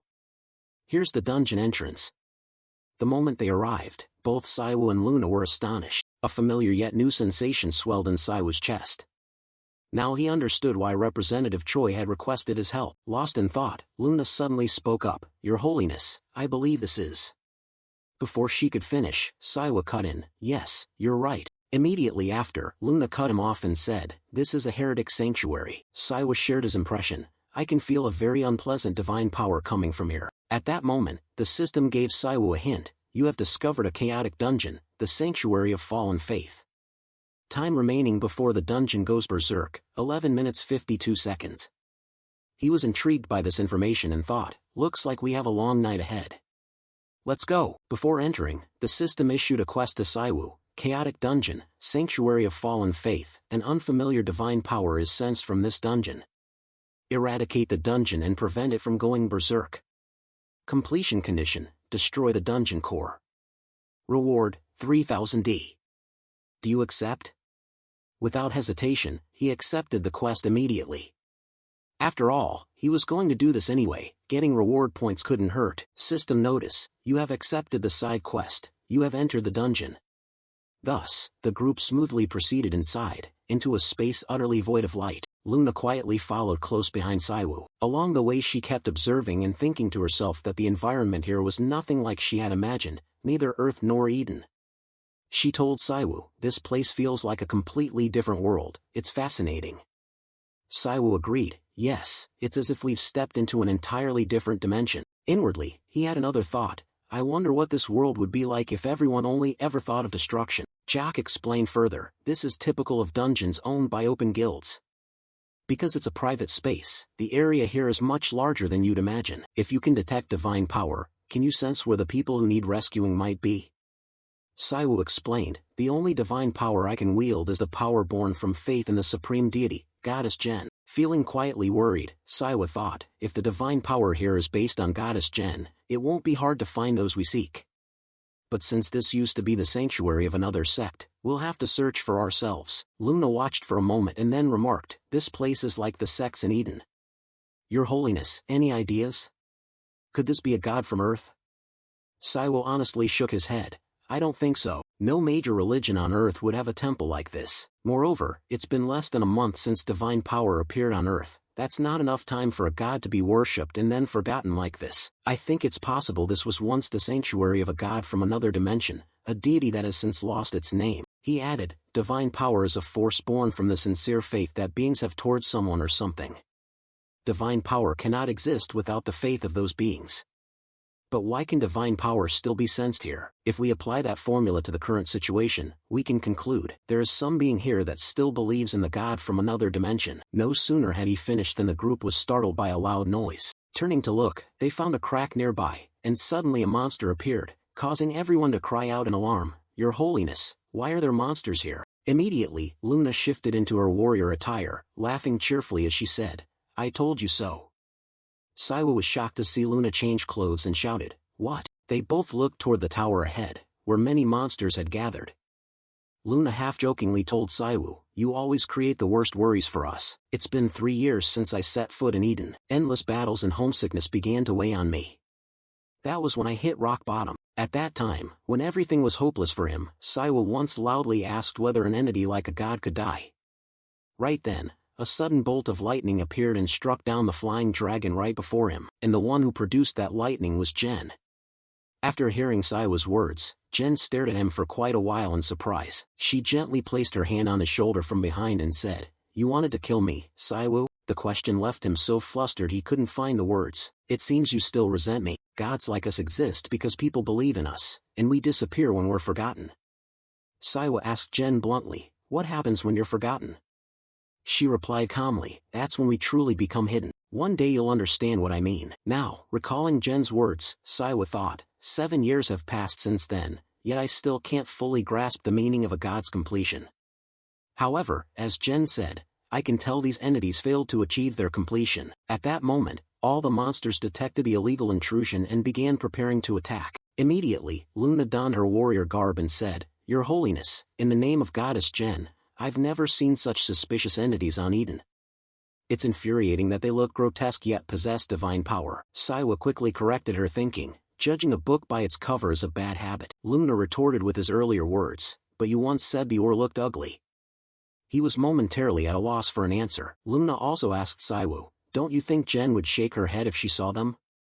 He answered honestly, "I don't think so. Jen might be angry, but in the end she'd feel pity for these entities. This temple has stood long enough to become ruins. But souls that should have passed on are still trapped here, imprisoned by the strands of divine power woven by their god." He still had one question: how dare they torment the people who believed in them? They can no longer be called divine. Can we even call the energy they possess divine power? Luna sprang forward and shouted, "Disgusting." Clearly, if these things showed up on Earth, it would be far worse. After a loud shout, they saw Luna standing atop the pile of monsters, with a resolute, fearless look in her eyes as she raised her staff high. Before striking, Luna let out a battle cry to rally herself. Immediately after, the Ur souls began to drift and hover in the air. Luna turned to Saiwu and asked, "All right, Your Holiness, do you permit me to purify the departed souls as I see fit?" At first he hesitated, but then nodded in agreement. "It seems you're already doing what you want. Fine, I'll leave this to you. I'll go look for Captain Choi." The others echoed in unison, "We'll support you in battle." But Saiwu objected, "You come with me." Luna disliked having someone interfere in her fight. Jock barked angrily, "What?" Just then he heard a loud explosion behind them and immediately changed his tone. "Ah, got it." Saiwa couldn't help laughing. Then he said, "Let's start searching for Captain Selen. I think we have a chance if we head to the dungeon center." They went to another crumbling tower, but found no ore there. Jock asked Saiwu, "Your Holiness, do you sense something wrong?" Saiwa asked back, "What's the matter?" Jock said bluntly, "There's no sign of Captain Choi beyond this pit, but I can sense Captain Choi's mana from this pit." Hearing that, Saiwa pondered, the battle here must have been fierce enough to leave such a large pit, yet the trail stops here. He sat down to examine the pit, then used spiritual power to scan everything. After detecting something unusual, he announced loudly, "I'll go alone from here." Jock asked in surprise, "Why do you want to fight alone when we're searching for the captain?" "We'll help you." But Saiwa shook his head, "I appreciate it, but I think it's better if you stay here. Hunters often get brainwashed if they enter this area." As soon as he finished speaking, he quickly used magic on the mouth of the pit, pouring all his effort into locating Choi's Inn. Immediately after, the system announced that the passive skill maxer had nullified the sacred seal. Those present noticed the change and said, "There is a spatial barrier inside the gate." Saiwu immediately jumped in, not forgetting to reassure everyone, "Don't worry, I'll handle this and bring Captain Choi back." Even so, they still called out anxiously, "Holy Pope." As he neared the bottom of the pit, he received the notification, "You have entered the sacred seal." The space was both dim and filled with a gloomy haze. "Your divine power is resisting distortion."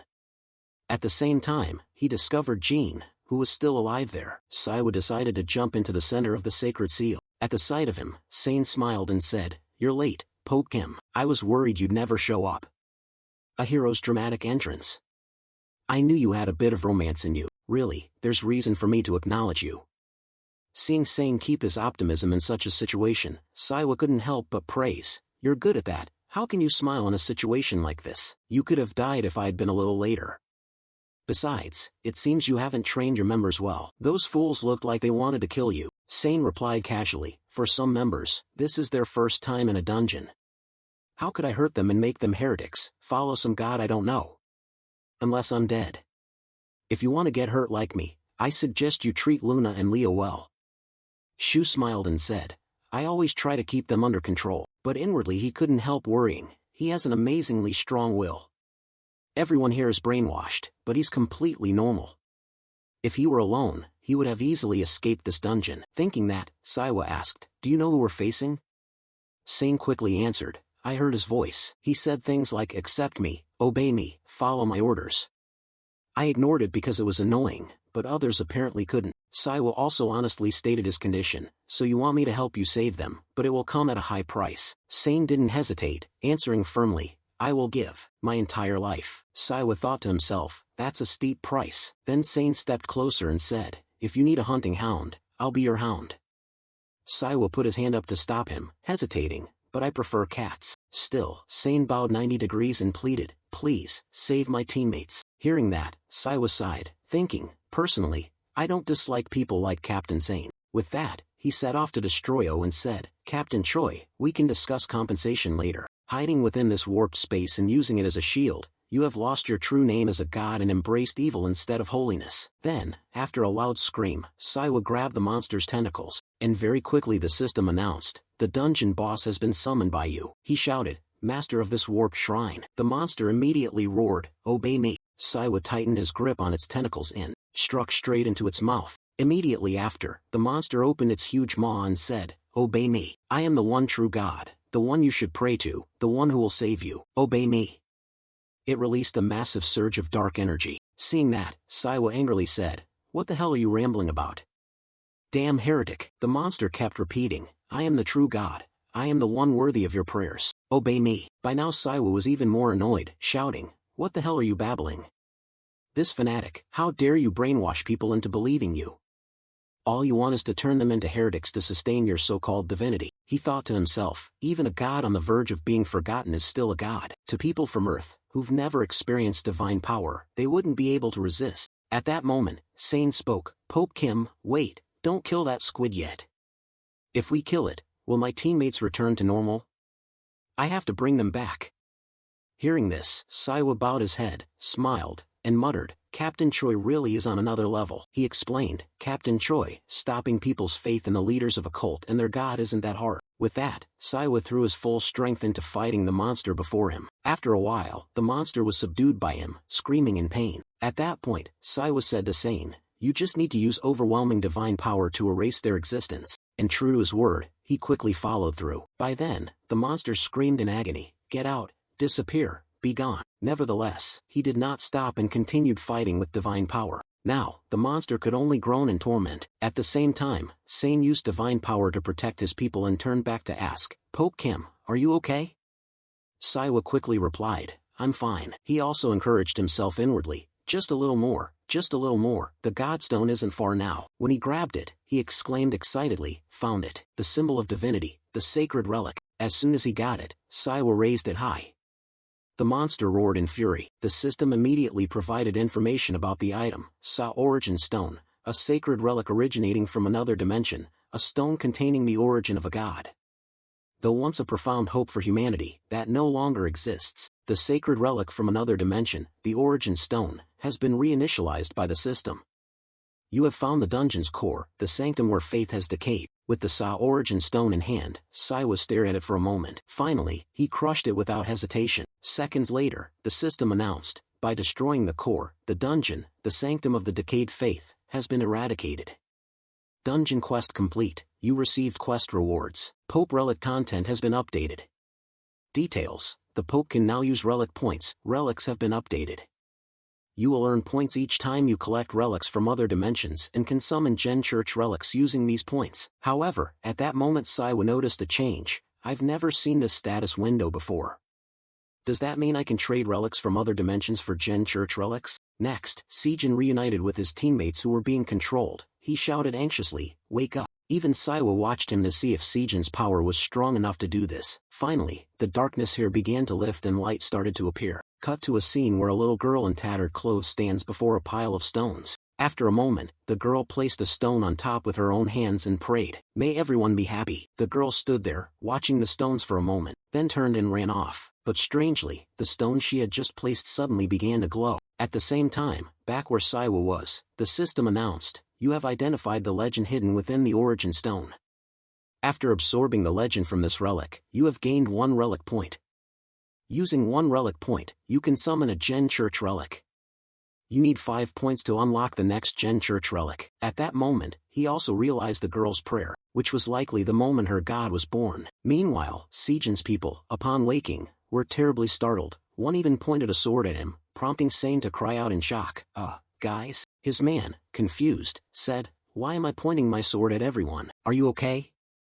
What did we do?" A second later, Sejin, looking pitiable, said, "My god, I feel like I'm about to die."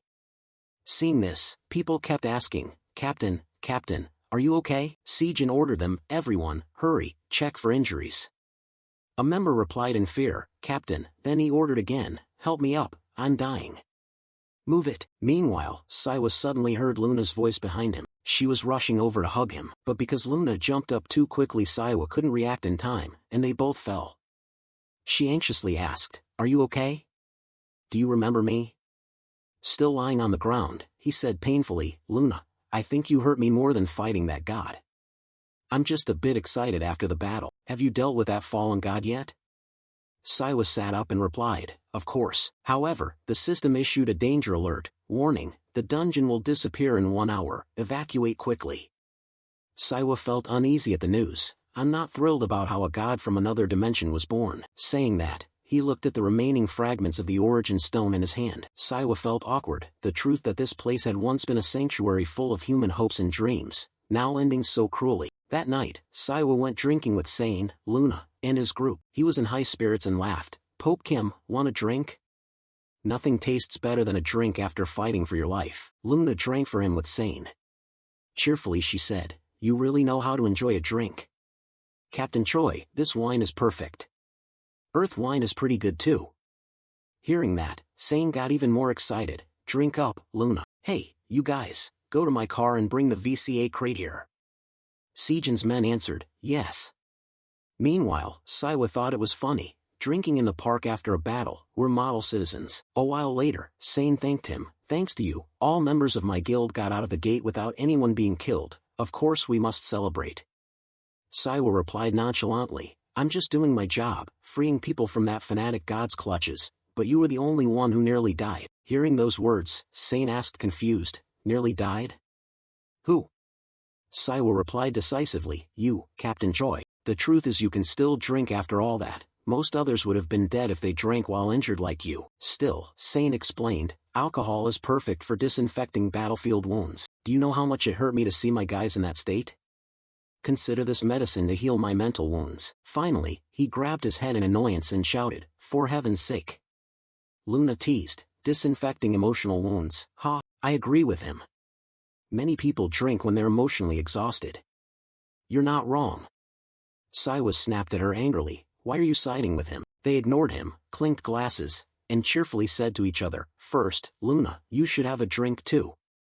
Sane added excitedly, "You should drink as well." Luna was quick to comply, while Saiwa calmed down, watching the two cheerfully and thinking, both Leo and Luna seem to have everyone from Eden getting along with Captain Choi. Honestly, I can't believe them. This isn't the time to be drinking. At the same time, the system announced, a main quest has appeared, the Age of Order has come. Main quest type, the Age of Order has come, countless gods will appear on Earth. While some will favor humanity, not all will. The mythic powers they possess will play a key role in strengthening your cult. Absorb those powers and expand your influence. Completion condition, absorb 3 relics from other dimensions. Rewards, special skill myth detection, 10,000 DP. An evil god can be summed up as a deity that harms humans. The main difference between them and demon lords is that even evil gods possess holy power. Holy power and demonic power cannot be combined. I was already shocked to hear a demon lord had appeared on Earth, but I couldn't believe other gods would soon follow. I'm genuinely worried about what could happen to this planet. At that moment, a figure rushed in, shouting, "Sir!" It was a member of the GOP Lin Guild. He reported in a panic, "I think you should see this. The White Light Church's people have arrived." At the same time, a group outside the base was arguing. The GOP Lin Guild demanded, "First, explain why you invaded another guild's dungeon area without prior notice." The White Light Church quickly replied, "We'll explain when we meet your leader. Please let us speak with Leader Choi Sane. Although we don't know how you cleared the dungeon, if you try to attack us we'll be forced to retaliate." Hearing the threat, a GOP Lin member shouted angrily, "How dare you!" At the tense moment, Sane approached from a distance. "Why have you come to this area at this time?" The leader of the White Light Church immediately stepped forward to greet him. "Pleasure to meet you, Leader Choi Sane." He took off his hood and introduced himself. "I'm Sim Jin-gil, a deputy of the White Light Church from the Busan Parish. Sorry for the disturbance, but we've come to prevent a disaster. Please reduce your hostility." Hearing him, Sane looked displeased, cracked his knuckles, and replied, "First, you trespassed into our operating area, and now you ask us to tone down our hostility. I don't think that's reasonable." Then he glanced at Saiwoo and asked, "What do you think, Pope Kim?" Sim Jin-gil was momentarily startled to realize there was someone else. He hadn't sensed his presence. He immediately put his hand to his chest and said, "I understand. It seems the Gen Church's leader has assisted you. Good to see that." As soon as he finished, someone interjected, "Don't come any closer. This man isn't an ordinary leader, he's the Pope." Luna, her face full of killing intent, warned, "Mind your words, heretic. He's not someone you can speak to like that." Saiwa calmly signaled to hold her back. "Luna, step back." He looked at the White Light Church delegation and thought to himself that he could feel holy power from them, and not a small amount. Each one of them possessed a large reserve of holy power. Given that holy power was only recently dispersed into the world, it's clear they all have deep faith in their sect. So which god stands behind them? While he was pondering, Jin-gil bowed and saluted. "One of our prophets sensed that a god of unclear origin tried to attack Earth. That's why our diocese ordered us to come here." As always, he spoke while sensing the oppressive atmosphere around him, this overwhelming holy power. Just then, Seo Zin beside him spoke up. He predicted where the gate would appear and he saw that strange god. "It seems the prophets of the White Light Church really are impressive." Taunted, he stood up irritably and countered, "That's not luck, it's holy power. Leader Choi Sane, our God does not want innocent humanity to suffer. That's why he granted us the ability to foresee." Although he received an answer, Sane still wouldn't accept it. "Even so, I don't think it's proper to bring so many of your sect members here. Why do you keep meddling with us and then vanish?" Jin-gil refused to back down, smiling slightly. "Looking at you now, I can predict you have suffered an unimaginable fate if the Gen Church's Pope hadn't arrived in time. All we've done is organize forces to prepare for the next outbreaks." Saiwa quietly observed them, thinking, "They act like they came out of concern, but I wonder if they really needed to bring so many skilled holy power users here. Without Luna and me, Leader Choi and the GOP Lin Guild might have been lost in the dungeon. If that had happened, what would they have done with the god from that dimension?" At this, Seo Zin was furious, anger flaring as he growled, "Maybe you don't know, but only guests invited by our guild may enter our operating area. And you are not official guests. Do you understand what I'm saying? You are all intruders." He erupted like a continuously spewing volcano and continued, "Do you really think I can't see the plot to seize our dungeon after we were defeated? Since you confirm that the secret dungeon has been cleared, return quickly." Hearing that, Jin-gil had no choice but to compromise and accept leaving. "It seems this isn't the right time to talk, we'll leave right now." Saying that, he pulled his hood back on and glanced off in another direction. Jin-gil then turned to approach Saiwoo. "Our diocese is very interested in you, Your Holiness. Do you intend to arrange a meeting between me and your diocese?" Jin-gil, not understanding, asked again, "Pardon?" He immediately spun around, making his meaning clear, "I don't want unwanted attention." "Heretic," he hurriedly retorted, "we are worshippers of the same God, shouldn't we have common ground? Our diocese wishes to meet you as soon as possible." Time passed, and on a fine morning in a lavish palace, someone urgently called out, "Your Holiness, have you seen this article? This is news about the two groups we hate. In particular, the National Awaken Alliance just signed a contract with the newly formed White Light Church organization." Reporter Du Heyman. With the arrival of the Age of Order, the number of Awaken continues to rise, so the importance of those who can foresee grows, especially as the White Light Church expands. This is the White Light Church organization. Those fools publish this article and claim all they want is attention? The National Awakened Alliance also announced that players who choose the White Light Church as their fate will receive many benefits, including points and items. Reported by Du Heyman of the news portal. Kim Siwa's face showed disbelief and annoyance as he read the lines. I was wondering what the National Awakened Alliance would do about the growing holy power demand, but I didn't expect them to side with the White Light Church. I don't like their cooperation at all. While Siwa was thinking, someone suggested, we should definitely cooperate since we're in the same boat. He looked at the scene helplessly and muttered, damn, they're so noisy. Beside the desk, Luna was advising Sane to rest after those injuries.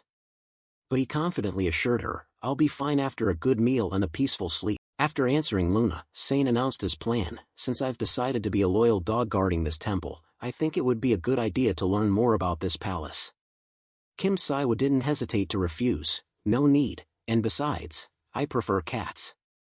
But Seo Zin wouldn't give up, smiling brightly, dogs are loyal animals, they never betray their masters, and aren't they just cool? Seeing him so stubborn, Siwa felt helpless, thinking, this old man is really annoying.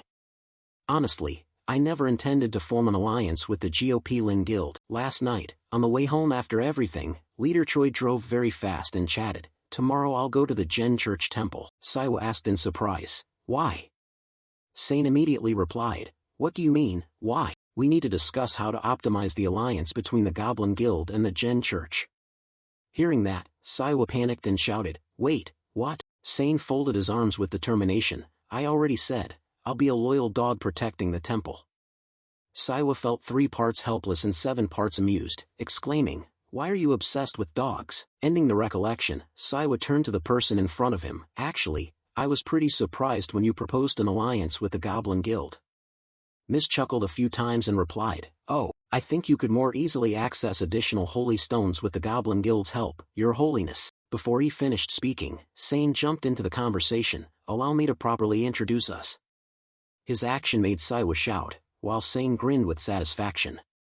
After the teasing, Seo Jin also got to the main point. Pope Kim, do you know the SYN conglomerate? Hearing him ask, Siwa immediately answered, of course, they're the country's largest conglomerate, famous for their electronics. Right, SYN is famous for electronics.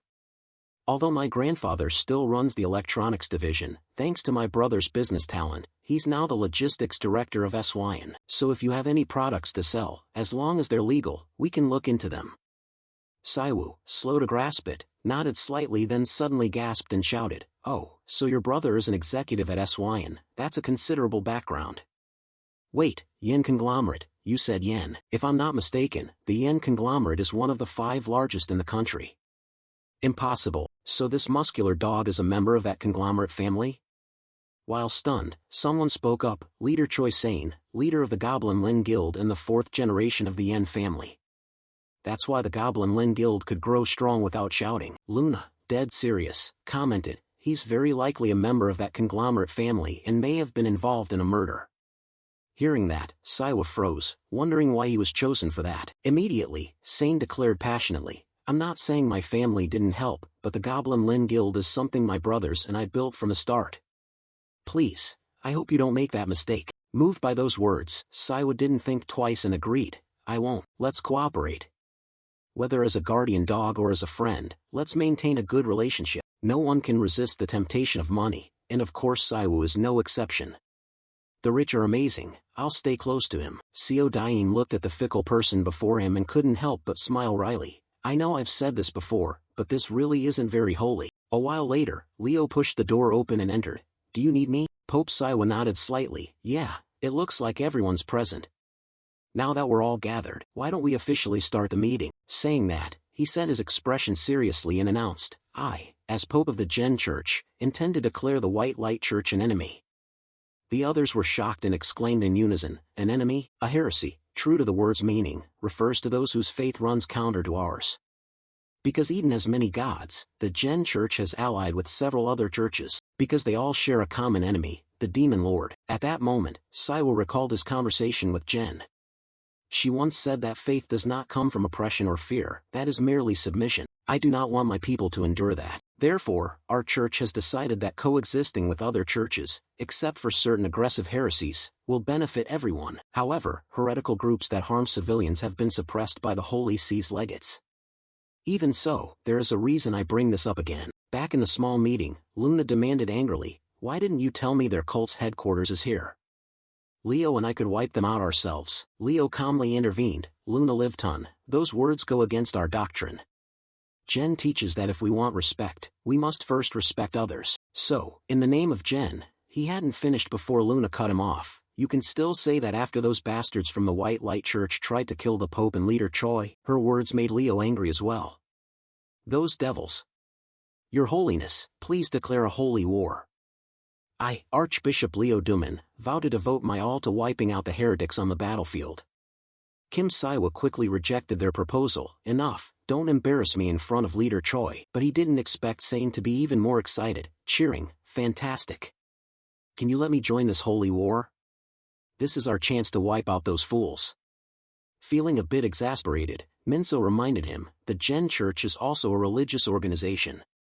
Prompted by Minso, Sane realized his slip. "Ah, right, but the Jen Church is a glorious exception." His correction satisfied Minso more. "Thank you.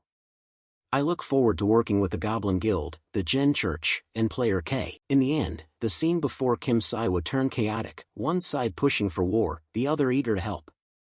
"Fine, a holy war, huh? Alright, let me arrange the timing." At this point, as the meeting's chair, Kim Saiwa only let out a few faint chuckles. Right after, he sprang to his feet and slammed the table, silencing everyone. With an icy gaze radiating a frightening might, he declared, "As the leader of the Jen Church, I hereby declare the White Light Church an enemy of our organization. Does anyone object?" Cut to a few minutes later. Once everyone had calmed down, Minso asked curiously, "Do you think you're moving too fast? We might be misunderstanding the White Light Church." Saiwa answered immediately, "I understand your concerns. The White Light Church's actions are simple, but highly suspicious. We don't have clear proof of their crimes. However, if Luna and I hadn't been at the Busan Gate incident, what do you think would have happened? Do you think the White Light Church would have just left like that? I believe that to achieve their goal, they would have been willing to wipe out every member of the Goblin Guild. I don't know the White Light Church's true nature, but once I learned they knew about gods from other dimensions, my suspicions only deepened. What if the god the White Light Church worships is connected to a hostile god from another realm?" Luna spoke up, following Saiwa's lead. "Even if we lack hard evidence, if the Pope deems them a threat, we will follow his word. The Pope is the first believer of Lord Jen and his sole representative." Hearing that, Minso felt guilty and stammered, "I'm sorry. I thought staying neutral would be better for creating content later. I'm ashamed of what I did." Seeing his expression, Luna gently comforted him. "There's no need to be embarrassed, your caution will sooner or later be a great help to us, Brother Minso, and since you're handsome, we can forgive everything. It's fine if you don't know all the doctrine, we can teach you from now on. So what's there to worry about?" Taking in the scene, Kim Saiwa thought to himself, "Minso is never going to attend lessons with this bunch again." He tried to compose himself and returned to the meeting solemnly. "The White Light Church is our enemy. All contact, including trade, will be cut off completely. Any organization that sides with the White Light Church will suffer the same fate. That's it, remember this well." The four, Luna, Leo, Minso, and Sejin, stood at attention after his declaration and answered in unison, "Clearly." After saying that, Saiwa began calculating inwardly. The Jen Church needs to expand its followers aggressively to keep up with the White Light Church. This is the right time to talk with Leader Choi about the batch of bracelets, since this expansion will also improve the church's finances. He thought as he spoke, assigning a task. "Leo, from the last sanctification, how many bracelets do we have left?" He replied quickly, 500. Hearing that, Saiwa exclaimed with satisfaction, "Perfect." On the second topic, a box with a glittering bracelet was immediately presented as the question was asked, "Your Holiness, is this what you want to sell?" Leo, Luna, and Minso waited outside. Saiwa nodded slightly and answered, "Yes, this is a bracelet crafted from the temple's superior holy stone." Outwardly he was presenting it, but inwardly he whispered praise. The finished product was much more beautiful than he'd expected.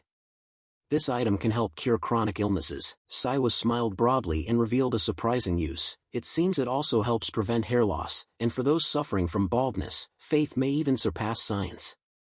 Hearing this bait, Sane asked with interest, "Oh, Pope Kim, would you mind if I tried one? Saiwa agreed at once. Go ahead. Sane pulled out a small knife and tried to slash his arm. Then he watched the wound he had just made. When it seemed like nothing would happen, suddenly the wound on his arm miraculously closed by itself. Sane was astonished and shouted with excitement. Compared to the low-quality remedies from those fake mage Kims, this bracelet was truly on another level. Amazing! Sane couldn't hide his excitement. Kim Saiwa quickly explained, it only amplifies the user's natural regenerative ability. This credit goes to you, Leader Choi. Once the divine energy is depleted, it will revert to a normal bracelet.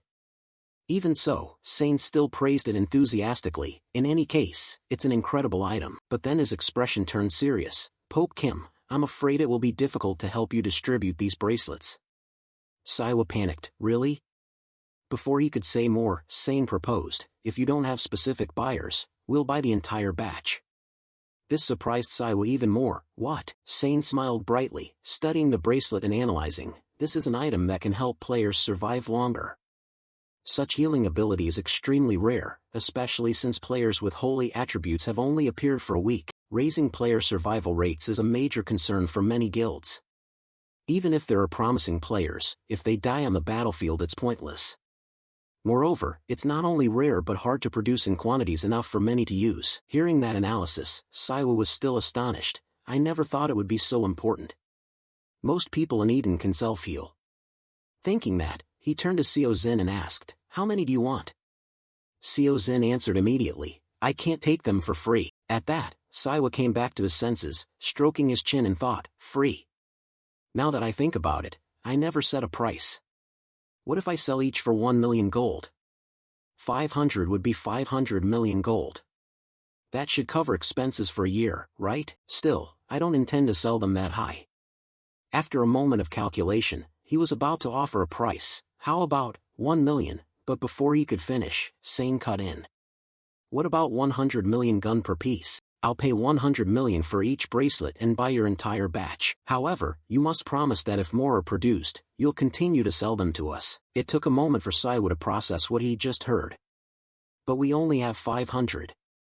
Seo Zin wasn't bothered. That's fine. Once the contract is signed, I'll transfer the money directly into your church's account.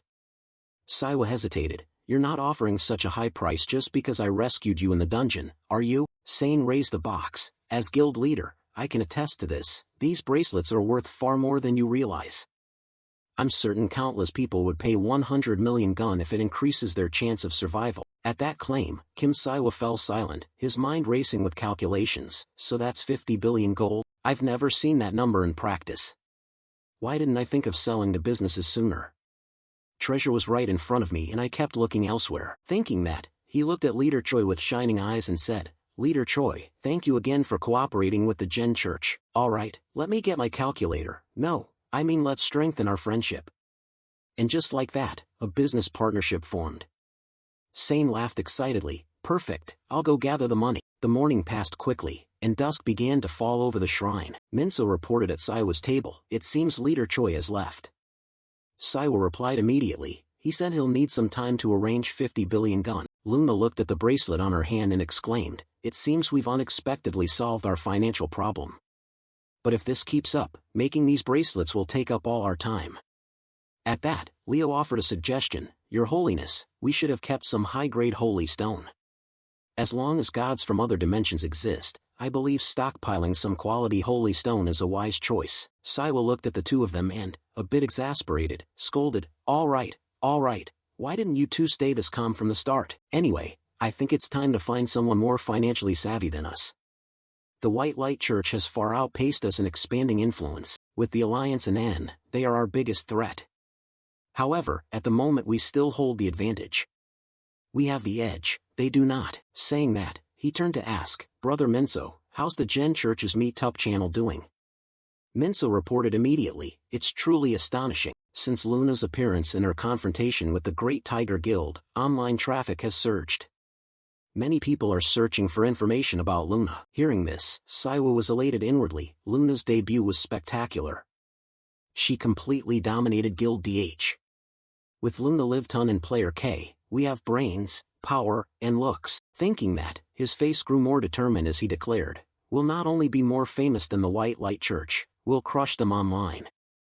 Minso agreed. The only thing left is to turn this attention into recruiting new members. Then Saiwa returned to his usual demeanor and outlined a plan. I intend to hold a live stream on the Gen Church's official channel and use the opportunity to introduce Leo and Luna.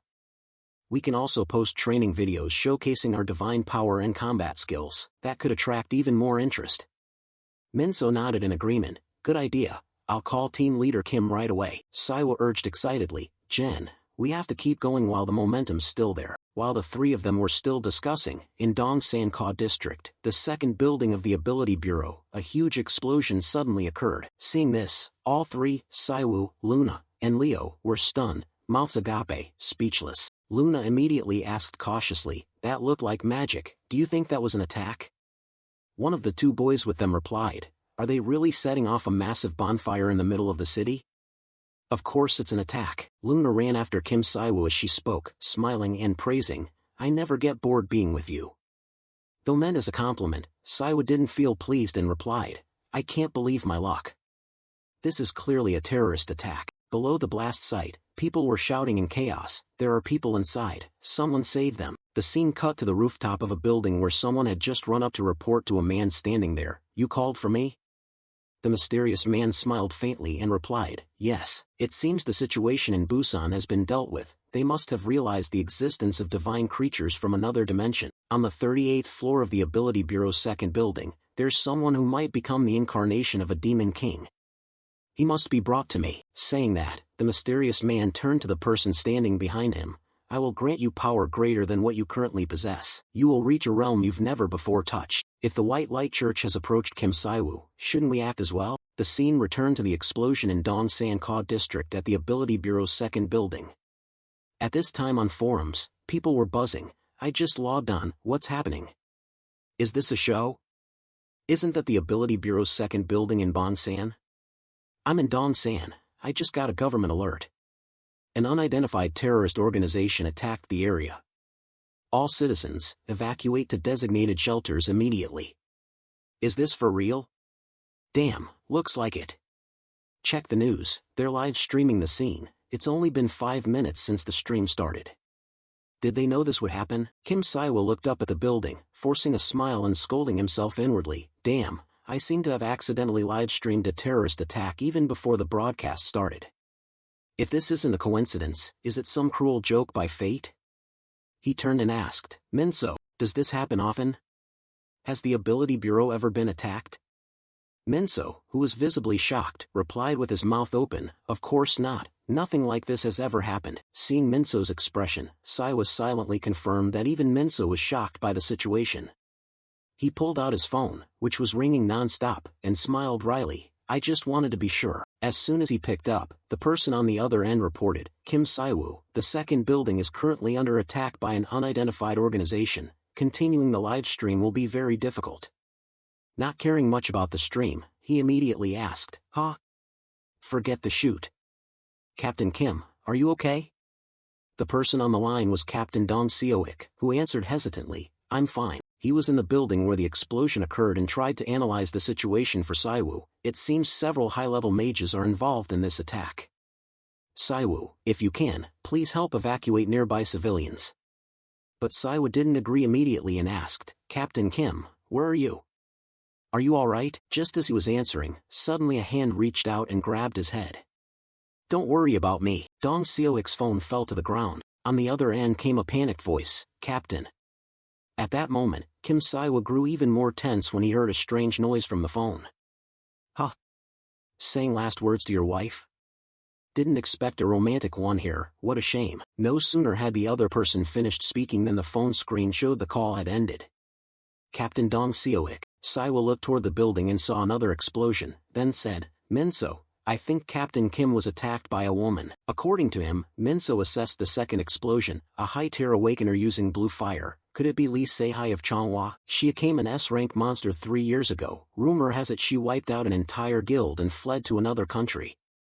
Looks like the rumors weren't entirely accurate. Hearing the analysis, Luna eagerly summoned her armor. In other words, this is an extremely powerful villain. While she was pumped up, Kim Saiwa wondered anxiously, am I misunderstanding something? Why do I sense magical power from the Ability Bureau's second building? It's very faint, but there is mana. He bowed his head, thinking about the group he'd met before. I originally thought the White Light Church was behind this, but those earlier ones clearly had divine power, and there were even ads about them hunting demons. What's really going on? Could another organization be involved? At that point Luna got into position and suggested, either way, Leo, shouldn't we clear a path for the saint? Hearing her, Leo agreed, sounds good, Luna Livton, I'll go ahead. Without waiting for orders, the two of them dashed toward the building. It's been a long time since we've charged in together. I know, coming to Earth was the right call. Kim Saiwa watched their backs and smiled faintly. With Luna and Leo here, it brings back memories of the early days of Jen's congregation. Then he turned and delegated to his trusted aide, Minso, I'll be back soon. Help evacuate everyone and take care. Orders received. Minso complied at once. Understood, Saint. We'll finish the live stream after you return. Inside the building, the floor was now littered with bodies from the blast. Lee Seihai, the perpetrator of the explosion, hummed cheerfully as she drifted past the corpses. She approached where Dong Seohik was bound and complained, I'm bored to death. None of this is fun at all. This is excruciatingly dull for me.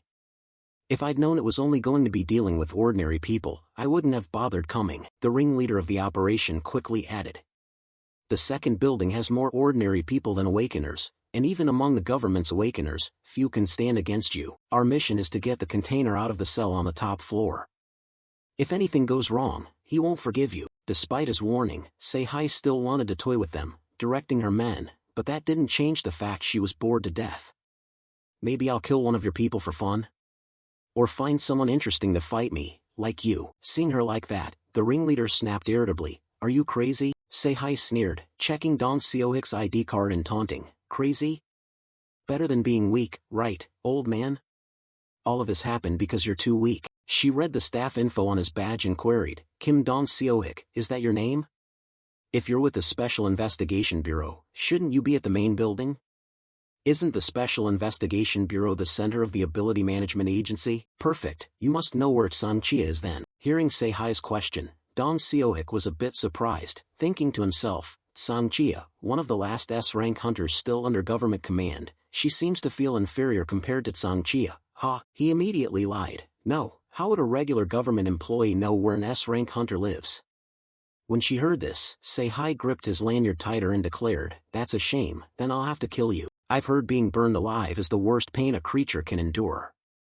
Tell me where Sangchia is, and I'll give you a painless death. But Dong Seohik remained steadfast, replying coldly and irritating her, sorry, but most government staff know nothing beyond their own departments. Seeing Dong Seohik so stubborn, Seihai laughed loudly and unleashed blue flames. Interesting, then I'll kill you. He felt the heat of the blue flames surrounding him, gritting his teeth to endure it. It's so hot, is this the end? Just as she was madly stoking the fire, die. Suddenly Dong Seohik could no longer feel the heat. I feel like a roasted sweet potato. Seeing his calm expression, Seihai angrily grabbed his collar and demanded, wait, how can an ordinary person not even at A rank block my fire? Dong Seohik replied dazed, I don't know either. She immediately turned to the ringleader and demanded, hey, I'll take this old man with me to find out more. We've already attacked the Ability Management Agency, what's one more government employee to capture?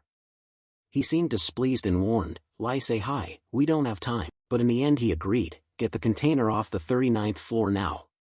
Bring him along. Then he revealed information, we just received word that Kim Saiwoo is in front of the building, we must finish the mission before he arrives. Hearing the familiar name, Dong Seohik murmured, Saiwoo. Seihai, excited, immediately made plans. Oh, the one who stopped the monster wave, isn't that even better? We can take advantage of the opportunity. At that moment, a loud crash cut in. A henchman carrying Dong Seohik was slammed into the wall with a mocking, oh, sorry about that. Luna was the one who had delivered the blow. She cheerfully explained, the saint said to kill anyone who resists. We're in a hurry to rescue our friend, Dong Seohik, so just assume you resisted. Leo stood beside her calmly and advised, Luna Livton, I think we should give them a chance to surrender. She quickly retorted, Leo, you just crushed the surrenderers like paper.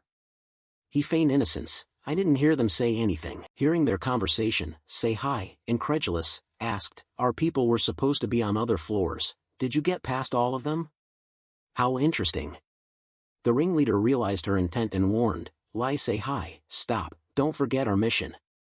Those two are friends of Kim Si-woo, they're not ordinary, don't waste time on them. But she ignored him and laughed louder, growing more excited. Interesting, do you think I'll lose to these fanatics? This is the perfect chance to test my new power. A fierce flame erupted, hot enough to melt steel. As Sei-hai hurled the fire forward, she exclaimed, I love hearing the screams of those burned alive. Satisfy me with your screams. Luna and Leo remained calm and still, watching her flames rush toward them. Sei-hai looked at the flames engulfing them and jeeringly taunted with arrogance. Don't tell me you can't even scream. How disappointing, I expected more from you. But immediately after that, a hand gently reached out from within the flames. From that hand, a beam of mystical light flared, dazzlingly bright. With her light power, Luna gently split Sei-hai's flames in two. She looked at her opponent with interest and smiled brightly. Seeing her opponent unharmed and even able to split her fire, Sei-hai couldn't believe it and shouted, how is this possible? Before she could react, Luna immediately fired a beam of light that struck Sei-hai hard, sending her flying into the wall. Sei-hai slammed into the wall behind her and slid down in pain. Luna stepped forward and echoed the opponent's earlier words. I'm truly disappointed. You're a mage, when facing a knight. Isn't it common sense to keep your opponent within your effective range? Saying that, she reached out and firmly grabbed Sei-hai by the throat. Luna watched Sei-hai struggle in her grip and continued her lecture. Also, the one who granted you dark power, didn't they warn you about using it alongside divine power? Seeing how foolish she was, Luna answered while demonstrating, right, magic and divine power are fundamentally incompatible. Luna's force struck Sei-hai's body. The burning flames made her scream in pain. Luna smiled broadly and praised, I like hearing others' screams, but I like it even more when beautiful people like you do it. Elsewhere, the sound of rapid footsteps grew louder. The ringleader of the assault led his henchmen in flight, muttering as he ran, damn it. Lai Sei-hai, with her blessing, should have been stronger than most S-rank hunters. It's hard to believe someone with her abilities was taken down so easily. At that moment, agonized groans rose up behind him, making him flinch. The ringleader remembered Leo and tried to run faster, telling himself, not to mention that big guy in the cleric's robe chasing us. My men can at least slow him down for now. After fleeing for a while, he reached a dim place, the special detention cells on the 38th floor of the second ability management building. Before awakeners are moved to the private prison, the ability management division temporarily detains them here for investigation. A warning on the cell door stated that only authorized personnel may enter, but as an illegal intruder, the ringleader didn't hesitate to draw his sword and force the door open. In this situation, I must make sure to secure the container. After that, they'd just use the teleport gate prepared on the roof to escape. After several swift slashes, the door was destroyed. The henchman who saw him enter shouted, Captain, you're here. He looked at them carrying someone else and barked, idiots, if you've got the container you should be retreating, what are you still doing here? One henchman hurriedly bowed and explained, sorry, the emergency cutoff system was activated.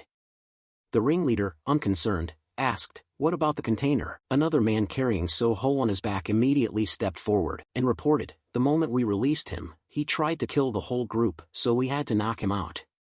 2 members died in the process. The ringleader listened, slowly approached to assess So-ho, thinking, no wonder he's the container, I can feel a terrible evil and malice from him. He decided at once, he's the container. I'll use the teleport scroll to take him to the leader. Hearing this, some henchmen asked in confusion, Captain, aren't we supposed to rendezvous with that girl who handles the bombs? How are we getting back? The ringleader, taking on the task of carrying So-ho, didn't care much and urged, everyone to the roof, there's a magic array there, move. Following orders, the henchmen answered in unison, understood, but the ringleader had another plan in mind, 3 minutes. I only need them to hold on for 3 minutes. The array on the roof was actually a self-destruct formation. Once they stepped into it, a massive magical explosion would occur. In truth, they were all expendable pawns, except Lai Sei-hai, but it seemed even she couldn't stop Kim Si-woo's followers. He frowned tightly and glanced back warily, then gripped the scroll tightly. As long as I return safely, the rest can be dealt with later. The Gen lineage will always obstruct our path. Therefore, we must eliminate them all for you. Just as he was about to pull the cord on the scroll, a small bolt of lightning suddenly struck, cutting him off. Kim Si-woo, who had appeared there without him noticing, said calmly, using your men as bait to make your escape, even for a villain, don't you find that unbearably cliché? Seeing Si-woo, the ringleader stepped back warily. Kim Si-woo looked at So-ho on his back and said, it seems the child you're carrying is the vessel of the Demon King, a container meant to summon the Demon King into this world. Now I understand why you're here. But you should have been more careful, shouldn't you? No sooner had Saiwa finished speaking and the ringleader was about to reply than So-ho on his back suddenly lashed out. What the hell are you talking about? He immediately sank his teeth hard into the ringleader's shoulder, and in an instant the man became a tasty meal for So-ho. Saiwa stood to the side observing the blood-soaked scene, thinking to himself, those chosen as vessels for the Demon King often gain power by eating their own kind. At first I thought it was unlucky to be live-streaming a terrorist attack on the ability management building, but maybe unlucky this time to witness it all firsthand. If they really escaped with him, the consequences would have been terrible. Why was such a dangerous person imprisoned here? After dealing with the ringleader, So-ho quickly shifted his target and lunged towards Saiwa. Saiwa stood calmly in place, watching the crazed charge. Without a moment's hesitation, Saiwa reached out and grabbed So-ho's arm, then gently tore that arm off, causing him to scream in pain. So-ho's cry rang out, synchronizing with the building's third explosion. The Demon King's reincarnation, a human nearly turned into a fiend, manipulated by the Demon King. He is the vessel that allows the Demon King to enter this world. To initiate the reincarnation process, he must show signs of gradually losing his humanity, one of which is cannibalism. The more crimes he commits, the stronger he becomes. Thinking that, Kim Saiwa studied So-ho before him, exactly, just like him now. At that moment, So-ho's severed arm began to twitch, blood cells forming, and shortly after, a new arm was formed. Witnessing that, Saiwa murmured, was it because he just ate his fill? Even not fully awakened, your regenerative ability is formidable. At this point, So-ho no longer growled but spoke aloud, die, die. Before he could react, Kim Saiwa grabbed his head. However, you haven't killed enough people yet to become a true demon. Maybe this is only the first time. Judging by your state, it seems you haven't even learned to control your power. As soon as he finished, the system announced, the passive skill Will of Destruction has identified the target as evil. The player-backed Kyo So-ho's crimes are listed, assault, murder, cannibalism, leading school violence, and 17 other charges. After hearing the system's report, Kim Saiwa said calmly, you've been a terrible person from the start. I wouldn't be surprised if you were sentenced to life imprisonment. He began to unleash his power, interrogating the criminal before him. I wonder if you're the son of some high-ranking official in the bureau. The hand on So-ho's head began releasing bolts of lightning that made him curl up. What's wrong? Scared now? Kim Saiwa gave him a deadly look and pronounced, it seems you still retain a bit of reason. My divine power is always stronger against the wicked. That's why you should have run when you had the chance, kid. So-ho's eyes widened, revealing a pair of sharp fangs. Kim Saiwa continued to cast his spell on him. That's more like it. Then he clenched his hand and he launched himself forward. Kim Saiwa leaped into the air, ready to strike So-ho with a punch.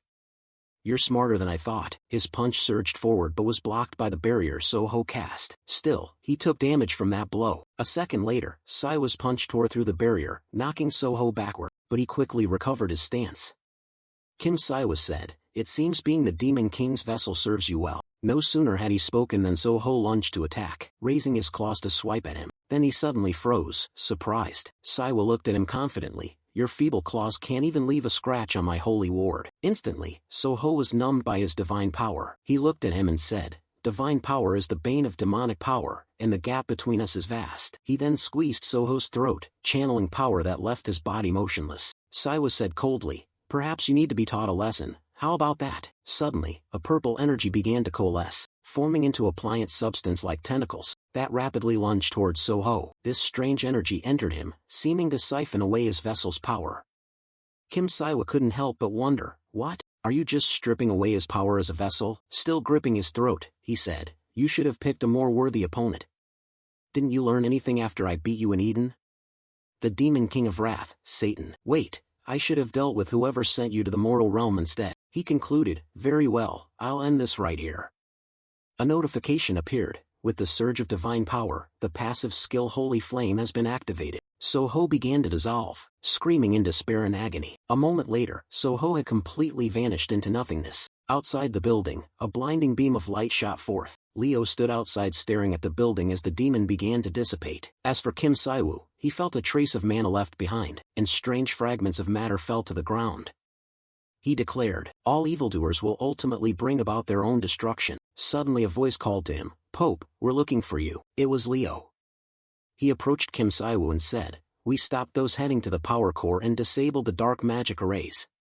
Kim Siwa turned and added, Leo, you made it. Leo looked at the runes on the ground and said, this array used a human body as a conduit to trigger a massive explosion. Had it been activated, this entire building could have collapsed. Kim Siwa thanked him, you did very well, Leo. You saved countless lives. Leo looked at the traces left on the ground and asked, but, Pope, who is this person? Siwa asked back, Leo, do you remember the demon king of wrath, Satan? He replied, of course, I could never forget the battle with the demon king in Eden. Kim Siwa looked at the ashes in his hand and said, these ashes contain a fragment of the demon king's reborn soul, a means to summon Satan into this world. The reason the Ability Management Bureau's second building was attacked was this, the reincarnation of the demon king. Leo said in a grave tone, Pope, if the demon king's reincarnation has appeared, then... Siwa cut in, that's right, which means there are likely quite a few cultists of the demon king hiding among humans. He thought of the defeated Soho. This reincarnation acts like a prophet within a cult. There are 7 demon kings and Satan is only one of them. First it was the White Light Church, and now followers of the demon king. It's hard to believe. In any case, we need to investigate those who follow the demon king. He continued, so, Leo, tell me the truth. How many of them are still alive? We need to gather intelligence from them. Leo pushed his glasses up, turned away, and said, I've captured 70% of them. The others died because their bodies were too weak. Kim Siwa shouted, did you snap them in half again? Leo hurriedly defended himself, what do you mean? They sold their souls to demons, they're just paying the price. Siwa was speechless, fine, at least some are still alive. Hopefully Luna also captured a few who are still breathing. I wonder where she is now. No sooner had he finished than a voice cut in. Pope! Luna barreled up carrying a girl over her shoulder, cheerfully shouting, I'm back. Then she tossed the person she was carrying onto the ground. A gift for you. Is this what you were looking for? Siwa looked at her and warned, Luna, don't throw people around like objects. He scratched his chin and stared at the woman on the floor. Anyway, is this the person we were looking for? Is she like say hi? She seems to be a mage, surprising that Luna didn't kill her. He thought to himself that since Luna lost her parents to mages, if Luna were mediocre in combat, she probably would have already finished her off. Luna stuck out her tongue and looked down at the woman dangerously. I'm sparing her because she's pretty. He shouted, Luna, you're a saintess, retract your tongue. Anyway, nice job, are you hurt? Siwa looked at her and thought, a saintess who likes booze and women. Luna replied excitedly, oh my, you're worried about me? Pope, I'm glad to hear that. Those words only mean something if you say them with some shame. How could I face you if I were hurt by those lackeys? He shot back immediately, to be honest, I never worried about you, I worried about Captain Kim and his teammates. Then he turned and asked, Captain Kim, are you all right? Team Leader Kim answered, yes, thank you. Even though Lai Sei attacked me, for some reason I'm still unharmed. Siwa emitted the Pope's radiance and gently said to him, that's good. Lord Jen truly favors you. When we met before, I bestowed a blessing on you. Team Leader Kim exclaimed in surprise, oh, is that so? Is that the reason? Then he bowed his head and kept thanking him, thank you so much. Siwa waved him off, no need to thank me, without your strong faith, my blessing wouldn't have had much effect. He smiled faintly, from what I see, your faith is stronger than you think. Suddenly a shout rang out, I knew it. I was wondering how I'm still alive. Sei lay sprawled on the floor, shouting with joy. So it was all thanks to that holy ward. No way could a frail civil servant have blocked my attack. She rolled her eyes and screamed, the weak deserve to die, the useless and incompetent should be wiped from this world. Yet you keep stopping us, Kim Siwa. She turned and hurled insults at Luna and those nearby, screaming madly, how long will you keep interfering with us? Purger, sooner or later when he arrives, you won't stand a chance. Siwa stepped closer to her and asked with curiosity, the Purger? That name sounds fitting, for scum like you. No sooner had she finished than Luna kicked her clear across the floor several meters. Seeing Luna boot someone like a soccer ball, Siwa just shook his head. Luna, I didn't even get to ask anything yet. But she didn't care, grinning, Pope, I just had a feeling you'd order me to toss her, so I did it first. After all, this kid belongs to me anyway. Siwa recalled some silhouette. Strange, she reminded him of someone, but who? He returned to the main topic. Anyway, you mentioned the Purifiers. What's their goal? Sei replied nonchalantly, ordinary citizens without abilities and regular players are no different. Their aim is to eliminate all of them. She lay back, propping her head with her hand, looking utterly indifferent. Why should we care about the powerless? They're weak and need protecting in this world. They mean nothing. We'll create an oasis just for the awakened. She got up crawling. We are chosen, therefore we are stronger. To build a better future on this land, we must purify the world of the inferior. Hearing her, he could only remark, "Oh, so that's why you call yourselves purifiers?" Seihai continued, "Yes, we can sacrifice the powerless to accelerate humanity's evolution." Hearing that irritated him, and he gave her a kick to the hand. Saiwa began casting a spell and said, "You lot couldn't even give Leo and Luna any trouble, so what's the point? I can't believe I'm facing a demon-worshipping supremacist cult. They're a real headache." He turned to Captain Kim, not to mention they knew about the Demon King's reincarnation. That means... Team Leader Kim averted his eyes. There's a mole in the Ability Management Bureau. We realized it early on. The prisoner on the 38th floor was back Kyo So-ho.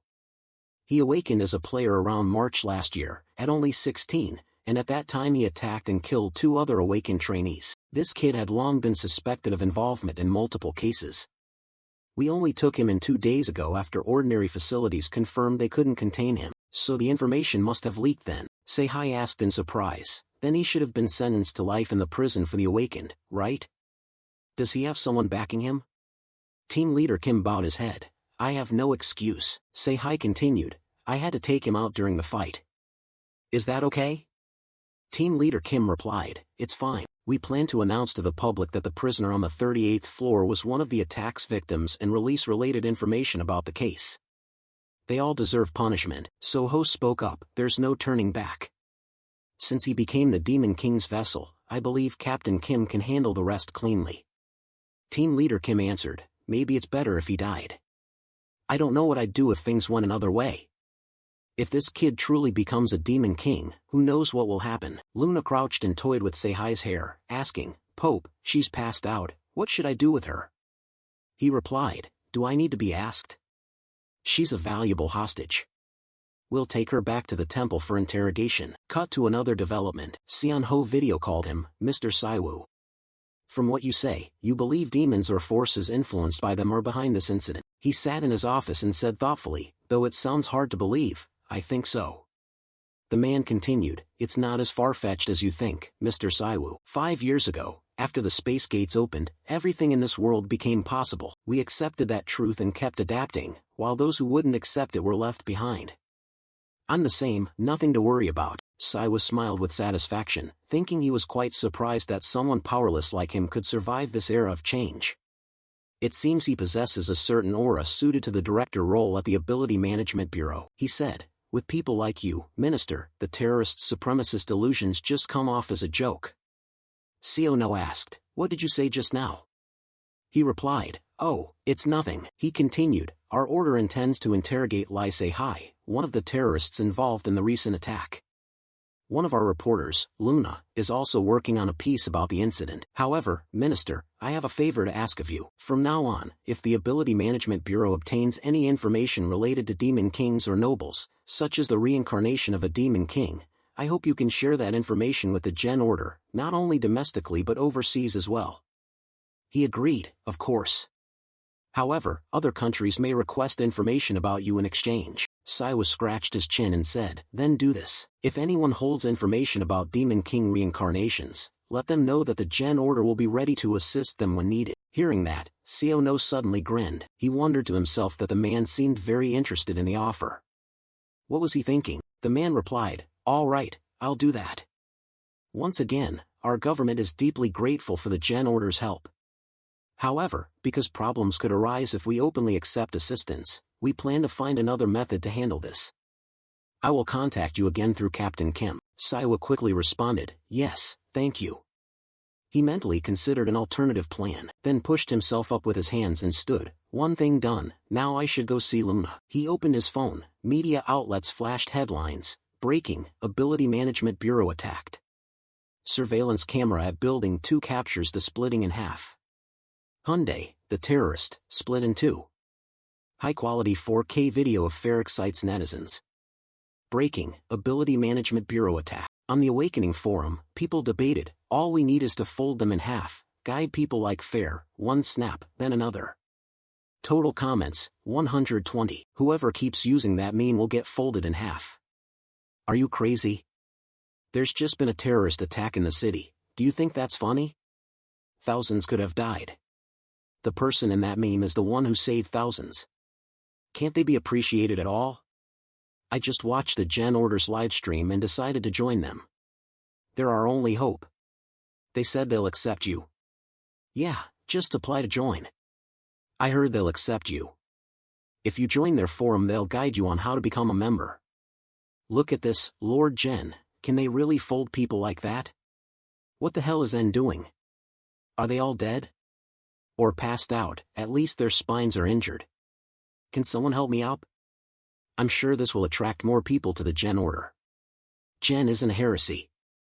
Gen is so beautiful. He read and thought. They'd leaked the video showing the use of force on the way to the interrogation room. Apparently that's what Minister Seo No wanted. Sai was suddenly looked away, thinking silently that the recent terrorist attack had left 12 dead and 52 wounded. We were truly lucky the broadcast continued through it all. It's incredible they ultimately minimized the damage to this extent. As he walked, he wondered whether the Gen Order already knew. Saiwa closed his eyes briefly. Gen, we prevented a major catastrophe. Can you hear me? He paused for a moment with no response. It seemed she was busy in Eden. Cut to the interrogation room. Pope Saiwa asked those there, how's the interrogation going?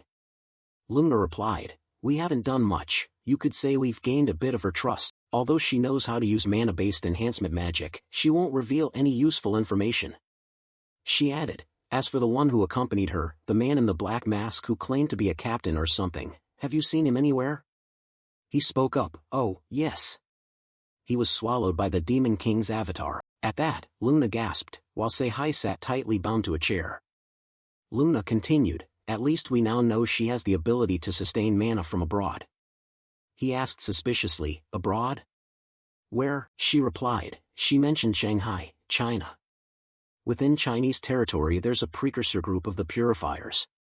Their identities are unknown and they possess extraordinary abilities, so that means she received mana from someone. Luna continued, however, it seems even branch managers don't know much about their whereabouts. I heard China is fairly close to Korea. Should we go there to deal with them? Saiwa asked her, have you ever seen anyone be kind to strangers in Eden? Have you ever tried crossing the border while armed? Luna answered innocently, no. He added, the 3 East Asian countries are always wary of one another. We can't go, not for lack of will, but because we can't. She replied casually, then it's the same either way. Saiwa said seriously, as long as they don't request it, we have no reason to act. Do you realize that abnormalities are treated like nuclear weapons? Crossing the border would be a war. Also, if we destroy their stronghold, our image as peacekeepers would collapse, right? Luna rubbed her head and wondered, why can't we just flatten everything? Live tonight, maybe we need to have a talk. Leo pushed up his glasses and said seriously, a physical conversation. Leo pushed up his glasses and said seriously, a physical conversation. Then he turned to the person who'd been tied up. Lushi, wake up, I know you're not unconscious. From now on, you'll be demoted to a civilian, no longer an awakened. After that, you'll be handed over to the Ability Management Bureau. At that, she suddenly jumped up. What? No, you can't. Saiwa looked at her and said, even though I could purge the demon from you, I really don't want to do that. She cried out, get away, I refuse to do anything. With no other choice, he activated the will to defeat evil effect. The player would be duly judged upon her. Sei cried out in fear, sir, please don't. A notification appeared, the player has lost system privileges. Then Sei coughed up a few mouthfuls of blood. A notice showed, thanks to the will to defeat evil, fate will not intervene in your decision and there will be no consequences. Using his power, Saiwa said, you once said the powerless have no place in this world, right? So how does it feel to become one of those inferior creatures? She could only moan in pain now. A few days later at the church, the trio Saiwu, Luna, and Leo walked together. Leo said, first it was the White Light Cult, now the Purifiers. I feel busier on Earth than I was in Eden. Saiwa replied, I feel the same. He thought to himself that at this rate, the Gen Church would face many difficulties if it kept confronting bizarre organizations like these. We need to expand our influence, Saiwa told everyone. Soon we'll have new candidates for priests and knights. By then, Luna will handle knight training and Leo will instruct the priests. Luna and Leo answered in unison, all right. He scratched his chin thoughtfully. To get more people to join the church we need an item that boosts growth, but those aren't easy to find. I wonder if anything can be obtained through abilities or items? Suddenly he realized something. Oh, that reminds me, we have a relic obtained after defeating that god in the other dimension. I almost forgot about it. A system notification appeared. The relic summoning command is now in use. The Gen Church can summon a random relic to Earth, he exclaimed in surprise. What the hell? Saiwa stared at the system in confusion. The relic is chosen at random. The system announced, the relic summoning command is in use. Summoning a specific relic is determined to affect causality, so randomness is necessary. He muttered angrily, the system really? Stop explaining everything with notification windows. The Gen Church has countless relics. Then the system listed a pile of items like Saint XX's dusting brush, Saint Isu's back scratcher, and the Holy War Knight XX's training dumbbells. He thought to himself, admittedly, there are a lot of relics that make me raise an eyebrow, so that means I might get stuck with some random junk too? I'm the Pope, can't I catch a break? A voice cut into his thoughts. Pope, why are you frowning and staring into space? Quick thinking, Saiwa turned to everyone and said, everyone, pray to Jay, we need to win the lottery. The other two asked blankly, now? He shouted, just do what I say. Luna and Leo stood behind him and clasped their hands in prayer. Saiwa touched the screen and said, all right, I hope these prayers work. He shouted, summon the relic. System notice, using relic points. The Gen Church has summoned a random relic to Earth. Causality has accepted the summoning command. He prayed silently, please, please, maybe it's the holy shield used by the first Holy War Knight, or even the covenant bracelet bearing Pama's power. Saiwa pressed his hands together and pleaded with all his heart, just please. Nothing weird. System notice, relic, the origin branch has been summoned. As if it were a joke, a withered, dry branch fell into his hands. Saiwa was not pleased. We're done for. He stared at the dry branch in disbelief. The church's archives should have been full of rare relics. Luna stood to one side, unsure whether she was consoling him or mocking him. This toothpick, no, this stick, I've never seen it before. Not even in the cathedral. I can sense a bit of holy power in it. But are you sure you actually summon this? Saiwa shouted. I didn't want this at all. And yet this is what we got. Leo, examining the branch closely, suddenly cried out, unbelievable. The noise was so sharp Saiwa covered his ears and yelled, ow. Leo said excitedly, Pope, am I dreaming? I never thought I'd see a relic like this in my lifetime. He suddenly dropped to his knees, crying out, Mother Tree. Saiwa asked in confusion, what's going on? Leo said, Pope, this is the church relic that's been missing for 500 years, the origin branch. Saiwa looked at the dry branch in his hands in stunned silence. The origin branch? Is this the relic that disappeared 5 centuries ago? Leo began to tell the story. Long ago, when Gen first descended upon this land, he promised blessings and prosperity to humanity in exchange for their faith. To prove that promise, Gen gave humanity an ancient tree, which later became the church's sacred tree. But then, one day 500 years ago during the Holy War, the Demon King's armies set the sacred tree on fire. Faced with that sudden disaster, no one could do anything but watch. Even the tree's guardians tried to put out the flames and failed. Fortunately, a brave guardian managed to break off a living branch from the sacred tree, that very origin branch. Leo added excitedly, the sacred tree can purify holy energy in the surrounding land and make it more fertile. Near it, your recovery rate increases. Because of that power, rumors spread that it was stolen by thieves who snuck into the sanctuary. Saiwa looked up at the notification screen, his expression relaxing slightly. The origin branch, a holy relic of the Gen Church from the original Eden dimension, is a branch of the sacred tree that once symbolized Gen's promise. Though the sacred tree was burned by demons, its will and holy power still linger in this branch. According to legend, a holy beast guards this branch. Activation effect: if the branch is planted on land saturated with holy power, it will grow into a seedling of the sacred tree. He exclaimed happily, wonderful. Let's plant it in the garden. The three of them prepared together. Luna excitedly said, let's dig a hole right here. Saiwa agreed, yeah, I didn't know what to do with this empty patch of ground either. He gently planted the branch into the soil. As the branch was set into the earth, a gentle breeze swirled around it. Immediately, a surge of power shot up from the ground toward the sky. The branch began to sprout leaves and rose to about hip height. Leo, moved, said, "Is this a sacred seedling?" Luna chimed in, "It's not just a weird stick anymore." Leo, thrilled, "Even as a sapling, I can see why it's called a holy relic." Suddenly, a source of energy appeared in the sky, and then condensed into a pure white cat, which gently landed in front of Saiwu. The cat let out an adorable meow. Everyone was amazed. A cat. Luna stepped forward, eyes wide. "Pope, this cat must be the holy beast, it's so cute."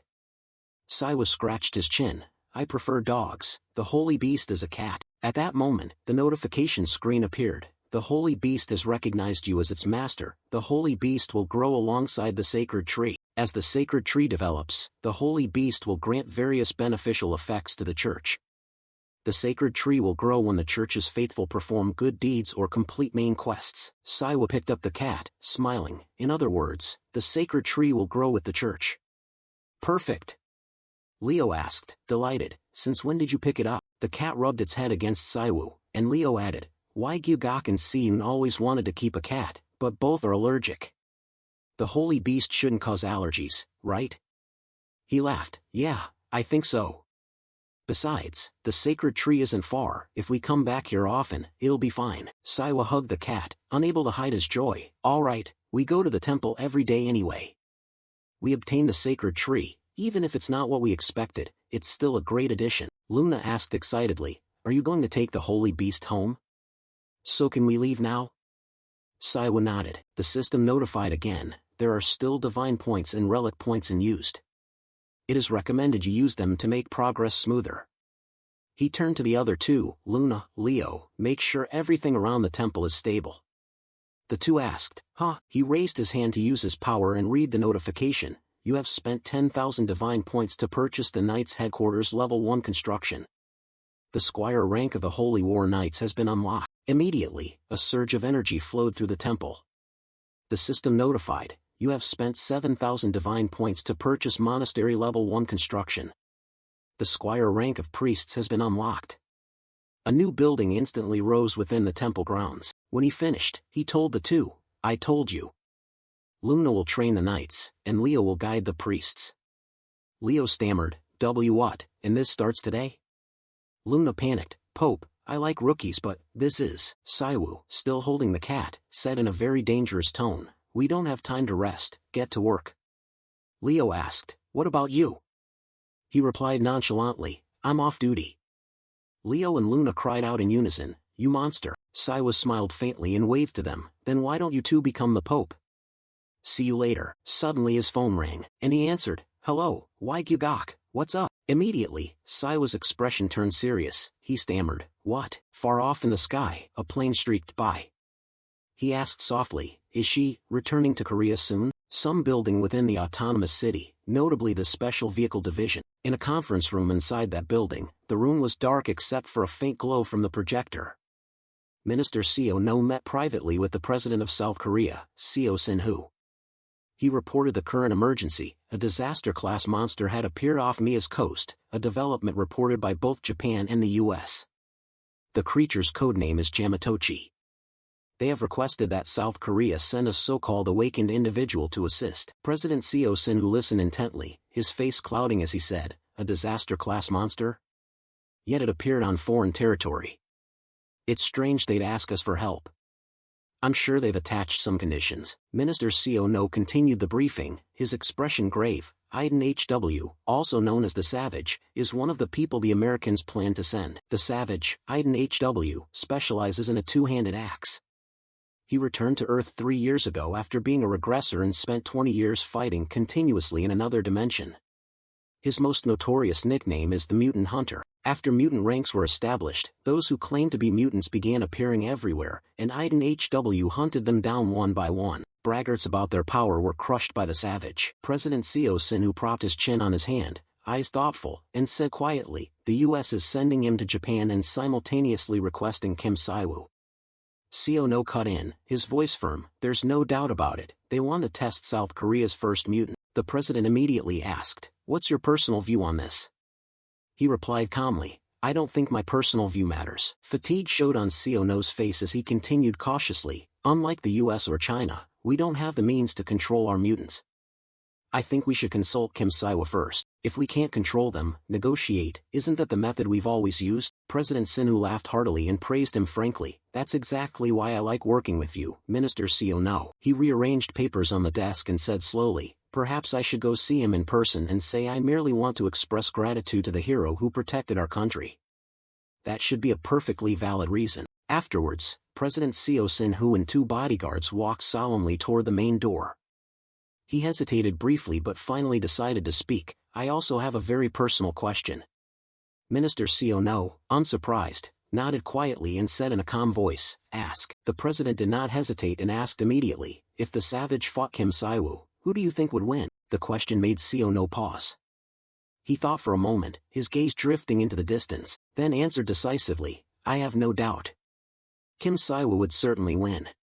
The savage wouldn't even be able to touch him. Meanwhile, in Kim Si-woo's living room, he had just woken from a long nap, hair tousled, yawning intermittently, remote control in hand. The 9 p.m. news played as Si-woo sat dazed on the sofa, eyes glazed, the TV sound filling the room.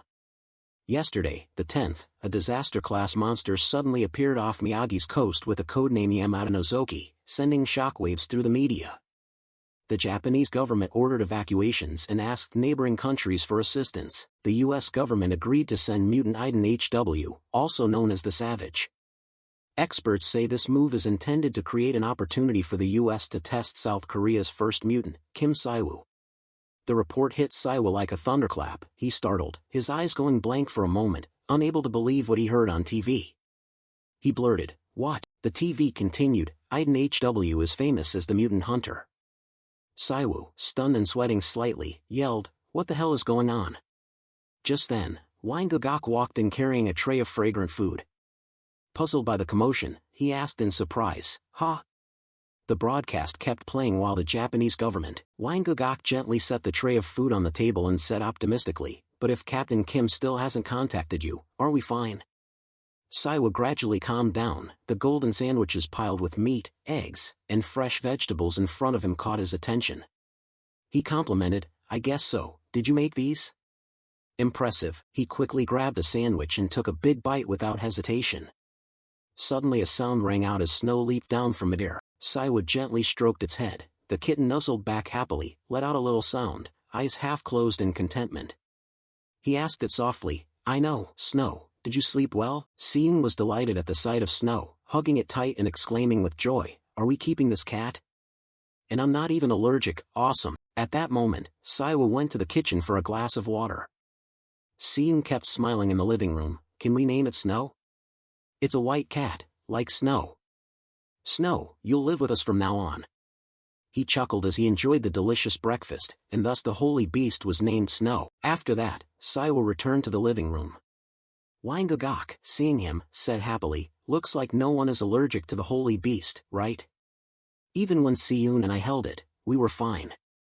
Chewing, Si-woo replied, that's good, when the cult grows, Snow will grow with it. While the two were talking, Snow slipped over to the plate of sandwiches, sniffing and inhaling. Si-woo suggested, I think you and Seung could use a bodyguard. Wang Gugok exclaimed in surprise, a bodyguard? You mean Snow? Right then, Snow opened its mouth wide and grabbed a sandwich. Wang Gugok stammered on, you can't be serious, are you going to command a cat? Look at our Lord's devoted follower, a goddess who treats animals like tools. Si-woo calmly explained, Snow can handle any awakened below mutant rank. Seeing Snow devour the sandwich, Wang Gugok's eyes widened in astonishment, can cats eat sandwiches? Or are holy beasts a different species? Si-woo replied nonchalantly while continuing his meal, let it eat. If it can't digest it, it'll use divine power to process it or throw it up. It's a holy beast, after all. Suddenly, Si-woo remembered something and told Wang Gugok, oh, right, don't forget that grandma's coming soon. He hurriedly answered, I'm busy today, so I can't pick her up. Are you okay going alone? By then Snow was full and curled up sleeping on Si-woo's lap. He replied, who do you think I am? Also, our channel seems pretty lively. Si-woo looked at the official Gen channel on his phone. Subscriptions had reached 1.2 million. Wang Gugok said excitedly, just keep this momentum, I'm happy the viewership is growing. You know, we even have viewers from abroad. Then he waved goodbye to his brother and reminded him, alright, I have to get back to work. Be careful out there. After Windanok left, Saiwa was pensive for a moment. It could be said that Windanok has seemed much happier since returning to Earth. His eyes have regained life. He gently stroked snow, thinking to himself, caring for Siyun and Grandma alone must have been hard, but when she comes back this place will be too cramped. I should get ready to move soon. Snow stirred slightly, flicked its tail, and let out a small sound. Saiwa instructed it, now Snow, watch over Windanok while I'm away. If he seems tired, play with him a bit, okay? The next day the sky was clear, clouds drifted lazily, and sunlight filtered between buildings, creating a calm, gentle atmosphere. Saiwa exclaimed with pleasure, today's weather is perfect for flying back home. As soon as he stepped downstairs he sensed something was off.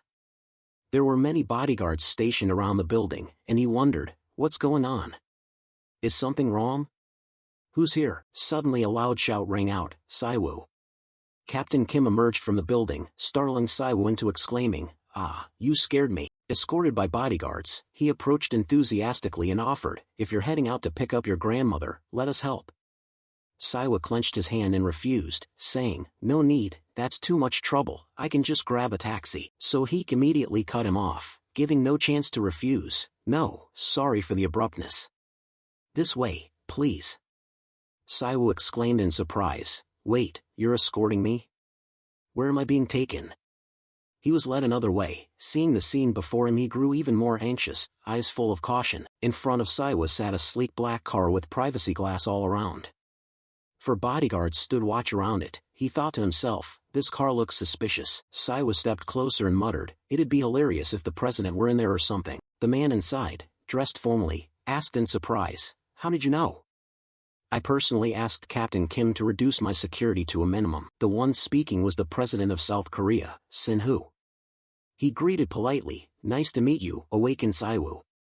I'm Sin-Hu, the current president of this country. Saiwu was stunned into silence, eyes wide, mouth agape, his mind racing with countless thoughts. What is a president? It's the title for the person holding central authority in a nation, the highest office an elected official can attain, someone most ordinary citizens only dream of meeting. So why is that person here? He quickly got into the car and sat opposite the president, hands clenched, body tense. Saiwa trembled, I'm on my way to the airport to pick up my grandmother.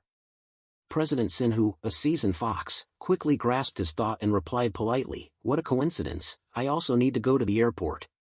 Consider it a shared ride. Saiwa thought, ride with the president? Is this real?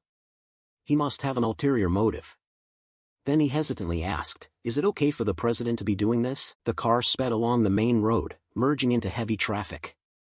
President Sin-Hu explained, most of a leader's work is carried out in secrecy like this, the official events are just for show. As a pontiff from a world like Eden, you surely understand that. Saiwa narrowed his eyes at him, a clear thought echoing in his mind, I know, he's not here just to chat. Without an air of arrogance or domineering presence, Sin-Hu won broad voter support thanks to his unique sense of humor. Suddenly the president spoke, breaking the awkwardness, did you see the news this morning? Saiwa quickly answered, yes. A monster appeared in Japan and their government requested assistance from us. The president looked at him with a hint of satisfaction and went straight to the point, exactly. Since you're already aware, I'll be frank. The United States has asked us to send you, awakened Kim Saiwu, as part of the relief force. Saiwa froze for a few seconds and asked in surprise, is that why you came to see me? Couldn't you just order me to go? President Sin-Hu replied calmly, the Special Ability Act. Section B, Article 12 states that an awakened's operational scope is limited to the country that manages them, in this case, South Korea. He pressed his fingers into the seat and hesitated, so you are under no obligation to help Japan. However, Saiwa detected the implication behind President Sin-Hu's words. Before he finished, Saiwa interrupted, so you want me to go to Japan, don't you, Mr. President? Saiwa stroked his chin thoughtfully. The awakened the U.S. plans to send, Eden Ward, is known by the title the Mutant Judge. If you could defeat him in combat, it would prove you're one of the strongest awakened in the world, an awakened recognized by the U.S. government and the leader of a cult. That would surely draw attention from around the globe. He recalled what Windanok had said, did you know we even have viewers from other countries? Saiwa squinted and asked cheerfully, was the monster's appearance part of your plan? Sin-Hu's eyes narrowed and his lips curved into a faint smile.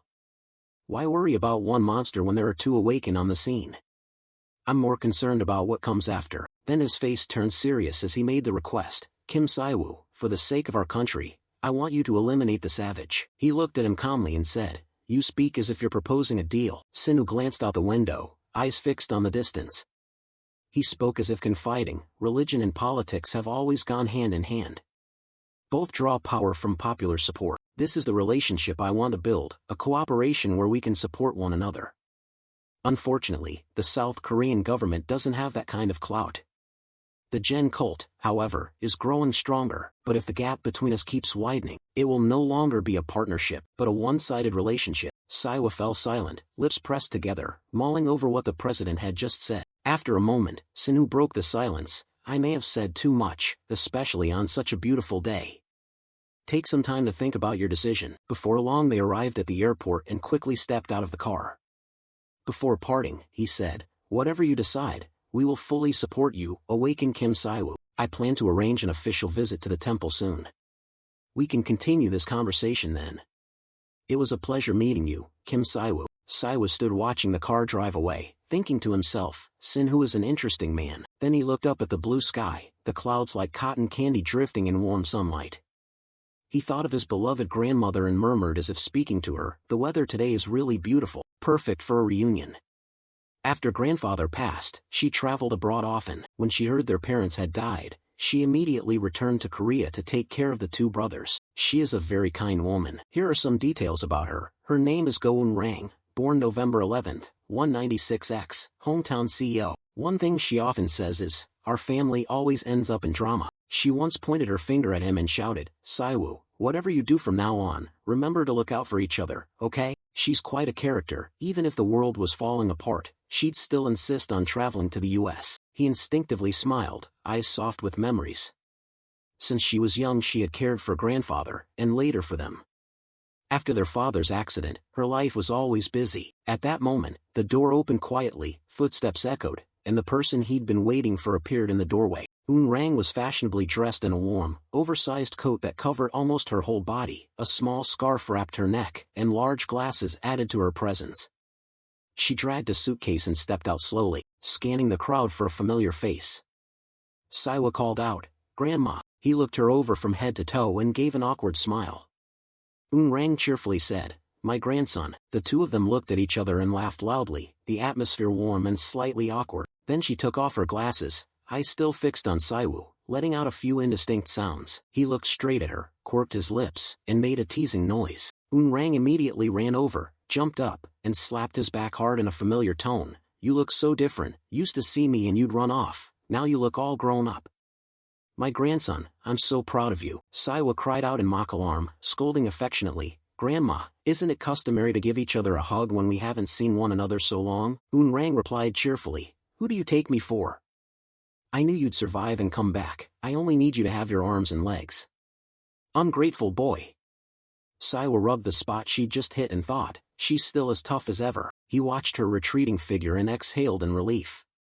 She talked as if she were the one who'd been traveling, which, going to another dimension, was pretty much like taking a distant trip. Although why stupid and old Ma D had already returned from Drift, I should have anticipated this. Then he helped her pull the suitcase and the two of them walked out side by side. They chatted cheerfully as Eun-rang asked tenderly, how was the trip to the other dimension? Siwa replied softly, it was okay. I even joined a religion. She asked happily, so you finally found faith? Siwa replied quickly, I even built a temple before you arrived. You can go see it if you want. Eun-rang turned to face him, voice full of pride. It seems that trip helped you grow up. I heard you were behind the purification at the focal area, right? She gently touched Siwa's hair and stroked his head. He didn't react, just stood there silently. Eun-rang looked at Kim Siwa with affectionate eyes and said proudly, you've really grown into a wonderful person. Then she hugged Siwa tightly as if to release all the worries of the past years. Eun-rang murmured softly, let's call it even. You vanished and worried me for a whole year. Thank you for coming back, my little boy. Siwa hugged her gently as Eun-rang kept talking. When I heard you hadn't returned even after I came back, I thought you didn't want to see me anymore. Suddenly she let him go and cheerfully switched topics, but the tickets were booked as a tour package. It'd be a waste to cancel. Siwa asked helplessly, are you serious? Then he asked about her trip. You flew on a private jet, right? How was it? Comfortable? Rang answered happily, if I have a top-notch flight like that, they'd even send a plane to pick me up. I came with a friend from the US, but a moment ago some people in black seemed to take her away. Saiwa was surprised, frowning and thinking, a friend? Rang put her hands in her coat pockets and walked pensively, continuing to talk to Saiwu. She said she wanted to meet you. She isn't a bad person, so don't worry. He awkwardly asked, what do you mean by not a bad person? Recalling President Sinhu's words, Saiwu added, by the way, I'm heading to the airport too, might as well ride together. He broke out in a sweat, puzzled and sighed, wait a minute, Grandma, who exactly did you bring along? After that, the two of them went to Kamen-gen, a luxurious white temple with distinctive architecture and intricate carvings. Rang's voice echoed through the temple, I've heard you were looked after by everyone while you were in the other dimension. Thank you all so much. Leo placed his hand on his chest and replied humbly, no, sir, we are the ones who received your grace, we're just returning a bit of it. Lunana shouted excitedly, oh my god, I thought she might be his aunt. She's so youthful. Saiwu, stunned, gaped and muttered, eh? Rang beamed and asked delightedly, aunt? This pretty little girl sure knows how to talk. Luna launched into chatter with a smile, I'm Luna Livton, I can't believe it. We're his closest advisors, you can treat us however you like, since you're like a grandmother to us too. Rang gently took her hand and laughed with pleasure, is that so? Looks like I have another grandson and a granddaughter to rely on. Saiwu, exasperated, cleared his throat and steered the conversation elsewhere, Grandma, about that friend who wanted to meet me, you said she'd come straight to Kamen? Isn't she tired? Rang glanced at Saiwu and replied, I arranged with my friend to come here. I want to take the chance to meet the people you trust. She gazed at the goddess statue inside the temple and continued, and the deity you've placed your faith in. She looked at the statue and then asked in surprise, this statue, it has no face? Saiwu explained, sometimes what can't be seen holds more meaning. For some, it might be the face of a praying mother, for others, the image of a father. Because each person pictures their loved one differently, we leave the statue faceless as a way to encompass them all. Thinking of this, he felt a deep sorrow. It's a pity he couldn't contact Jen anymore and didn't even have a single statue with her likeness. Suddenly Rang asked him, should I pray? Saiwa quickly replied, of course, Jen loves everyone, and I'm sure she'll love you even more. Rang clasped her hands and closed her eyes, ready to pray. She laughed aloud, remember how you hated going to church back then? Who would have thought it'd turn out like this? She knelt before the goddess and prayed reverently, thank you for watching over my grandson and bringing him back safely. Though he still has much to learn to overcome the trials this troubled world sets before him, please guide him and lead him onto the right path. Saiwa stood silently watching her, his thoughts in turmoil. Leo stepped forward, bowed respectfully, and reminded, a representative cleric should give her a blessing. Saiwu exclaimed, oh, almost forgot, I'm serving as the temporary cleric here. Then he quickly used his awakened power, green-blue light shimmered in the air, and before long Saiwa's clothes had transformed into a cleric's robes. He sat before her as a radiant halo appeared around him. He formed the blessing seals with his hands, praying that Jen's protection would always be with her. Rang looked gently at her grandson, her lips curling into a soft smile. After the prayer, Saiwa slowly helped her to her feet. Rang asked softly, the garden near the entrance is beautiful, may this old woman take a little walk? Saiwa agreed at once, of course, let me lead you around. Rang gently declined, saying she wanted to stroll with Luna and Leo, there are so many things I want to ask those two. Saiwa asked, puzzled, huh? Could I not? Before he finished, she turned and teased him, a good leader should give subordinates some time to gossip behind his back. Saiwa was left speechless, thinking, she's taking them away to badmouth me. Before leaving, Rang reminded him, my friend really wants to meet you, do a good deed, talk with her a bit, you might learn something useful. Then she, Leo, and Luna quickly walked toward the garden. Saiwa watched their retreating figures in a daze. He thought about it, but she was already gone and he had no idea when her friend would arrive. Suddenly, Saiwa sensed something unusual and widened his eyes in astonishment. He turned his head and scanned the area, thinking to himself, wait, I just felt a source of mana far off, an extremely pure and gentle aura. He suddenly recalled his earlier conversation with Captain Kim. Saiwu, I don't know if you heard, but my grandmother is with a very important figure who has come to our country. He smiled softly, finally solving the mystery in his heart. The friend his grandmother brought along was the guest President Seo personally came to receive. Soft footsteps echoed through the temple, slowly approaching him step by step. Saiwa looked at the woman before him and became more convinced of his deduction. His grandmother really had been hiding something from him. The woman was called a prophetess, famed for seeing the near future, and she was also an important awakened individual greatly valued by the United States. The president had personally requested that awakened Kim Siwa be assigned to care for Emma Miller. Siwa's gaze swept gently over the woman. She greeted him politely. "It's a pleasure to meet you, Siwa. You resemble your grandmother a lot. No wonder Rang kept talking about you on the flight." He replied politely as well. "It's a pleasure to meet you, Mrs. Emma Miller." Emma warmly greeted him. "It's a pleasure to meet you, Siwa. You really look a lot like your grandmother." He replied, "Mrs. Emma, I didn't expect you to speak Korean so fluently." She smiled brightly. "I learned from Rang, though I must admit I cheated a little." At that moment, Dong Sai had told Siwa, "I don't know if you've heard, but right now your grandmother is traveling with a very important figure who came to our country. That person is called a prophetess, famed for seeing the near future. Siwa, you must be very careful. If Mrs. Emma gets even a scratch, it could become an international political issue." He asked puzzled, "And what does that have to do with me protecting an internationally important person?" He immediately answered, "Mrs. Emma is a close friend of your grandmother. Perhaps your grandmother has told her a lot about you. We were informed that she wanted to meet you." Siwa couldn't imagine that an S-rank awakened from the US would be his grandmother's friend. "I wonder what it's like to possess S-rank prophetic power." She looked at his expression and half-guessed, "It seems you're curious about my secret." "Honestly, there's nothing special. I came here simply as Rang's friend." Siwa blurted, "Are you reading my mind?" "Just from looking at my face, Mrs. Emma understands." "Not exactly reading, just the intuition of an old woman, or something like that." Questions kept popping into his head. How do they know each other? First the president, he couldn't guess anyone's true intentions today. They really are on another level. Now he remembered, "I heard she wanted to meet me." Did she approach your grandmother for that reason? Did she use her prophetic power to arrange this meeting? She explained calmly, "Don't misunderstand the relationship I built with Rang. I became her friend simply because the opportunity allowed it. Still, some might call that fate." Siwa suddenly realized, he might have guessed that Mrs. Emma's ability was related to the system from those words. He heard her words clearly, "Just as you are a representative of Gen, I am a representative for the Earth's surveillance system. My prophetic ability was granted by the system when I was chosen as its representative. This power is limited to those who belong to the system.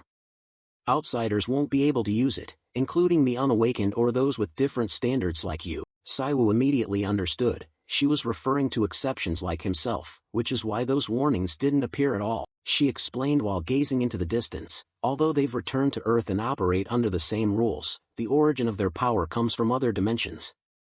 So even if I reveal my power, there's nothing I can share with you. To be honest, calling me an observer is more accurate than prophet. I merely represent the system in observing the flow of this world and share what I see within the endless intertwined events of this world. The deity you serve and the entity I represent are connected in some way. That's why I wanted to meet you, to see what kind of person you really are." Siwa asked earnestly, "So after meeting me, what do you think?" She seemed very pleased. "The shrine you've built is beautiful. After meeting you in person, I've come to my own decision. At the very least, I can affirm that you still love this world." A stream of power spread and then faded. He'd gotten answers to his questions. Now he understood. She may not look on him with favor, but that doesn't mean she's hostile toward him. Siwa chatted comfortably. "Of all the awakened people I've met on Earth, you're the most interesting. Did you really come all this way just to see me?" She smiled gently. Consider it a little pleasure for this old woman. He then asked with interest, "Now that we've met, are you going back to America?" Emma still had plenty of plans. "Not yet. I want to travel around Korea a bit more. I've already promised Rang. I'll eat bibimbap with liver, even fried chicken with beer by the Han River.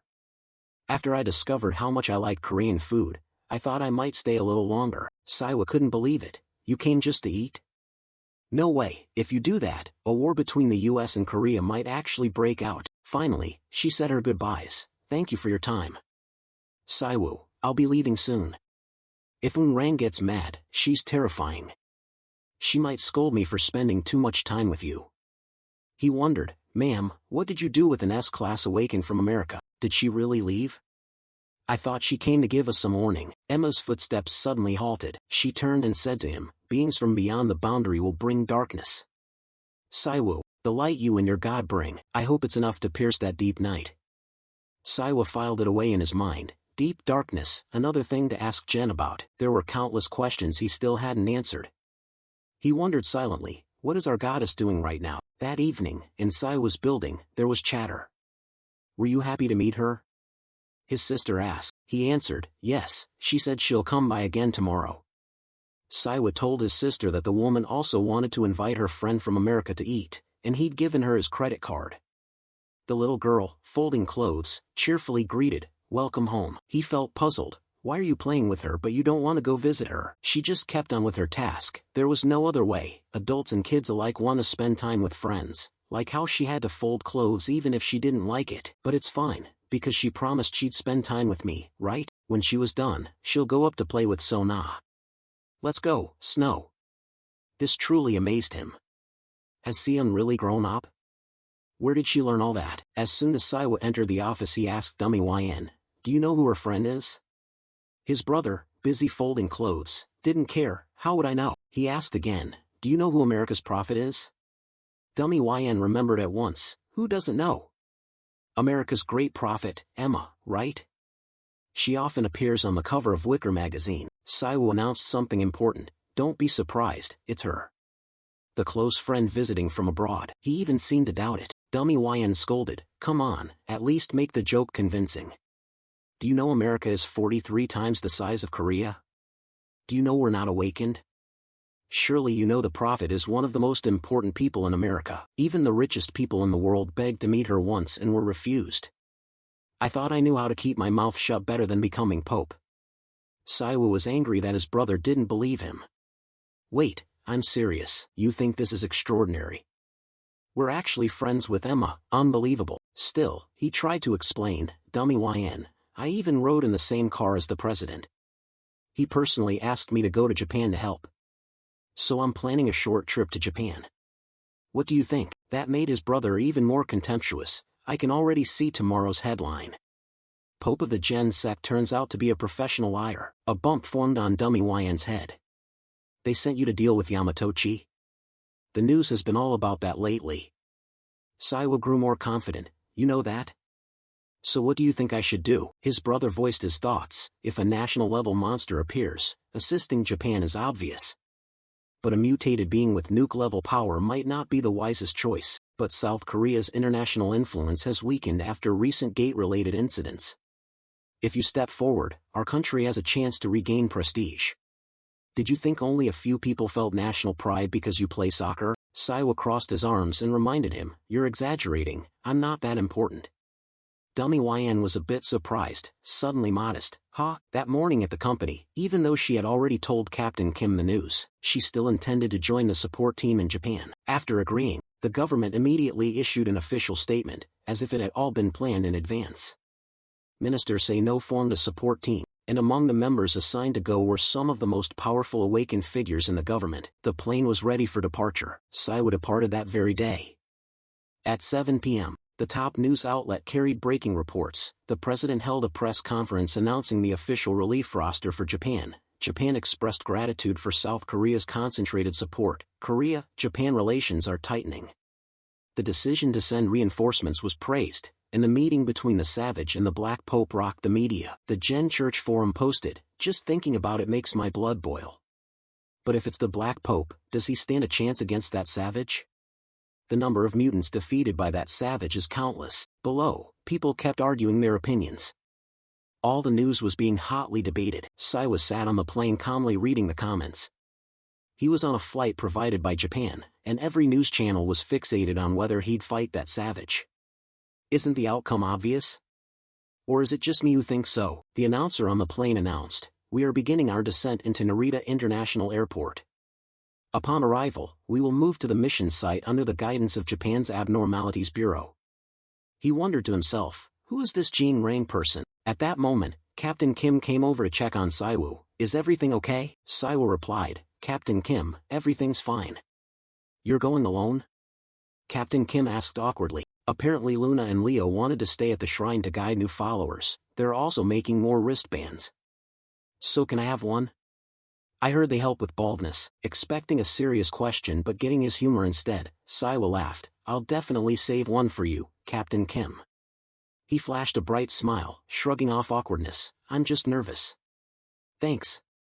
I need to confirm a few things when we arrive, so rest while we wait to land. Saiwa settled into his seat, letting his worries ease. He wondered if Luna was okay, but even if he wasn't there, Min would manage. He pictured them facing hardships and welcoming new followers. It would be a great chance for them to care for the new group. The moment Luna mentioned it, Leo kept complaining, "Pope, am I the only one reinforcing the shrine?" She was absolutely thrilled about it. There will be plenty of chances to go to Japan, but there's only one chance to train the very first group of followers, right? Even Leo had to concede. Just imagining it made Saiwa feel horrified. If they stirred up trouble overseas, it would be hard for him to take care of them. Lost in thought, he heard a voice call out to him, "Awaken Saiwa." He looked up, and a young woman stood before him, formally introducing herself. "It's a pleasure to meet you. I'm Chia, a member of the Special Task Force under the Ministry of National Defense, and the captain of this relief team. I wanted to meet and greet you before the mission begins." Hearing that, Saiwa understood. She was one of the few S-rank Awakened still working for the government. He bowed politely as well. "Hello, I'm Saiwu, leader of the Gen sect." At the same time, he realized the terrorists' feelings toward Chia weren't competitive, but inferiority. He sensed a powerful flow of mana, now distant from that terrorist. Chia suddenly raised her hand in salute. "Thank you for apprehending the terrorists, including Lai Seihi, and for protecting our country." Saiwa looked at her differently. Despite being one of the nation's strongest Awakened, she still humbly offered thanks for what he'd done. She truly understood humility yet radiated confidence. Thanks to her, the Bureau of Supernatural Management had managed to keep going over the past year. Chia didn't stop at words, either. "For this mission, I'll give you my full support when you enter the fight." That made him even more intrigued, because Chia had the aura of a warrior rather than a typical ability user. "Yes, thank you. I've been to another dimension before, but I've never been abroad." Chia asked in surprise. "Really? It's an honor to accompany you on your first overseas assignment." 3 hours later, at Narita International Airport, Japan, the crowd shouted in unison, "We don't need your help." Saiwu and Chia were both baffled. "What's going on?" An aide stepped forward to announce, "Reinforcements from Korea have arrived. Please make way." Hearing that, the crowd started arguing back. "Whether you're from the US or Korea, withdraw. Japan can and will defeat Japan's monster on its own." From the way they were acting, Saiwa could tell, it looked like they had no intention of moving as planned. They chanted together, "We don't need Koreans." He saw their true colors. He hadn't expected Japan to oppose foreign intervention this strongly. Chia nodded in agreement. "They're dead set on handling it themselves." Captain Kim quickly told Saiwa there must be some misunderstanding. "I'll go check." He stepped forward to speak. "All business. I'm Captain Kim from Korea's Ability Bureau. I'd like to meet and confer with the Japanese Awakened representatives." But all he got in return was dismissal. "I already told you, go back." Saiwu and Chia helped him back. Captain Kim thanked them, embarrassed. He had considered the potential risks. There were surely areas where civilians had been injured or suffered damage from the monster. Yet even under these circumstances, the Japanese Awakened insisted on handling it themselves. To them, even a major disaster was just part of the job, or maybe it was a matter of pride.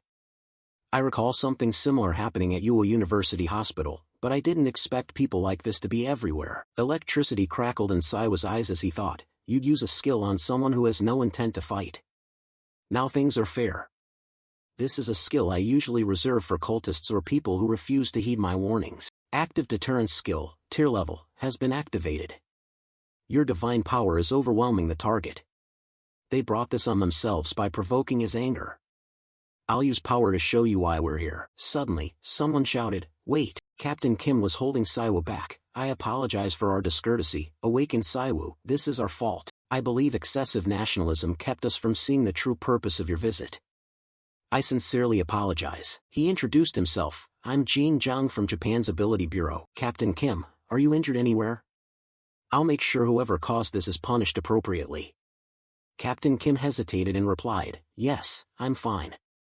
Saiwa suddenly realized Jin Zhang's Korean was very good and wondered where he was born. Jin Zhang politely told him, "AI Den and the Awakened from the US have already arrived at the main camp. Let me take you there." Everyone rode in a vehicle, chatting happily as if they hadn't seen each other in a long time. Jin Zhang said, "It's good to see you again, Captain Kim. I'm glad you're all right." He seemed genuinely remorseful. Mr. Saiwu, again I hope you'll forgive our mistake. Honestly, you shouldn't take this to heart, you didn't cause it. Watching the two talk, Saiwu guessed they were close to Captain Kim. Is Jin Jang the person who showed up in recent articles? People labeled him a traitor and a troublemaker, but looking at Jin Jang, he didn't seem irresponsible at all. Jin Jang, moved, thank you for understanding. Chia looked out the window and asked, is your mother still well? Jin Jang replied coldly, she's fine, probably on Rima Island by now. Since moving to Japan she's been out there, saying she can see the Busan coast from afar. From their conversation, Saiwa realized Chia and Jin Jang were close enough to know each other's family details. While they talked, Saiwa curiously asked, what are these flowers? And so the questions began, like will the sun rise? Will the sun shine on my day? This left Saiwa astonished. What the heck is this? Has this turned into a musical? What is happening? He suddenly felt like he'd missed something. What if Jin Jang had no choice but to come to Japan? He'd have to ask Captain Kim about this later. They finally arrived. The main camp was an empty school. Yes, we'd evacuated nearby residents and borrowed this building. Jin Jang led the way. Please this way, we'll start the planning meeting soon. I'll coordinate with the US team for this mission. Saiwu immediately agreed. Roger, understood. Jin Jang added, since the meeting is mainly for the reinforcements, I'll wait outside in case you need anything. Saiwu replied gently, thank you. He stepped inside, and as soon as they saw him someone called out, you're finally here. Awaken Saiwu, awaken Chia. Everyone was already in position around the conference table. Upon entering, he immediately felt the atmosphere here was extremely quiet. I could instantly tell who the savage was. The system displayed a message, an unnamed source of power is exerting pressure on you. Saiwu sensed clearly that it wasn't magic, nor mana or divine power. It was a pure force born of will, like the power of an anomaly representing the earth. AI Den slammed the table hard. The assistant wanted to interpret but he refused. No need. The passive skill blessing of tongues had been activated, and Saiwu quickly introduced himself. I'm Saiwu. Hearing that he answered, AI Den interesting. You speak Korean but it sounds like English to me. Saiwu replied warmly, that's one of the blessings my god granted me.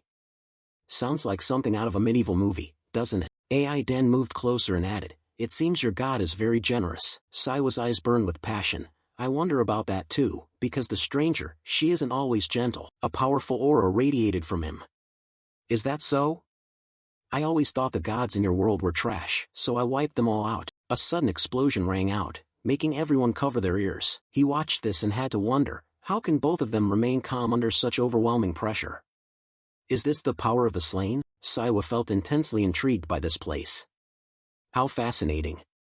Is this some kind of trial? He seemed very pleased with what he had done. I believe Saiwa has awakened, and with just him and me we can carry out the mission to eliminate the code. As for that, he would never accept it. Thanks for proposing the idea. But this is Japan, it's natural for each nation's awakened to take part. We'll do our best to support. AI Den felt this was too dangerous, but I wonder if we need to sacrifice others' lives when we already have enough firepower to destroy the enemy? I don't want to carry guilt if a Japanese awakened dies unnecessarily, so he proposed an alternative. If the US representatives insist on this plan, I won't intervene further. Other issues we can resolve diplomatically. Proceed with your plan. He had no objection. Of course, we basically already have 2 weapons of mass destruction here. Sending weaker awakened into the battlefield would only be wasteful. You made the right decision. We can continue the meeting. He watched that figure and wondered, why did he speak for me and I didn't object? Killing an entity at the threshold of divinity isn't easy, especially beings like Jimin. Those who've reached a certain divine level are almost impossible for mortals. However, like gods from other dimensions, near-divine beings can be slain when they're on the verge of vanishing. It's very possible he wiped out the gods in his own dimension. In any case, among the awakened I've met on Earth, he is clearly the strongest. Dawn was breaking. Chia volunteered for the mission. I'll have them prepare the helicopters. Can you two coordinate together? She turned to ask, are you sure you don't need any more information on Ozoki? Saiwa replied, I think that's enough. The meeting already provided full details on the Ozoki designation. It first appeared in Japan and hasn't yet been recorded in the International Monster Database. The designation is taken from a creature in Japanese legend. Like all national-level disaster monsters, it caused severe damage. Reports say it resembles a dragon, people say it controls flying dragon-like monsters. 5 hours earlier, the creature stopped moving and entered a dormant state. That bought us time to evacuate civilians. Chia wanted to help more and asked, "Awaken Saiwu, are you sure you don't need support?" He thought it over carefully and answered, "Yes, please don't worry, focus on saving as many people as possible." Saiwu didn't forget to reassure them, "Hey, don't worry about me either." Captain Kim wailed pitifully, begging, "Saiwu, please don't smash the savage's head into the ground again, please." Chia replied bored, "I understand." The helicopters were ready to take off. I heard the flying beasts make movement in the surrounding airspace extremely difficult. "This mission won't be easy." AI Den even praised Saiwu, "You have many useful abilities." He anxiously looked outside, "We'll be fine if I get on the helicopter." He suddenly remembered, "Also, I heard some reporters want to come along to film the battle. Most anomalies don't like exposing their fighting style to the public. You're a rare case." Speaking of which, Saiwu thought of a friendly reporter. Those reporters had faces like eager hawks pleading for his cooperation. "He's passionate, I'll make sure to record your cool battle with this camera, I won't miss such a good opportunity." AI Den saw his cheerful demeanor and seemed worried about something inside. Saiwu deliberately taunted, "Only weak or insecure people fear revealing their powers, right? Or are you afraid?" He didn't dare meet his eyes. "I just realized you're even more arrogant than I thought." He shot a warning look, "If you knew how to hide that ambition it would be better. Besides, I haven't been hiding anything, so there's no need for us to keep up pretenses." He didn't dare argue back. "We're approaching the target," the warning system blared, and the passive skill maximum support body neutralized the dense toxic gas in the air. "You are consuming a large amount of holy power." Saiwu had a direct look at that monster. Now it was clear why this creature was classified as a national disaster, its black flames and the massive clouds of toxic gas it produced. This dense poison not only harms the awakened, it also makes the area uninhabitable for ordinary people afterward. It's extremely difficult to purify with conventional divine power, especially on Earth, where divine power has only recently begun to emerge. He took in everything directly. If we hadn't come, it would have been a catastrophe. Since the helicopters are reinforced, the pilots should be fine for a short time. AI Den recounted his past. "Once I fell into a trap set by a hostile tribe, a tribe that specialized in using poison as a weapon. I was once locked inside a cauldron filled with deadly venom. That happened 20 years ago. Since then most poisons have had little effect on me. This poison is like fresh air to me." Saiwu immediately shattered that fanciful thought. Most others would call that psychological trauma. Your old-fashioned thinking does have its uses. An anomaly is an anomaly anyway. It seems this toxin doesn't affect him at all. How fortunate. Sitting in the helicopter, from afar they could clearly see, it's awake. The monster had become enraged at being roused, and the other monsters began converging. AI Den quickly opened the helicopter door. "I'm disappointed my world doesn't have dragons." "Are there dragons in your world? How do they compare?" Saiwu replied calmly, "I don't think it's worth comparing. If a black smoke-spitting lizard like this were stronger than the demon dragon king, I wouldn't need Eden Black at all." His laugh echoed, "I knew it. People from other worlds really are different. I'm even more looking forward to fighting you after dealing with this one. Consider that your real intention revealed." AI Den gripped his axe and said, "Look closely, this Dino Chicken is the real fighting force." Saiwu was surprised at the name, Dino Chicken. A blinding light radiated from the helicopter. A mysterious blue light began to converge. The monster began to enact its scheme. A stream of blue energy shot toward the helicopter, and a chain of powers was unleashed. AI Den lunged out quickly. "I'll strike first." Now he faced it at very close range. The monster's inner fury had ignited. AI Den confidently gripped his weapon. Both of them wielded their own powers. Saiwu watched from above, assessing the situation. "Good, you anomaly, this battle is truly dramatic. Perhaps thanks to the growing number of believers, there are no status windows and causality doesn't seem to interfere. If you think I'll jump down like before, you're mistaken." He once again used his mystical power. The active skill Holy Spear had been activated. Ozoki lay motionless below. "Hope you can avoid it in time." Saiwu's power fully subdued it. The monster writhed in agony as it was tortured by electricity. Its body seemed unable to withstand it any longer. Saiwu snapped his fingers, signaling his power. Everything shattered under this mystical force. The sound of helicopters filled the sky. Ozoki shows no more biological signals. Total combat time, 1 minute 12 seconds. The National Disaster Class monster designated Ozoki has been eliminated. No allied casualties. Thanks to the abilities of the Korean anomaly Kim Saiwu, the situation was brought under control. The Japanese Prime Minister watched from afar, full of concern. Prime Minister, what did we just witness? What did that anomaly just do? Prime Minister, the battle has started, the anomalies are fighting each other.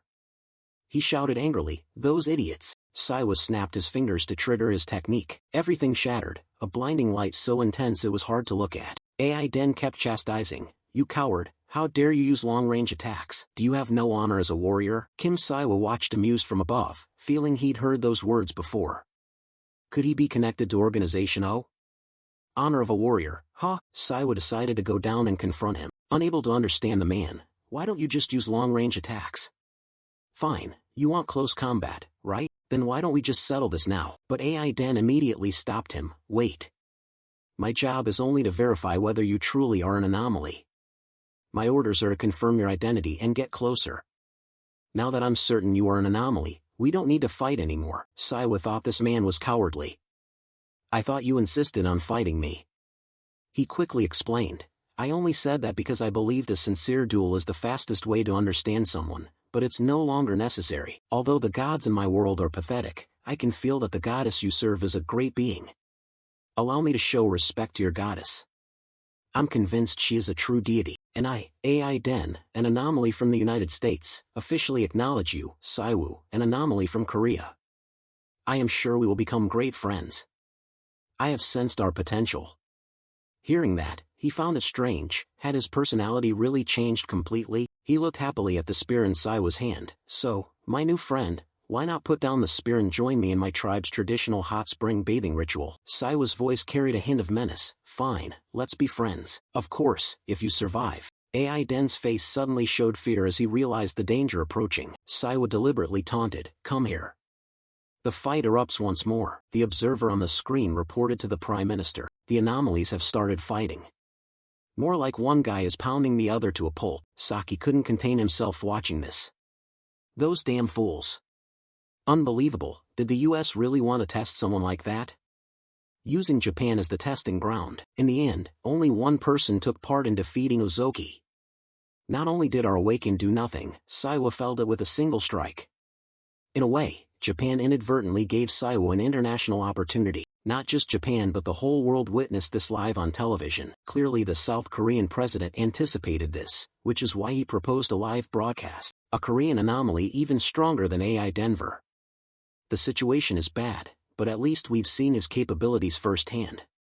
Therefore, we must act quickly. He ordered everyone to call President Xin who immediately and, moreover, to prepare the best possible arrangements before Cardinal Saiwu arrives. Watching the fight, people couldn't stop talking. AI Den getting beaten to a pulp by the somber Pope? I never expected our Pope to be so strong. Your Holiness, please don't hit that barbarian too hard, careful you don't break him. I never thought I'd be worrying about a barbarian. If you break him, will it cause a diplomatic incident? Everyone is cheering for Saiwu. His gaze lifted upward, his eyes closed as if sensing something. A truly pleasant atmosphere, as if angelic wings had descended here. AI Den was enjoying that feeling as well. The helicopter continued to fly across the vast sky. Reporters swarmed the shelter earlier. Did you spread those wings to purify the nearby contaminated land? Is the skill you used against the monster affiliated with the Gen Order? The mission only required killing the monster, so why did you decide to purify the surrounding area as well? Was that an additional request from the Japanese government? Please share your thoughts. Why did you suddenly choose to fight AI Den? He enthusiastically answered, that. AI Den and the anomaly from Korea, Saiwu, have decided to become bosom friends. From now on, my friend's enemy is my enemy. And I'm planning to visit Pope Kim in Korea in the name of building trust between us. He leaned in and whispered to him, I thought you won the tribe's leadership with brute strength. So you climbed to the top with politics? AI Den signaled to him, don't say that, don't get the wrong idea. These are just habits I cultivated over 20 years as leader. Reporters pressed again, so does that mean relations between the US and Korea are closer now? Is that what you mean? How will Korea-US-Japan relations develop in the future? Saiwu raised his hand to signal everyone to stop asking. Please stay calm, I will answer all questions at the upcoming press conference. Right now there's something more important than international politics or personal circumstances. The Ozoki incident claimed many innocent lives. The first thing we must do is pray and hope for the best for them and their families. Although Ozoki was defeated, there are lives we couldn't save. If their deaths are forgotten because of us, that would be heartbreaking and tragic. Jen doesn't want that to happen. Let's pray together. May Jen guide them to a warm place. And so, the Ozoki incident officially came to a close. The system then warned, if you continue to interfere in this world, karma will punish you. You are approaching the limit karma allows. Kim Saiwa tried to steady himself, sensing the danger clearly. Perhaps because he was abroad and live on air this time, he might have gone too far. The contaminated area was much larger than he thought. Captain Kim's voice sounded, Saiwu, I'm proud of you. Thank you for not sending AI Den to his death like you did Selen. When you fought AI Den, it was truly impressive. Che has realized everything. Now I understand why you don't need reinforcements. Once again, on behalf of Korea and the Capacity Management Agency, I extend our sincere thanks for your support. After this event, Korea's influence on the international stage has risen significantly. You must be exhausted. Get some rest, I'll be in the room. If you need anything, find me. Saiwa nodded lightly and replied, thank you. I'll rest for a bit. Talking with Che always made him feel like he was dealing with a real soldier. Captain Kim suddenly remembered, right, I just got word. Jean Rang and another guest will come to see you in 30 minutes. While you wait, would you like some coffee? He answered quickly, yes, and the more sugar the better. As Che mentioned, the weakening of Korea's Capacity Management Agency, Jean Rang's move to Japan, and the relationship between Che and Jean Rang. Now that I think about it, Jean Rang used to be a member of the agency, right? Why is he working for Japan now? I remember news of him vowing to protect Korea to the end, and yet he abandoned us. Still, he doesn't seem like the sort of person who would betray so easily. He poured coffee as he replied, your gut feeling is completely correct. Jean Rang is highly focused and deeply responsible. He would never lie just to hide the truth. Jean Rang has never once betrayed his homeland, Korea. Jean Rang is someone who returned from a disaster-class realm. He spent 15 years in another dimension called the Tangled Thread. As a high official of a magical tower, with his master's help he researched magic to find a way back to Earth. After returning, in an interview Jean Rang said that to get back to his family and friends in Korea he underwent countless experiments. Hearing that, Saiwa felt even more that Jean Rang was extraordinary. Interdimensional travel isn't something ordinary people can do. That also meant his master must have been in existence who'd reached a godlike level in that world. Come to think of it, it was thanks to Jen that I was able to return too. Captain Kim continued, after returning, Jean Rang began working as a government-affiliated awakened. He even trained other mages like Che. Even compared to people like Sane or Che, Jean Rang was an outstanding, superior mage. Because of him, many awakened joined the government forces. At that time, Jean Rang was regarded as a hero. Whenever gates opened in Korea, the awakened united under one belief, help Jean Rang. That was the golden era for government-aligned awakened. Jean Rang's move to Japan was actually not his choice. On June 12, a massive chaotic gate opened in Buin. The government decided to concentrate all resources, including Jean Rang, to seal the Busan gate. However, just 2 hours after all forces were sent to Busan, an even larger chaotic gate appeared in Dizan. A space-opening phenomenon. A horrific gate equivalent to the first, 2 chaotic gates opened simultaneously. The ruins in Dizan and Busan today are evidence of that terrifying event.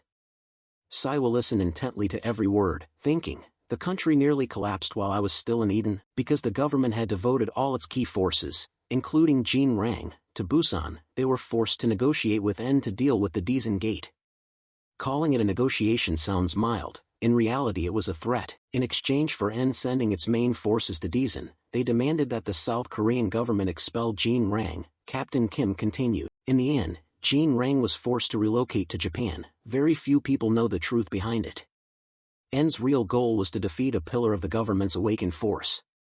Toppling Jean Rang meant weakening the South Korean government. You can guess their intent, and they accepted those terms. Captain Kim confirmed, because at that time they felt they had no other choice. Jean Rang asked that everything be kept secret and quietly left for the sake of the country and his family. N's goal was to create a new order, a new power, a new leadership. They were so deranged they'd do anything to satisfy their ambition.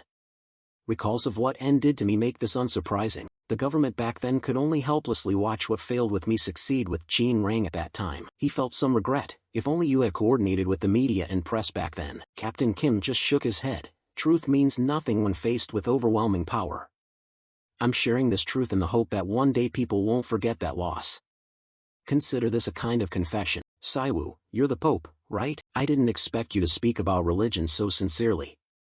I suppose when faced with unsolvable problems, faith can become a support. He turned back at the voice. Pope Saiwu, I'm Jin Rang. Outside, a heavy rain was falling. A voice called out, making Saiwu turn his head. Pope Saiwu, it's Jin Rang. Japan's Prime Minister Sasaki also appeared at the door. Hello, sorry for arriving so late. It's an honor to meet you. Pope Saiwu, my name is Sasaki, Prime Minister of Japan. He stood up at once and looked straight at him. Is this really the Prime Minister of Japan? Not long ago I was riding in the same car as the President of Korea, and now the Japanese Prime Minister comes to see me in person. Saiwu placed a hand on his chest and politely bowed. I'm Saiwu, head of the Gen Order. I can understand Japanese just fine, so please speak in whichever language you prefer. He shook his hand cheerfully and complimented him, an impressive ability, truly. Actually, I'm here to personally thank you for what you've done. I brought Jin Rang along to assist with the conversation, but I'm sure he has many things he wants to add. Jin Rang interjected, Prime Minister, it's fine when it's just the two of us, but right now, from afar, he turned back toward him. Isn't this supposed to be a private occasion?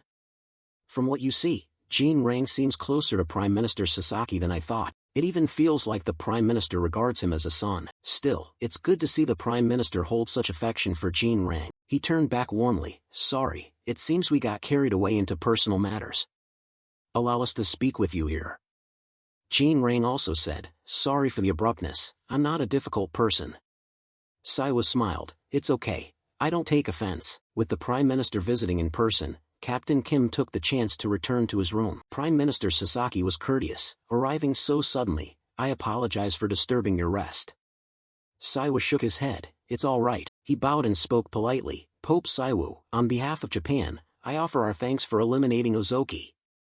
Because of you, we defeated that monster with minimal casualties. You even purified the contaminated area. I don't know how to properly repay you. Saiwu folded his arms and gave a faint smile. There's no need.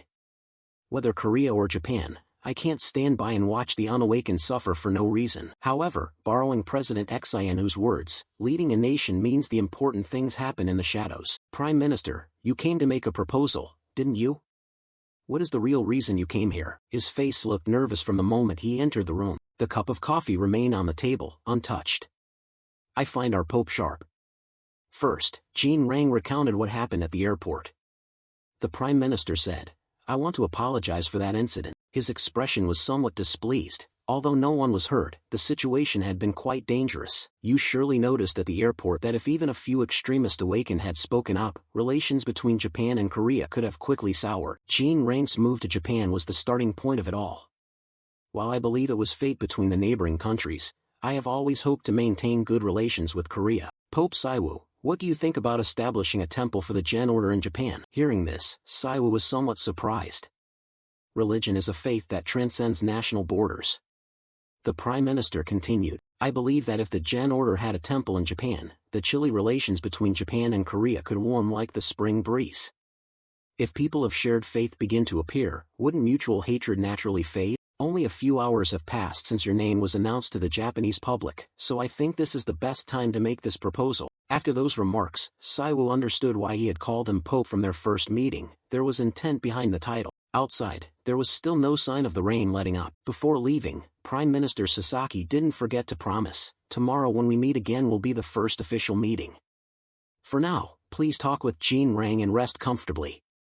He politely replied, thank you, Prime Minister. Saiwu had that intention firmly in his hand. He wanted him to act as if this meeting had never happened. The room door was now closed. Jin Rang, standing behind, spoke up, I knew it, politicians are all sly foxes. Don't you believe the Prime Minister? Saiwu looked down at him and shook his head. Of course not. Jin Rang seemed curious. Mind if I ask why? He didn't hesitate to explain. While I'm considering expanding the order into Japan, I'm not naive enough to believe a religion alone can resolve all the tensions between the two countries, but that's not a problem I have to solve. I'll do whatever is necessary. I think you know what I mean. Jin Rang pondered, then offered his view. Using the order to address conflict is entirely feasible. With the appearance of the first anomaly in East Asia, your presence, and Japan receiving direct support during a national catastrophe. Additionally, the Japanese government no longer has to rely on extremist awakened.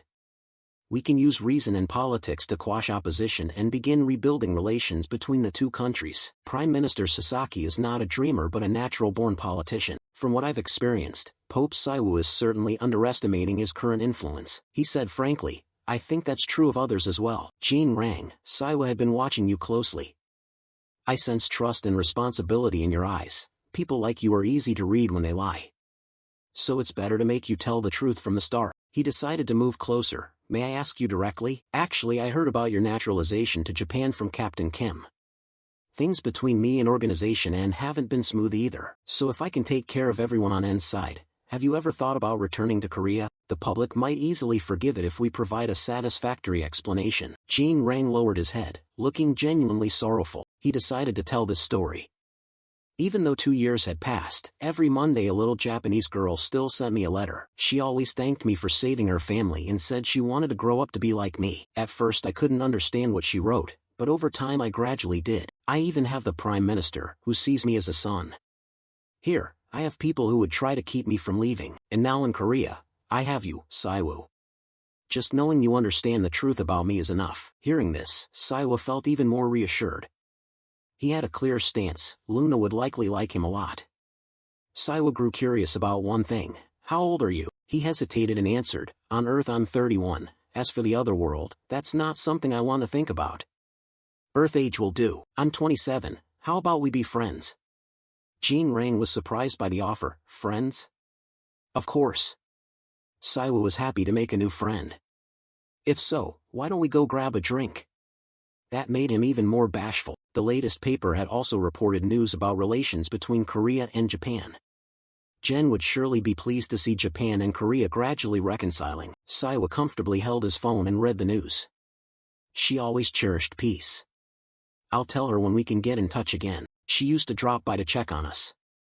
Now it's a bit sad that she visits less often. Che interrupted his train of thought. The awakened, Saiwu, it's time to board the plane. He's returned to reality. Yes. And you and Captain Kim are staying behind, right? Che nodded. Yes, we've received orders to prepare negotiation terms with Japan's Awakening Bureau. We also plan to assist with recovery after the Sendai disaster. Saiwu felt quietly pleased to see everyone had their own duties. He recalled a story Jean Rang had once told. Che and I were in love, but in the end we couldn't be together. She became a symbol for the awakened in Korea. And because we knew each other so well, we had to accept each other's choices. Saiwu managed to call Che back before she left. Lately I drank with Jean Rang, but he kept looking at his phone the whole time. He said he hadn't dated anyone since moving to Japan, as if he was waiting for someone to call. I'm curious who he's waiting for. You probably don't want to know, right? Che, though curious, looked away out of shyness. The boarding gate is right here. He didn't forget to say goodbye. Then Che, see you soon. That earlier conversation stayed on her mind. I hope so too. Thanks for telling me, Saiwu. He smiled gently upon receiving her thanks. Saiwu sat on the plane feeling relieved. Wish you both the best. Jean Rang, if things go well, you owe me a drink. 3 hours later, in Korea, Incheon International Airport. As soon as he got off the plane there were countless people waiting. Pope, over here. Long live Jen. Saiwu was astonished at the sight. What the? It's really terrifying. My Pope, I love you. The bustling city had turned to evening. Elsewhere, Black AI asked, from what you see, do you think the Black Pope will be useful to us? Is that what you mean? This fit his thinking. The Purifier was definitely behind the terrorist attack on the Capacity Management Bureau in Korea. It seems they've started clashing. Black AI casually held a glass. Malignant energy. Saiwu had already known about malignant energy. That damn kid is the real deal. I'm serious. I heard China deployed a large number of troops near the Yalu River, because the Forgotten Lands may contain resources from other dimensions, including Mana Stone. It's likely the Korean government will consider expanding the northern border. Now Korea has an anomaly, their government won't let those lands go to waste. He sat in the bathtub, annoyed. So what's my role, Black AI? Go to Korea. Hearing that, he objected. Are you kidding? Until further orders, I want you to keep building a positive relationship with Saiwoo. I'll provide more information on influential figures in Korea. How you use it is up to you. There will also be info related to the Purifier. AI, looking at the tablet, grew angrier at the proposal. You want me to be a spy and cozy up to Jen? Hey, I'm currently representing the US government. Don't you realize anything I do will affect the entire government? Before hanging up, the other end didn't forget, nothing is more important than diplomacy these days. Good luck. He ignored that nonsense and cheerfully poured himself a drink, raising it to his lips while thinking, in other words, everyone connected to the Gen Society, including Shu, which he deserves. Just thinking about him gives me the chills. But truly, like-minded people are naturally drawn to each other. I'll be your friend. At Incheon International Airport, everyone had been waiting for Saiwoo here, all fans. Pope, look this way. Please look this way. He couldn't believe the scene before him. Saiwoo's steps suddenly stopped. Everyone present gasped in amazement. The Saintess, Leo, and Luna had appeared. Saiwoo could no longer remain calm at the sight of the two of them. Everyone bowed in unison to welcome the Pope's return. Saiwoo still felt bewildered. Is this really Korea? I wouldn't be surprised if they started calling me Master's friend next. Only one person could come up with something like this. He was screaming inside. Hey Luna, what the hell is this? Is this your fault? She warmly explained to him, once you've become a member of the Pope's service, representing His Holiness Jen is natural. Even in Eden it's not easy to achieve that. Saiwoo didn't want things to get more complicated, but was it really necessary to this extent? Luna really explained a lot. You must have 1,000 questions about what happened while you were away. Over the past 3 days we've followed the new saint's guidance. What do you think? Were you happy without me in Japan? What did the monster in Japan look like? Have the Japanese people been influenced by Jen's teachings? You have countless questions to answer. One of them is a personal question, right? Saiwoo suddenly turned to admonish, Leo, you should have stopped her. Leo adjusted his glasses. Your Holiness, you should have anticipated this when you handed everything over to me. Saiwoo found it ridiculous. Was he a child or what? They even rented vehicles to bring everyone here? Where did you learn to rent cars like that? Let's go back to the temple. I'm tired. One of our followers is a commercial driver, let's head home. I didn't expect coming home to be this exhausting. The president of South Korea, Xin, handed him a bouquet. Congratulations on your return. Fake awakened Shu, you are a hero of Korea, and they even printed a poster just for Shu. The two of them happily posed for photos together. The president reminded him, Pope, look into the camera. That's right, look there. Saiwoo was still dazed. Why was the president at the airport for this? I know politicians try to build a good image, but this looks staged at the request of outsiders. Xin whispered, thank you for accepting my offer. He gave a wry smile and shook his head. Saving people is my duty. No offer was necessary. The president of South Korea was genuinely pleased with Saiwoo. I know you think that's the right thing to do, but most people wouldn't be able to act like you. Thanks to you, Korea can enact new political decisions. The changes you bring will affect everyone. Pope Saiwoo, I will do my utmost not to disappoint you. He didn't seem to fully trust that promise. We'll see if he keeps his word. Xin also asked, do you plan to return home to see your family? Saiwoo replied politely, no, I have urgent work to handle, I'll return to the temple. The man kept a faint smile, is that so? Hope to see you again soon. Saiwoo turned away, still remembering his mannerisms then. He was an odd man, but I liked his bluntness. Suddenly something stopped him. The system issued a mission to expand followers in Japan. That put him in a difficult position. Why would such a mission appear now? I need to focus on reorganizing the order first. Back at the temple, a crowd stood with heads bowed. Welcome home. Pope Saiwoo couldn't understand what these people had done. Luna behind him was ecstatic, showing love and compassion, the qualities needed in the Gen Society. All right, everyone may step back. She held the paper in her hand and resumed, then let us give a brief report on the new followers. Your Holiness, the total number currently in training is 142. All of them are being taught the responsibilities and rights of an awakened person, and thanks to the Bible I translated, they are learning the ideals of the Church. Saiwoo found this reasonable. 142 people is neither too many nor too few. I believe the number will continue to grow, but this is a very good start. Before he could savor the moment, he heard surprising news. The White Light Church now has as many as 190 awakened members. Saiwoo was astonished. They're 48 people ahead of us. Did they team up with N to recruit? Luna remained confident, there will surely be a wave of new arrivals once word of your heroic deeds spreads. We'll just have to wait and see. Since the growth of the Gen Society depends on you, the new followers will become stronger under your guidance. So what do you plan to teach them? Saiwa fell silent to think. Let's see. A new item in the papal menu had unlocked. From now on, he could use the education catalog. This catalog lets you steer the development of church followers, choosing between scripture and combat tracks. Now it felt like playing a strategy game. The stat sheets were even more detailed than when I was in Eden. Saiwa chose without hesitation, without thinking. I choose combat. Choosing scripture makes sense if this world were peaceful, but clearly it is not. Wait, will the whole church become nothing but holy knights? Leo reassured him, Your Holiness, don't worry about that, even clerics can learn a lot from combat, like I do. His thoughts cleared. On second thought, that was true. Luna added, Still, they're all bookworms. Leo retorted angrily with sarcasm, better than those stupid shield huggers who can't even remember Jen's commandments. Both sides launched into a heated argument again. Want a taste of my shield? She should remember that the Pope is also a cleric.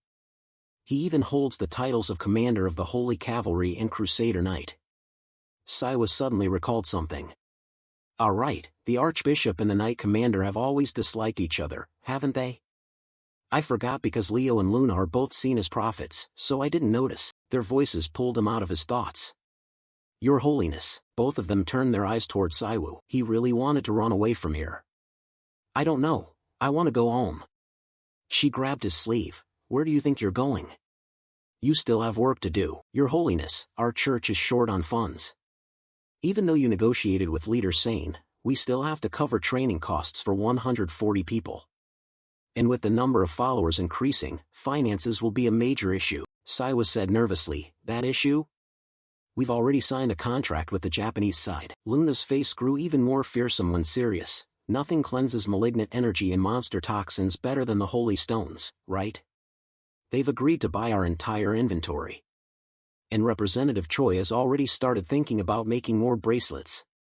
He'll probably call us soon. Saiwa turned to Leo. How are the low-grade bracelets coming along? He quickly reported, We've started producing them with the recruits. See?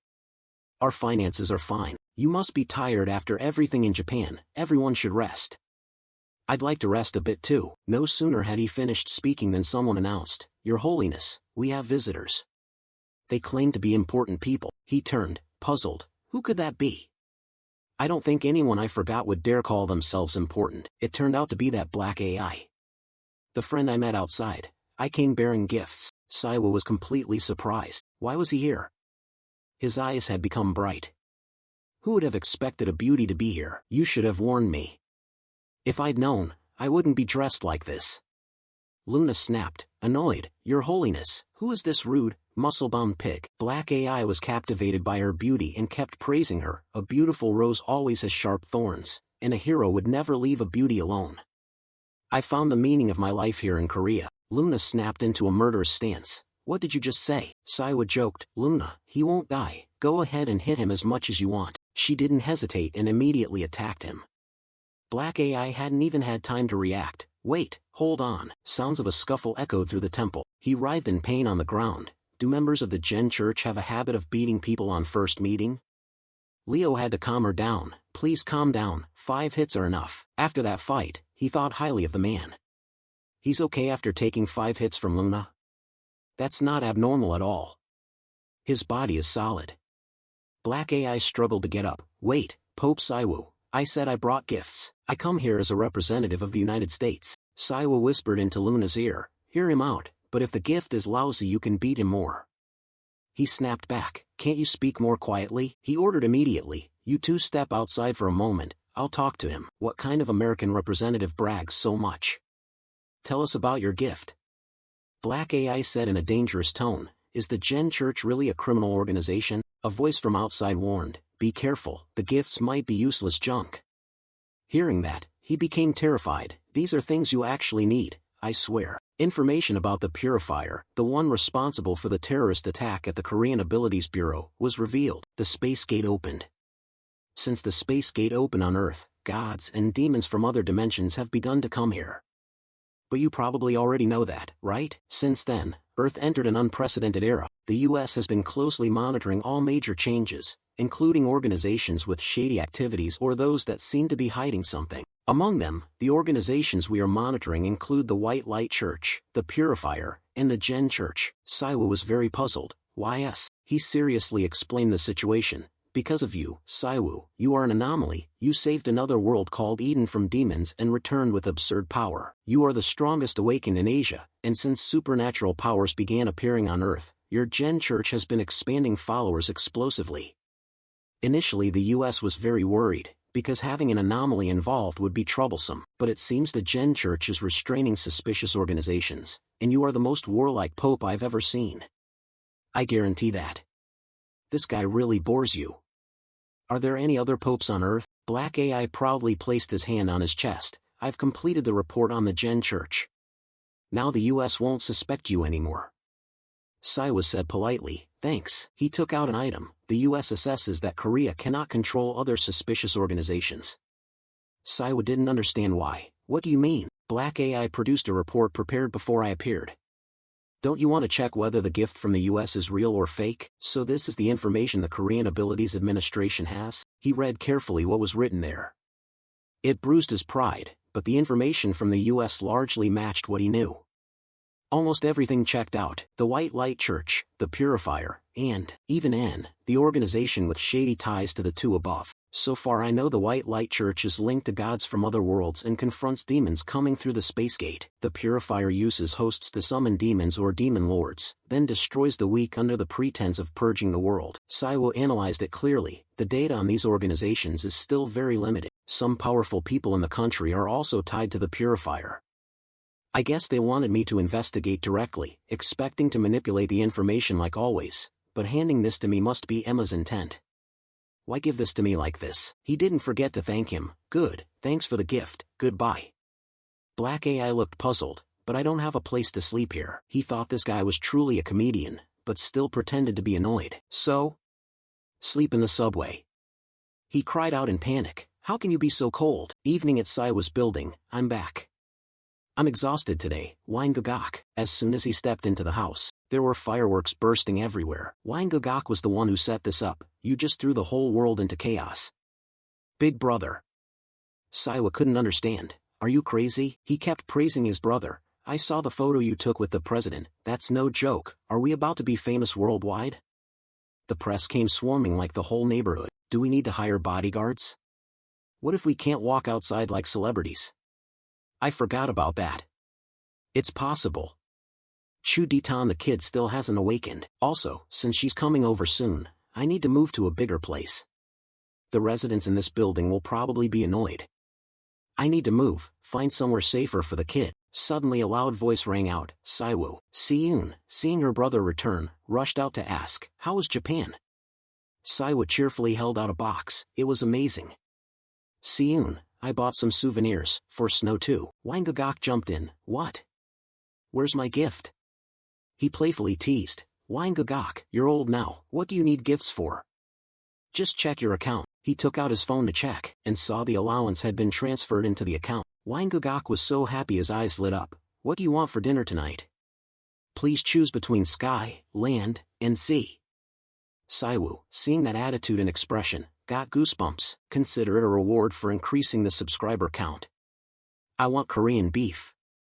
He immediately obeyed, and Siyun happily followed. Brother Saiwu, Snow loves this dish. He could finally feel more at ease. The whole family being happy like this was wonderful. After a lavish evening meal, while watching TV, around 4 in the afternoon, when kids should be running and playing, there were children playing in the yard of the Hope Orphanage. The orphanage director, Mr. Da, had taken in children who lost their parents after the Space Gate incident 5 years ago. Since the Busan Gate incident, government support has been steadily decreasing. I know a lot of people are struggling. I just want to care for these kids as long as I can. I believe it's my mission. He felt great sympathy for these cases. Looking at those children, probably about Siyun's age, he thought helping one another is essential in times like these. If possible, please help the Hope Orphanage a little. Siyun couldn't hold back her tears when she saw those poor kids. Saiwa felt he was still lucky, if the woman hadn't raised Siyun or Youngagok, those two would probably have grown up in an orphanage too. That thought gnawed at him. She turned to her brother and asked, "Do we have any spending money left? Can't we pitch in at all?" Youngagok quickly answered, "Of course we can." Saiwa took the phone from Youngagok's hand. "Wait, I'll take responsibility, I'll help that orphanage. Instead of a one-time donation, it's better to provide long-term, structured support. What do you think?" Morning at the temple, Luna and Leo had also seen the news. "What do you all think?" "Our church has funds to spare. Helping the kids is the right thing to do," Leo added. "Not helping would be weird. The goddess is always merciful toward children." Saiwa should ask everyone's opinion first. "I think it's fine, if you two agree." "Minso, are you free tonight?" They both shouted at once. "What about us?" He replied enthusiastically. "Me? I've finished the urgent shoot, so I have time." He suddenly suggested, "Then come watch the NC with me tonight." Minso was surprised as he remembered the place. Heine, yeah, that evening in Inchi was indeed lively. Medicines and herbs are really cheap here. There are lots of interesting items. Dragon grooming tools in every size, repair services, even selling protective armor. Come take a look. Minso was full of joy. It had been a long time since he'd been here. Saiwa was excited too. It was nothing like the night market he had imagined. An old woman stepped forward to greet them. "Hey young man, need anything? I'll give you a good price." Saiwa was startled to be called young man. This place wasn't like the black market I imagined at all. Crowded, well-lit, and seeming safer than I thought. Minso explained, "Calling it a black market is a thing of the past. Now it's one of the main places players buy gear, mainly because the prices are low. Look over there." Glancing that way, it really was cheap. He even suggested, "If you're interested, try buying something." Those players wearing wristbands are members of the support guild. They're responsible for the market's security. This kind of support model is essential whenever there's an attack on a space gate. It used to be government-run, but 3 years ago it was handed over to the Alliance. Saiwa thought it lined up. 3 years ago, when Yang went to Japan, right?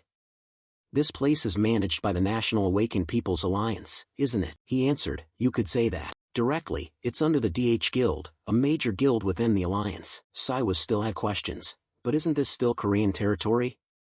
Why does the government have no authority? Minso explained further, "That shows how much the government's role has been reduced. The Alliance regularly sweeps this area to arrest criminals hiding here." Saiwa was surprised to hear, "But they don't arrest everyone, right? Those who cooperate or are useful probably get overlooked." He nodded, resigned. "It's sad, but that's how it is." Saiwa quietly observed the place, outside government reach, money flowing constantly, a perfect refuge for rats. The stream of mana I feel in this market. According to info from AI Den, the US detected activity related to the Purifier at this black market. And the mana I sense here proves that information true. Mana reaction detected. The active skill to trace mana has been automatically activated.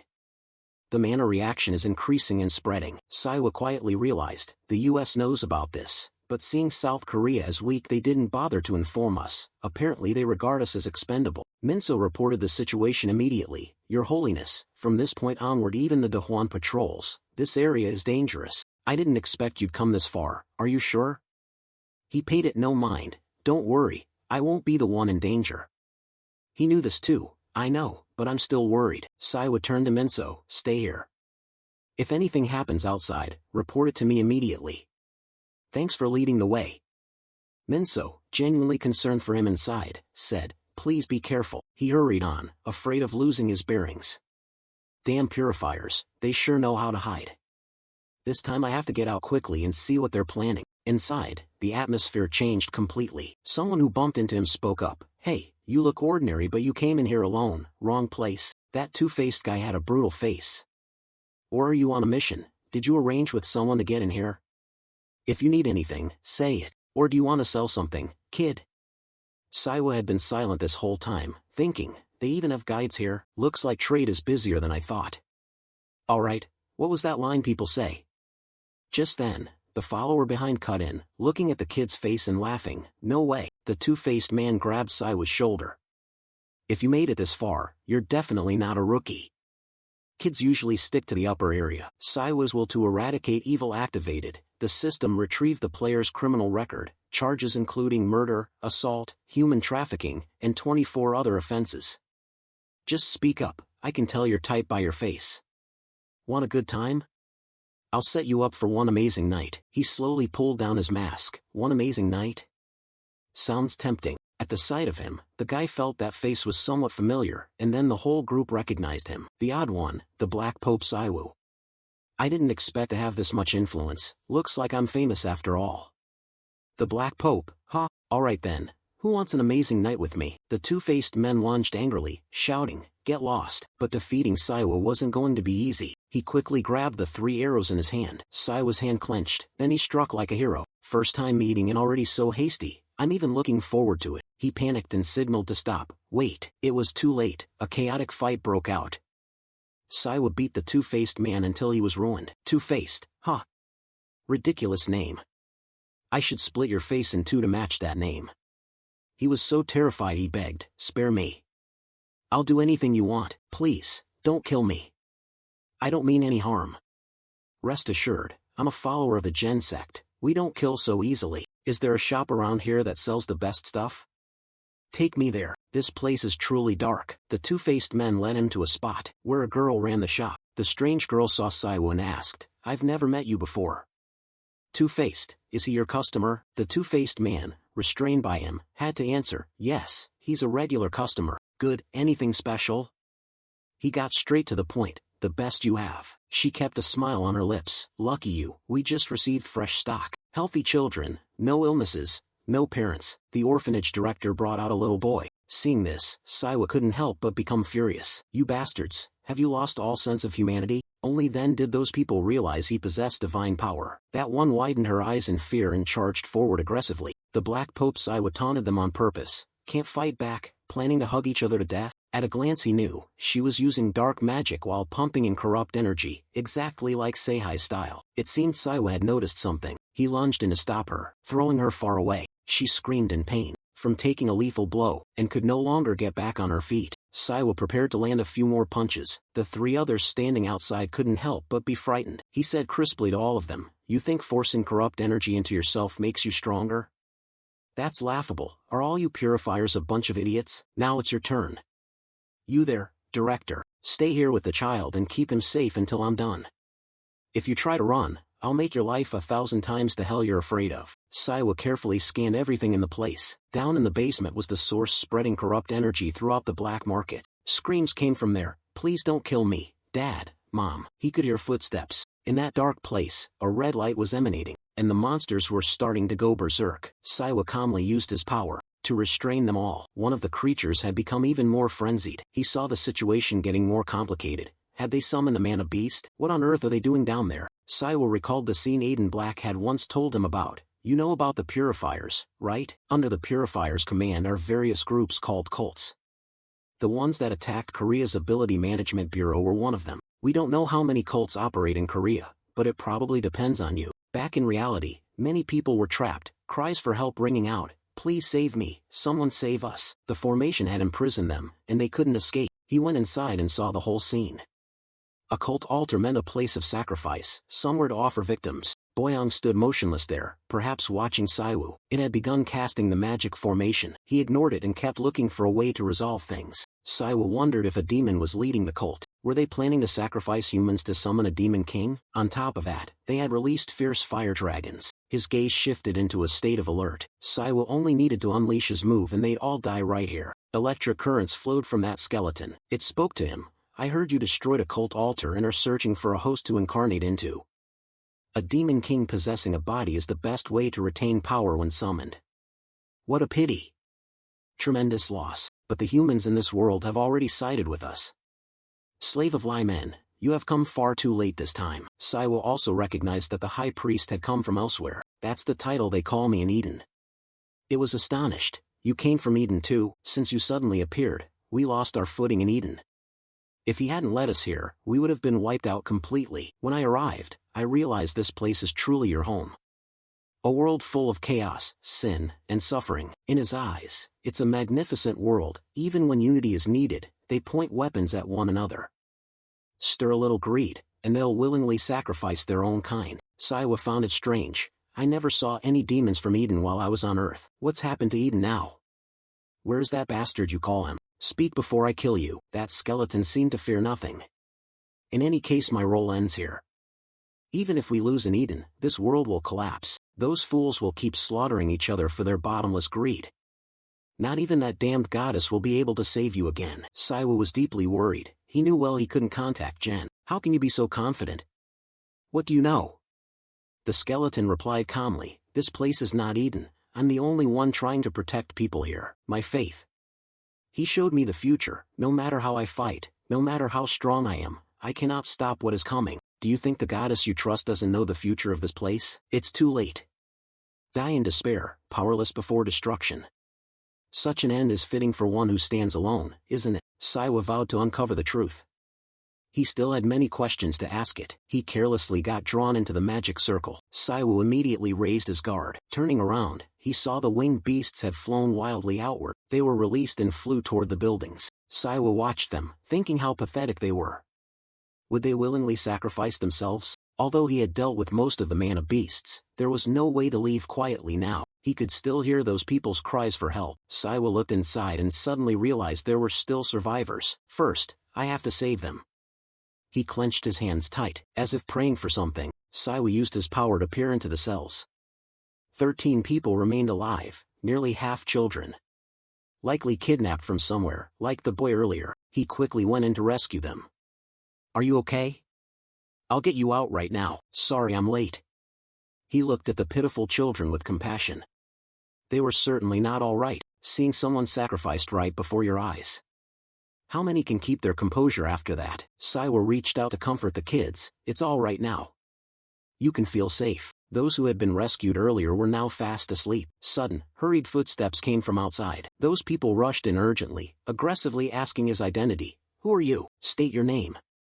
Saiwa replied coldly, who knows who you think I am? He sneered. You guys are quick to arrive. What, about 10 minutes? Are you with the Crimson Lotus? They shouted in unison. Yes, you have trespassed into an area under Crimson Lotus jurisdiction without permission. Don't expect to leave easily. Saiwa looked down on them. Oh really? Quite a big deal. Then Crimson Lotus will have to shoulder a heavy responsibility. Run! You ordered everyone to lower their swords. Stand back. Everyone was left confused about what was happening. Moreover, he adopted a polite tone. Sorry, I think my team was a bit tense because of the yellow code.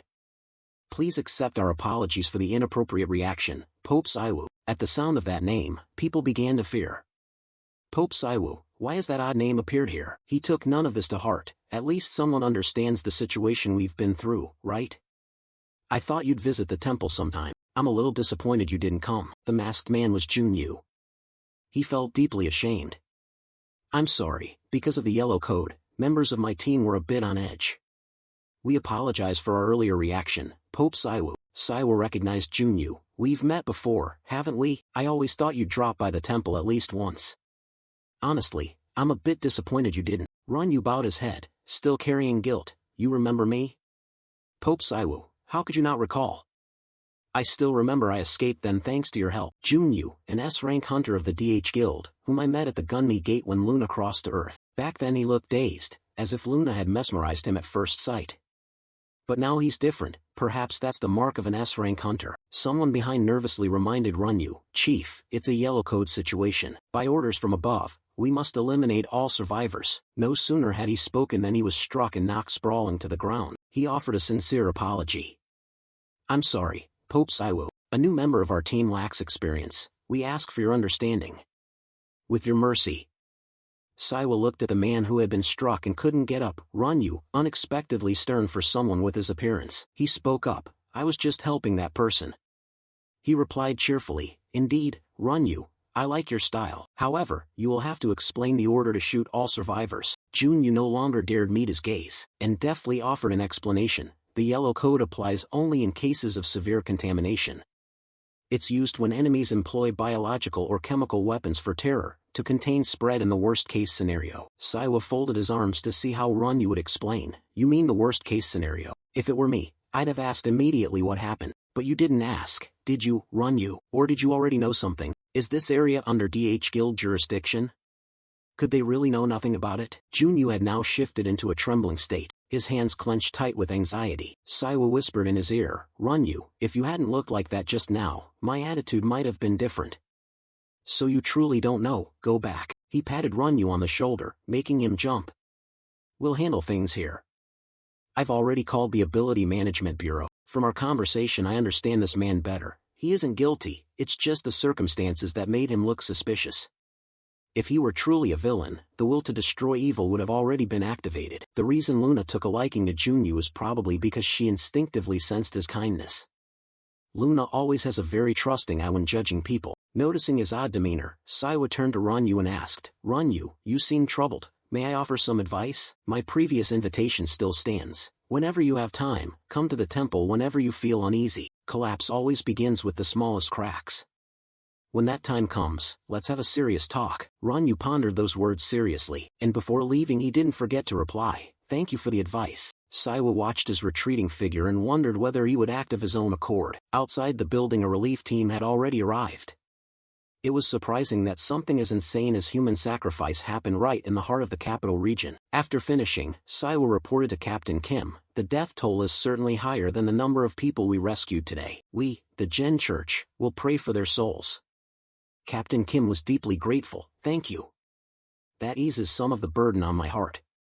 In total, 12 survivors were rescued from the basement. Saiwa was astonished. 12 people? "I'm sure when I was there I counted 13. The footsteps of someone nearby. It was unclear who, but the person was heavily concealed, and that figure even glanced back over their shoulder. I think we can no longer keep deceiving the public. Regarding all the corruption I know within the Reap Alliance, I intend to expose it all. I sincerely thank the person who gave me the advice and the courage to stand here today." Hunter Junyu's press conference concluded. Saiwa had been following that report, expecting Runyu to act sooner, and was surprised it happened so quickly. Switching to the next report, it was just revealed that the director of an orphanage in Sea sold orphan children after the space incident to the black market in Inchi. The case is expected to spark a major public outcry in South Korea. President Xian, who has just announced he will propose special legislation for atypicals related to this incident. Luna was also surprised. "I'm not sure about that special law, but this is becoming a really big issue." Saiwa agreed. From the start, it was a serious matter. The DH organization has turned a blind eye to what goes on deep in the black market. Junyu's decision to blow the whistle on DH's internal affairs, one of the pillars of the Reap Alliance and an S-rank hunter, has amplified the impact. You could say that, accidental or not, one light of the Alliance is already broken. What worries Saiwa is that they seem to be conspiring about something related to the cult altar. The last man slipped away quietly. "Luna, I need you to track him down." She, assigned the task, promptly agreed. "Yes, leave it to me and Leo." There was a knock at the door. "Saiwu, it's Captain Kim." He was invited in by Saiwu. Captain Kim held a sheet of paper. "I come as a representative of the Ability Management Bureau to discuss post-incident matters. You probably already know from the news, the existence of the altar created by the Purifiers has been officially confirmed. What shocked the public most was that the US had known about this beforehand while the South Korean government was completely unaware, and they only informed the Gen Church privately when the minister first learned of it. These are the additional details you, Saiwu, received from the false awakened Aiden. It includes a list of involved companies, state officials, and politicians." Minister Co of the Ability Management Ministry crumpled the paper in his hand, humiliated, self-reproachful, ashamed, and furious. "I felt the same, but how much heavier must that feeling be for the minister? The US assumed South Korea couldn't handle the Purifiers on its own." Co conveyed, "Tell them we are truly grateful for America's assistance." Captain Kim now looked very serious, "But in truth, it was thanks to your help, Saiwu. It's all come to this because of our weakness." Saiwa quickly offered comfort as he saw him collapse. "Don't say that, Captain Kim. What matters is what lies ahead. Actually, yesterday we let one purifier escape and Luna is pursuing him." Captain Kim, who always wanted to complete the mission well, said, "Yes, we'll do our best to assist." Saiwa further explained, "The Church will provide the government with relics capable of detecting magical energy. Please cooperate in tracking the purifiers and sharing information. Just the Ability Management Bureau taking over the black market is enough to significantly change the situation. From now on things will be different." He also noticed positive shifts. The balance of power in South Korea had clearly changed. Because of this incident, public opinion will strongly demand special legislation for atypicals, and many will argue that you, Saiwu, should take on more roles. He suddenly realized, It seems the president is determined to grant me more authority. If the special law is proposed, my scope of action will certainly expand. Society will also diversify the ways the Gen Church can contribute. However, disputes over fairness with other religions will inevitably arise. Saiwo asked Captain Kim, has the government prepared for the ripple effects of granting power to the Gen Church? He suddenly remembered he hadn't mentioned this. Of course they have. The president has allocated additional budget to expand the functions of the Ability Management Bureau. This surprised Saiwo even more. Additional funding? As far as I know, South Korea's budget isn't that plentiful right now. He of course sensed this. That's right, South Korea's finances are quite tight, so if it's not enough, they plan to issue government bonds. Before he could recover, another surprise came. Government bonds? He uttered a line that was hard to argue with because it was so true. Now South Korea is a nation with atypicals, truly crafty politicians. Please like, subscribe, and ring the bell for more awesome content.